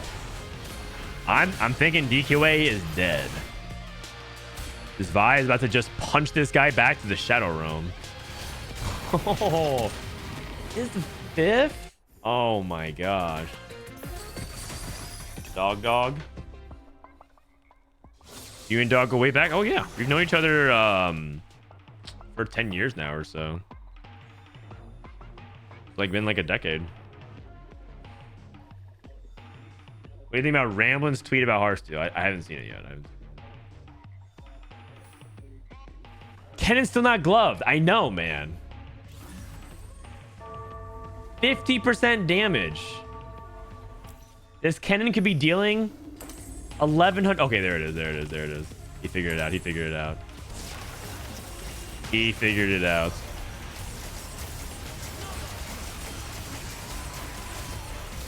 Wait, is he about to finally bling bonus Kennen and then lose? I think so. Hey guys, bling bonus Kennen didn't matter.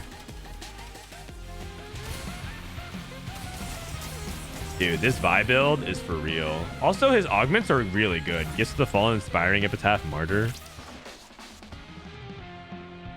Punk Emblem! There's no way, man. Punk Emblem.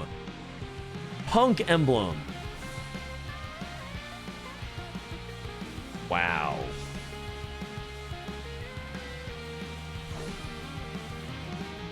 The fact that no one can kill cookies, though, doesn't he just mean he outscales everyone? Nice to roll for what, Twitch? He's at 9 though. I mean, at worst case, you just put Punk on Yorick. It's still pretty good. Or do you Punk Lucian? 3,100. Okay, it might be Punk Lucian. How much AD does he have? 228? That's Jinx. 106. All right, let's see it. Punk Lucian versus the Seraphine reroll.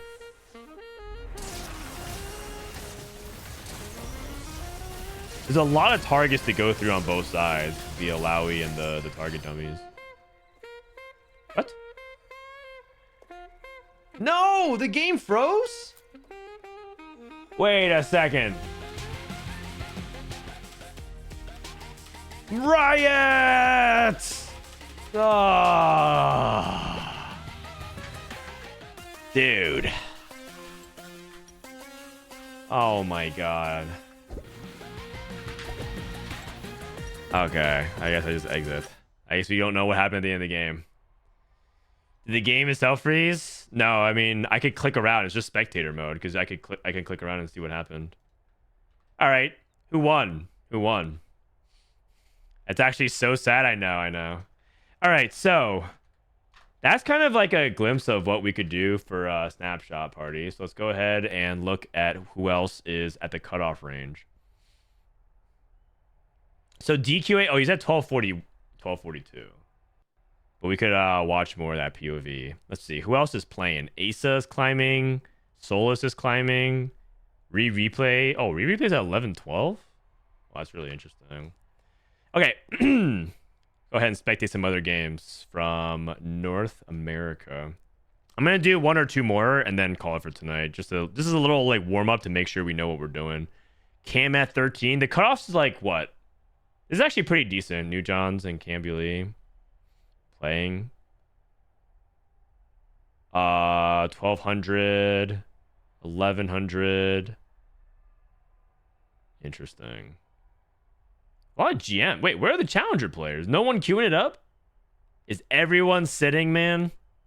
You can watch Toronto Tokyo, I guess. What's going on, man? Everyone's sitting tonight? All good.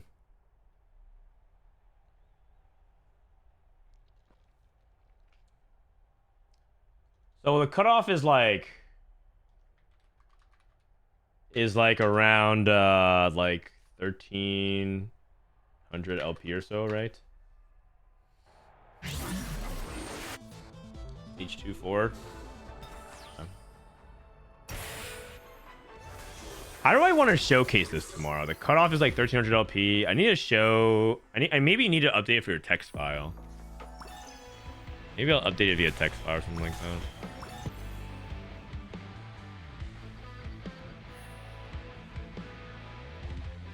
People think the cutoff's gonna be above 1450. I could see that. Huh? Oh no, is the spectator bugged again? Like, I see the animation of the window. I can click around things. The game's not frozen. Oh man, dude, spectator mode is not looking too hot, guys, for tomorrow. This is looking like a really bad spectate thing. Restart client. The thing is, it's not launching the client. It's not launching the client. Okay, I'll exit out. Maybe it's my clients. Or maybe I can try to spectate through this. Let's see. Who's playing? You can spectate Souls' game. Guubums. Let me just go ahead and try. Is he in 30 seconds? Let me just go ahead and spectate Guubums' game. Maybe it's just like maybe it's supposed to just add them through Riot clients. Maybe that'll be better. We'll see. If this is not working, then we might have to just do it the Twitch manual way, right? Because we're watching via Twitch. But we're basically lab testing this spectator mode. But right now it's crashing a lot. He's playing League? No, it's just spectator delay. Okay, so the cutoff looks like it's going to be for entry at the Heartsteel Cup. It's going to be 800, probably move up to like 900 tomorrow. It moves up like 100 in a day. It's pretty common. Oh, I'm technically right here. But I don't plan on entering, but I'm technically within cutoff right now. And then for top 32, right now it's like 1300 or so. Okay, so I can write the cutoffs right now. Top 32 is 1303 and top 160 is like 820 or so.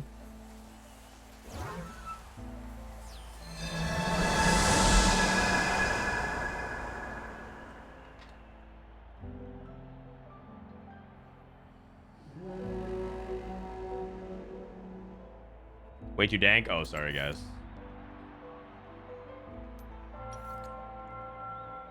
Okay, so we're in Guubums. Oh, this is a good lobby. Guubums, Solus, Philip. All these people are kind of in the hunt. All these people are kind of in the hunt. Guubums is also about 1300 LP as well. Solus is like 1150. And Bruce is also what? What's Bruce? Bruce is 29th. This is really good. This is a really good lobby. 1398, 1359. Okay, we hit the jackpot. This is a lobby. This is the lobby.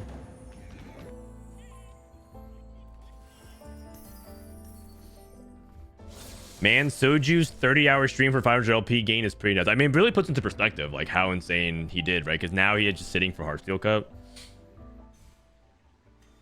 Yeah, top 32 skips day 1 and day 2. You get 2 days of competition, which is huge.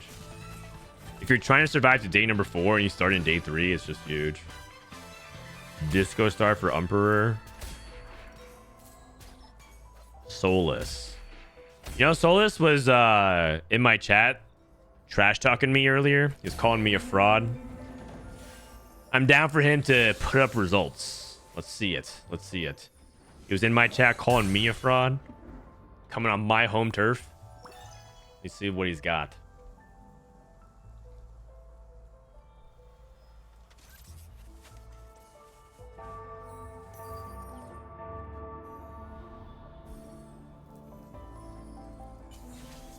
Okay, we got Jinx, Rapid Fire, 8-Bit,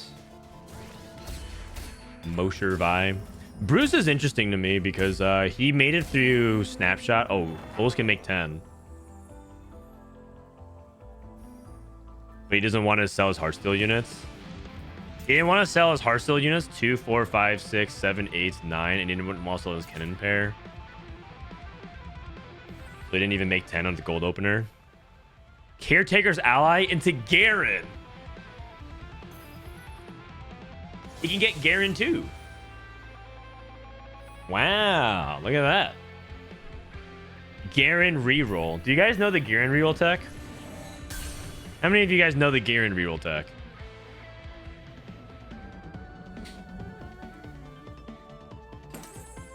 Why aren't you going for Snapshots? Because I'm gonna co-stream, man. If I co-stream and I cast and I have like a family and a job and I enter a competition and beat them, then what do these TFT players have left, man? I can't take everything from them.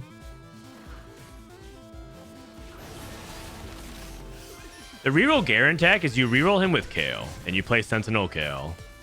Like Kale is the double Rage Blade Gunblade, and then you have Garen as your other 2-cost 3-star, and you have you play like it's kind of like Bastion Aphelios or Sentinel Ari, but you play Sentinel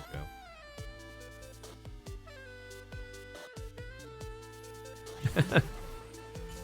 Yes, that's right. J Omega Lol B. That's why I'm actually gonna end probably in like the next 45 minutes though, because I have to go to the office tomorrow. Go work for the mans. Actually, my job is starting to get pretty fun. I will admit it is pretty tiring though. Like in terms of just juggling everything. I am starting to experience like a little fatigue doing everything.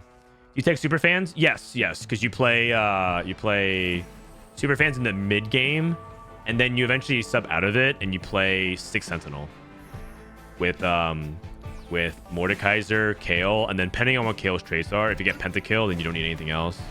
So if you need a pentakill, usually you play like a Karthus or a Viego or something like that. And you also don't rush for 6 Sentinel. Like you're like a lot of people will be like, okay, I have 6 Sentinel, play it immediately. Just like 4 Sentinel is like also good enough. So like you can play that for a little while and like flex around whatever you hit. Also, if you're playing double Rage Blade, you don't really care about edgelord that much. What job do you work? I work at a mobile game studio. I run the marketing team for a company called Light Fox Games. Got some cool stuff that we're working on. When I get a chance, I'll show you guys the game. I've always wanted to work on game dev stuff. So when I get a chance, I'll show you some of the stuff we're working on for our games. Could you stream full time? I could. I think I make enough for like a average salary. It's not a lot of money. Streaming, I could stream full time, but it would put a lot of stress and effort. I would basically have to turn more into like a, I have to basically sell out more, if that makes sense. I'd be doing like this. Today's stream is sponsored by Raid Shadow Legends. Please download it. And also, here's my HelloFresh stream. You know, I have to do a lot of stuff like that if that's the case. Me having a job and doing this part-time, one, makes it really fresh. I love streaming. It's never a job for me because I get to do it on top of my other job. And two, it reduces the need for me to do that. And then three, having this job allows me to fund more of what I can do here. So like, I invested in a bunch of things like my co-stream setup, or I'm flying out people for stuff, or I'm doing or like paying people to help run the podcast for me. Like that's all stuff is like myself funded, and I get to fund my own passion project.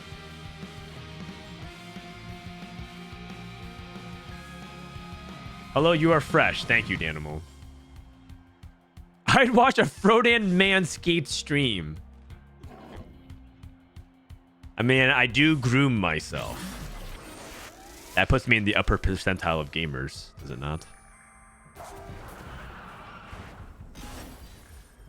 I hit diamond for the first time. What do you think is the biggest difference between emerald and diamond? Work ethic. Work ethic and time. Work ethic and time. He sold the Garen, by the way. He's just giving up on the Garen. All right. All right, Guubums. Let's check in on him. He's playing Buried Treasures with Adaptive. This is looking kind of like Karthus. Adaptive is just really good on Karthus, and it's just kind of mid on Ahri. And then you're looking at your other 4-cost AP units. You're not really thinking about much. Adaptive is like actually quite good on Twisted Fate, but yeah, Twisted Fate is not really that reliable. Emperor playing Disco, by the way.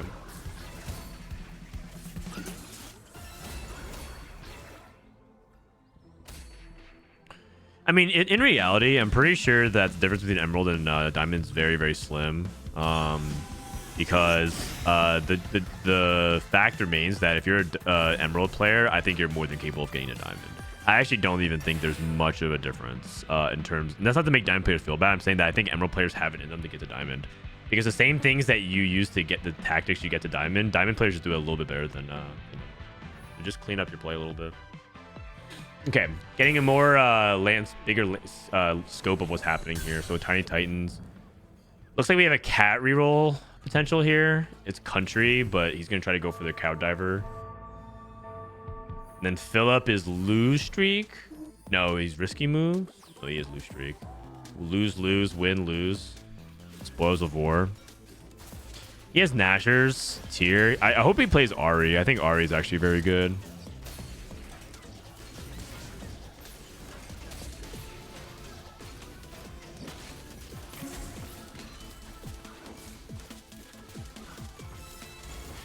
I mean, he's just trying to lose this fight anyway, so he's going against Bruce. Guubums ends up taking a loss. Soulless. Man, everyone we're watching is just losing. Hello, have you seen players who have an average of 2,000 LP? How is this possible if they have less than 500 games and 70% win rate? The same Setsuko has 900 games and 50% win rates. Because LP gain is not equal. It depends heavily on the players in your lobby. And also stats and stuff like that are heavily streak dependent. Like Setsuko has like that because he's often just like sending it and forfeiting and going 8th because he's just like not taking it very seriously. It's a fluid MMR system based on 8 players, not 2 teams. You might be thinking it from like a one. Oh my God, Guubums, it's a tome. You might be thinking about it from just like a 1 versus 1 player, but when you're playing with 6, 7 other people, it heavily fluctuates based off how much LP you gain you get. Home alert, Golden Nico. What does Solus get? Nothing. Classic.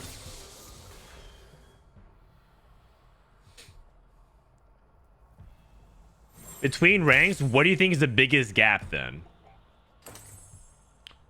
The biggest gap that exists is top 10 Challenger from Challenger. The biggest gap that exists in TFT are people who are top challenger versus people who are every average challenger.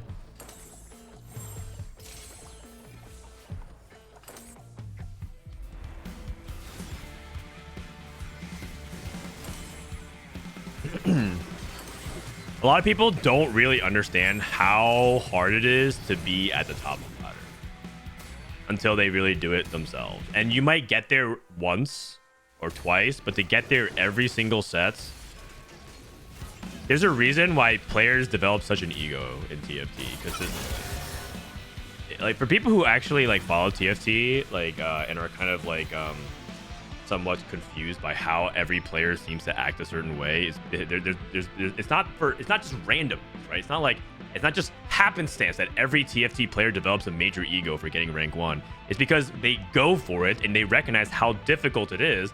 And it's like when someone who tries to tell them and correct them on something that should theoretically be like an easy piece of knowledge for them to understand, and they're just not getting it, that's why they develop such an ego. Because it's incredibly difficult. Oh, true damage emblem. Oh wait, never mind. He's just he has salvage bin. Oh, salvage bin so he can deconstruct it. He had tome, so he takes salvage bin, so no matter what option, as long as he took something that he can deconstruct. Oh, okay. Now he has a guaranteed pentakill emblem because he has this vest. I see you. I think Guubums has a pentakill +1. Man, this guy is such a fraud. He just gets dropped the pentakill emblem out of nowhere.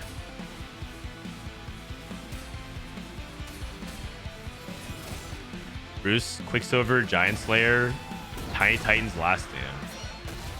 My God. Let's take a look at Philip.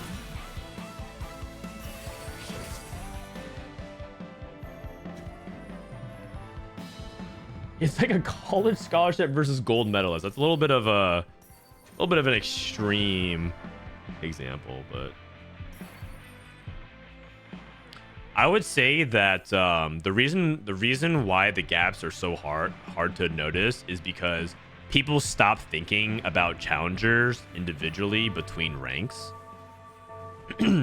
Because if you're 800 LP, you're challenger, but if you're 2000 LP, you're also challenger. But a 1200 gap in LP from 2000 to 800 is 3 entire divisions. Someone who's at Master 0 LP is 1200 LP over people who are at gold. Just think about that difference. And it becomes more amplified. It becomes more amplified when people are getting less LP at that higher rank. You're getting fewer LP for every top 4 and top 2 and top 3. Well, I guess you get guaranteed 10, but it gets harder and harder and harder and harder. So like, it starts to really scale. It's just hard to show the appropriate scale, but to the people's minds, like, well, they're both challengers. Okay, so we're playing Executioners here for Philip. What up, buddy? We're playing Executioners here for Philip. Guubums is playing Pentakill. Someone's rerolling Riven. I think it was Bruce. GS and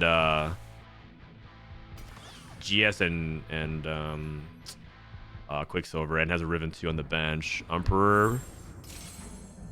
Wait a second. Is he doing what I think he's doing?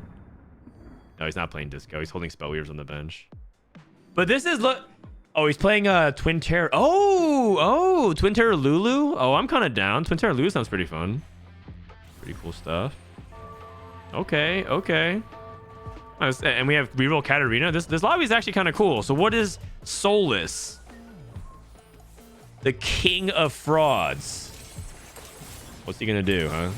He called me a fraud? What is he gonna do? IE, red buff, Ezreal. I see. He's playing Ezreal.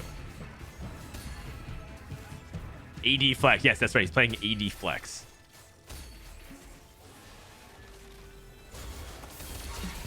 Guubums has Pentakill Emblem ready. Is 400 LP GM considered a good player? That's entirely up to you to decide. If you ask certain people, they're going to say yes. And you ask other people, they're going to say no. Don't let them help you determine whether or not you think that's good. Come up with your own definition.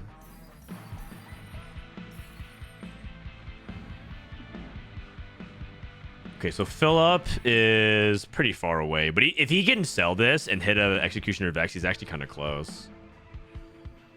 Execution, he wants actually specifically Executioner Vex, but he's also lacking frontline. He might actually have to take like a Mumu or something like that. We'll see. I don't know. If you have a Mumu 1 and a Vex 3, that's probably passable stage 4. Rouge transition, hit Heartsteel Yone. He popped the tome? Yeah, Guubums popped the tome and then took Salvage Bin and then remade the emblem to be a Pentakill emblem. He took a true damage emblem and then deconstructed it. Nice. Vex is so good. Easy win. I mean, Bruce is just sacking until he can get to the last stand. But yeah, Guubums took Salvage Bin on 3-2, then popped the tome, and then deconstructed the true damage emblem into a Pentakill emblem. It was very smart. What NCTN is playing? Looks like it's Karthus as well. So we have 2 Karthus players. 80 flex. Yeah.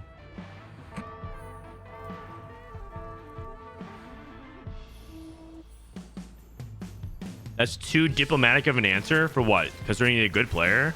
I mean, I think it's a good player if you compare it to the average player. Like, yeah, 400 GM. Like, you're good enough to coach most people who want coaching in TFT. Is it good relative to like where a lot of the top players are in the world? Not really. But like, I mean, not everyone's goal is to win the world championship. A lot of people's goal is just to like climb to the best of their ability, and that should be good enough. Okay, 5 Heartsteel for Emperor. 5 Heartsteel with Disco and trying to play into Lulu reroll. That's pretty ambitious. Katarina 3.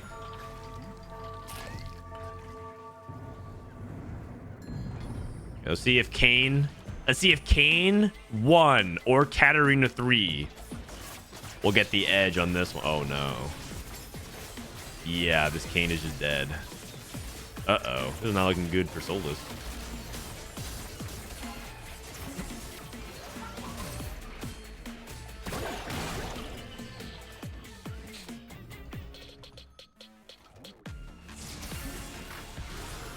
Guubums is really poor. The big downside of Guubums' setup is that he actually has no gold. If he levels to 8, he actually can't even roll for a headliner right now. Infernal Contra. Oh, Lucky Gloves? He has so many gloves. Is it not Lucky Gloves? He can make 3 pairs immediately. He can't even make anything. I think I would just take Lucky Gloves here. Harmestis is also worth thinking about too. You just gotta make gloves and get stuff onto people. Yes, he has 3 more gloves to pick up. Probably Gunblade or something here.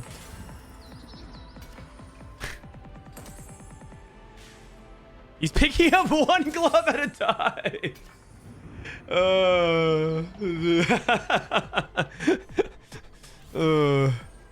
Dude, do something. He's literally not doing anything. Is he gonna TP?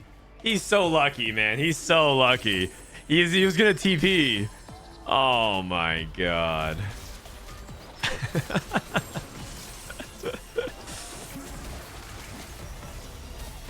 He made Spark. Okay, I see. So he wanted to work backwards. He wanted to work with the items he knew he wanted to slam. So I think he wanted to have like Spark for the AP. But man.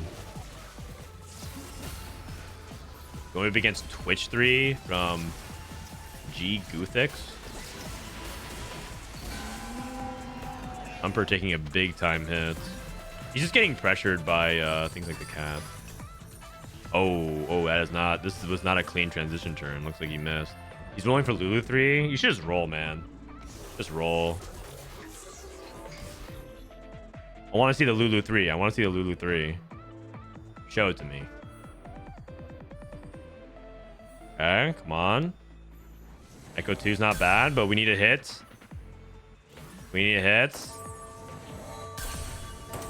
Oh, he had a duplicator.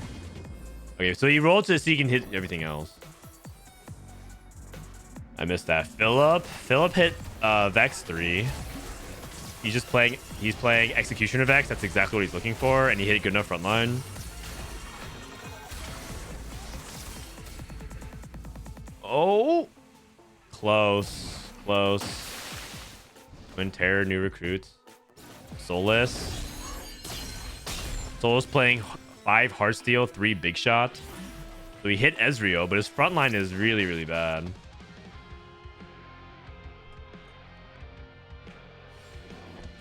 What the Twin Terror comp should look like, but I think he actually struggled with his board because I think Emperor had to play Superfan, so he lost an item. Still didn't get a mana item. Yeah, it's okay though. You have emo. It's not like you absolutely always need a mana item on Vex. It just helps a lot. If Vex doesn't have a mana item, she's just gonna hit really, really hard. But yeah, so like he played Superfan, so he's down an item. So like he was weaker for that fight, so it was a little bit unfortunate. That's why it really matters like when you hit the Lulu 3, because even losing that one round could be the difference with placements. Yeah, we're on Solus POV. 5 Heartsteel. Set 2.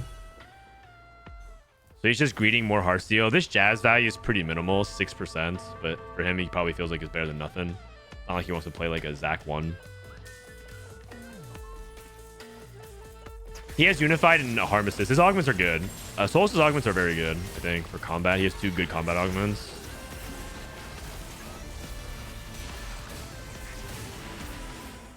Guubums is playing Pentakill Ahri. Guubums' spot is looking very desperate. He doesn't have damage. Wait, Guubums has 2 Pentakill emblems. This guy's trying to cheese a 10 Pentakill game. He's not gonna get away with it though.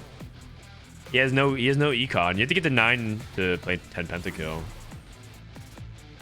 This guy's trying to cheese a Pentakill, 10 Pentakill game. Oh my god, Pentakill Viego? No way. What the heck? Wait, he's so poor, he can't actually afford it though. He has to sell so many things to get there. But that is such a big hit. Such a big hit. He doesn't have room for his Pentakill emblems. Who can hold Pentakill emblem? He put these guys on all his non-Pentakill units. He got TTP. Oh no. Oh no. This is so bad. Oh god.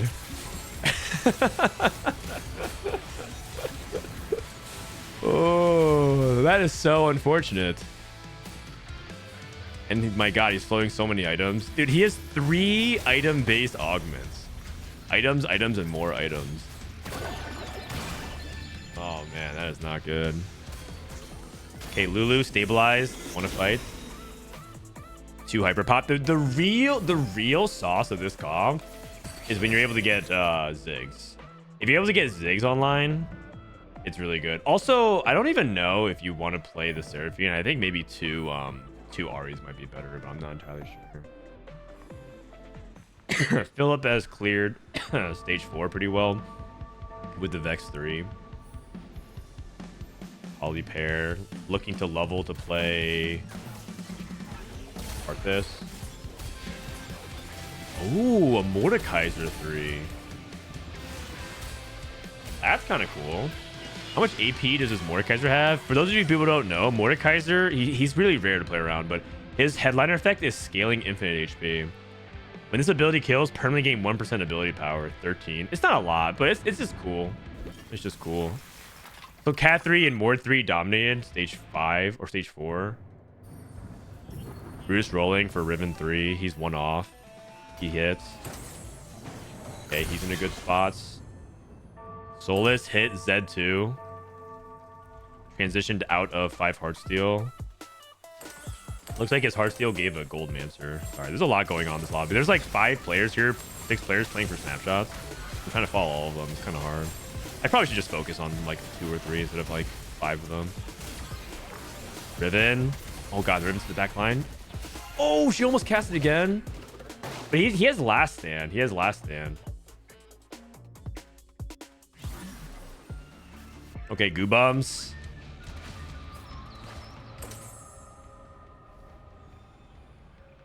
Sold one of his, I think he sold Echo 2. Yeah, he sold Echo 2.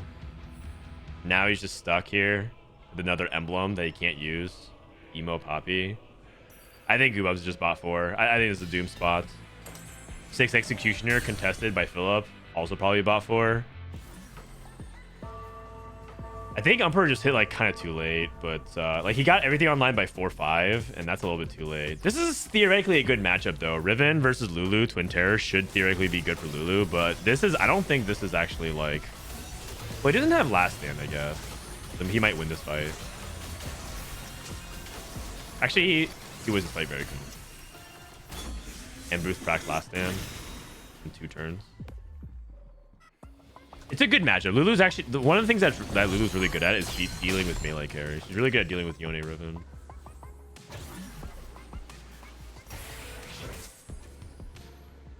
Okay.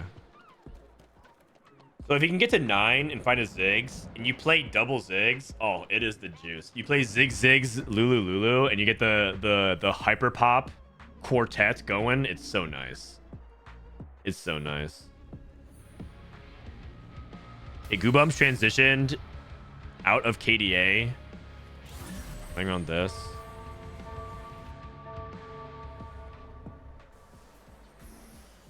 The awkward thing about this positioning is that this Lulu is not going to guarantee to be buffing this Lulu. She might buff the Seraphine. It's 50-50. A lot of times you kind of want the Lulus kind of closer to each other so they buff, but I guess he won the 50-50 and this time the Ahri died. This is actually a good matchup again because Mort is a melee carry, so Lulu actually wins here as well. Guubums lost again. And Lulu, Twin Terror. I love your videos too much. I reached a higher rank thanks to you. Well, congratulations. I'm really happy for you. Yeah, if you get 4 hyper pop, I think that's like a GG moment. Like if you hit 4 hyper pop, your comp gets twice as strong from 3 to 4 hyper pop. But it's so rare, you're not really getting it. Is this second JG for, or is it JG for second Lulu? We'll see. I mean, Guubums is just dead. He's actually stuck. He's actually gonna go 7th, I think. Bruce just hit last stand. IE. Probably uses a duplicator for the Caitlyn. You probably want to see if he can hit Viego because Viego has 2 items. Kind of unfortunate. I think he'd rather use it on Viego. Or actually rather not have to use it on Viego. Philip actually lost 2 fights really convincingly. But he hits Samira 3 and he has 6 executioners. Winning this fight is really big for Umper because then he guarantees level 9. Good matchup. Ooh, that's Katarina 3. Never mind. I don't know this matchup very well. Theoretically, should be good against all the melees. It's just that Katarina can reach backline, and the crowd divers can stun. Kind of close, kind of close. Lulu, wake up! Oh, Lulu, cast again? Nice. Oh my god, it's actually so close. This could have been a positioning diff on both sides. I feel like this is a positioning nuanced matchup. That was really, really close. Bruce is just dead. At that. Guubums is also dead.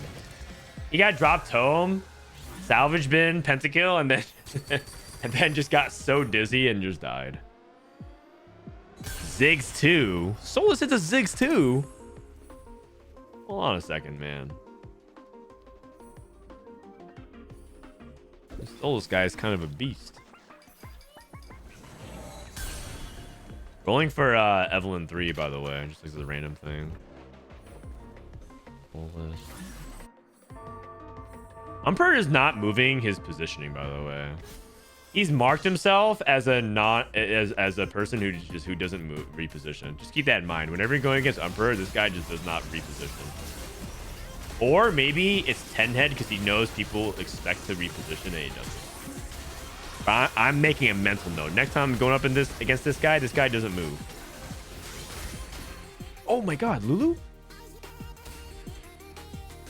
Oh, the bomb! Oh, the bomb took too long.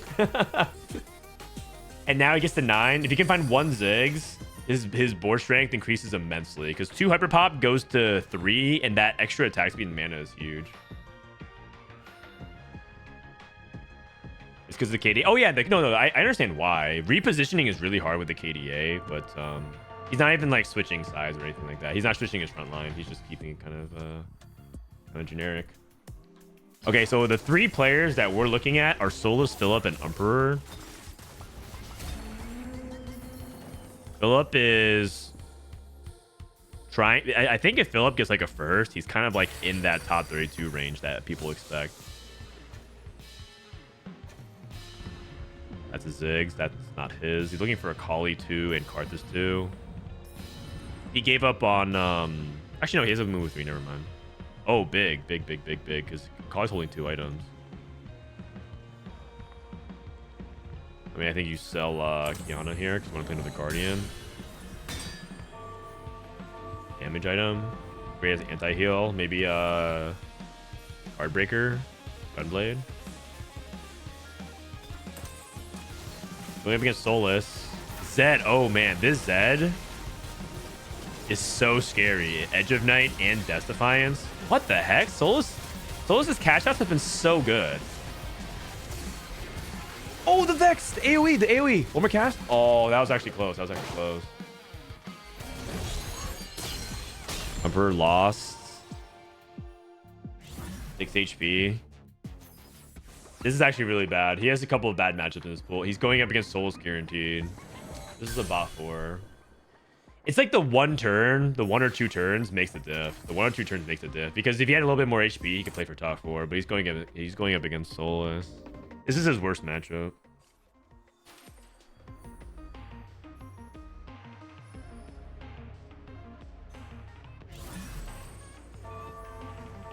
How's he going to position? Also, the really tough thing, too, is like the way Ezreal targets the clump. Zed. Our front line, we have Lilia 2 to hold off against Zed, which is just like... I mean, that's not really a thing. Sometimes you win if Lulu cheeses by shooting through the Zed and hitting things like the backline units. Like this actually... Wait, the angle? Lulu, cast again! Oh my god! Oh! No way! You gotta be kidding me, man. That was so close. We almost got it. It was like just slightly off on the angle. Oh my god. We lost to the Bard 1. Sometimes the angle of like the where Lulu shoots, because she shoots through, can sometimes like tag Ezreal. There's a lot of fight RNG with that. And so you can try to like optimize by like putting Lulu in angles you think it could matter, but like, man, that was really... Oh yeah, also Dazzler may have affected that fight, but that was so close. A lot of small teams could have swung the fight.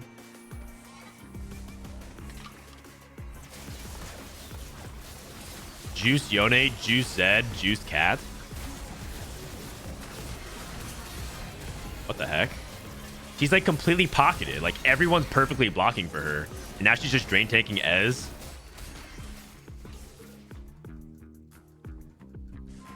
Spectator mode. Is it because the game's over? Is that why? Well, I just feel like I keep getting blue balled here. It's because the game is over. So I can't actually watch at the end of the game. I can only watch till to the last 2 rounds, and then it's over. Who won? Where's this Solus guy? Skip waiting for stats. Oh, you can't rejoin as well. All right. Well, tomorrow's snapshot is going to be a little bit scuffed, you guys. It's going to be a little bit scuffed because it's probably going to be a lot of that. But I still think it's kind of fun, right? Because we still get to at least like follow it. And I guess what we will do is we'll look at the end result, maybe. That's a major problem. I know. But it's better than before where we couldn't watch anybody. In the past, we would watch snapshots and we couldn't watch anybody. Okay. So tomorrow we're going to be doing more of that. We're going to do the snapshots. We got like a day. We got basically in 24 hours, we're going to be counting down. and it's going to be really exciting. So I hope you guys are tuned in for the snapshot. It's going to be real exciting. Hopefully, I'm going to try to get some people to watch with me. Maybe some people who are big time sitting. I'll send some invites out, but we'll see. Gotta beg people to stream their games. I know, but a lot of people don't want to stream because they'd rather just sit. Holy crap. So we just played 1,100 games. Jesus Christ. Thanks for tuning in, everyone. Thanks for everyone who rated. I'm going to run as one last time. The best way to support the stream. And then I'll be back tomorrow in about 22 hours from now or so. 22 hours from now. 22, 21 hours. So basically, I'm going to finish work and I'll get back at like 5 p.m. Pacific, 6 p.m. and we'll do a nice 5-6 hour stream going to midnight. Does anyone have the Frodan and Emily hosted dating show? Oh, that might be on Emily's channel. I didn't. It was her content. It was her content. Cutoffs are going to be pretty interesting to see where it is. Someone's asking, like, what do we think is going to be the safe range? But I'm not entirely sure. The safe range probably is going to be around 900 for top 160. And then maybe like 1,400 something for top 32.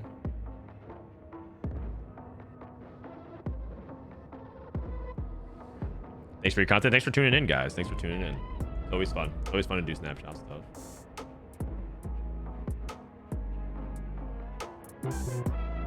I want Kurum to make top 32. Well, Kurum is currently 23rd at 1457, which is good.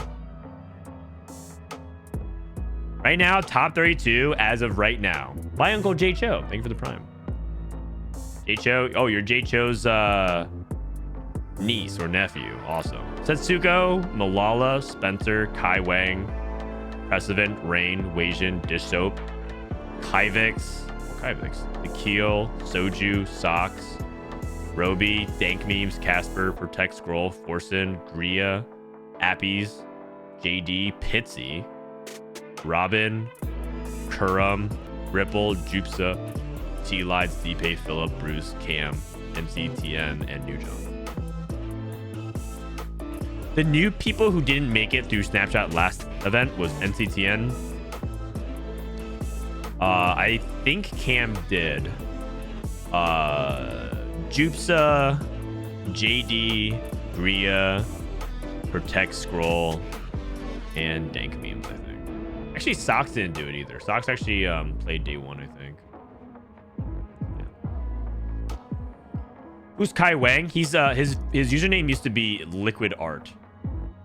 Liquid Art. I think a lot of people are starting to respect him a lot because his stats are usually really, really efficient.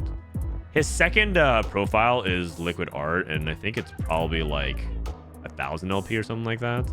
Another thing to consider is that some people have multiple users names at the top. Or rather, like a lot of people who are at certain ranks, there's multiple people who have Smurfs. And they're not allowed to sign up with Smurfs. It'll be interesting. All right, let's go ahead and find someone to raid and end it for tonight. Solus is online. T-Lides. I know my buddy's streaming. You guys want to go hang out with Thai ladies?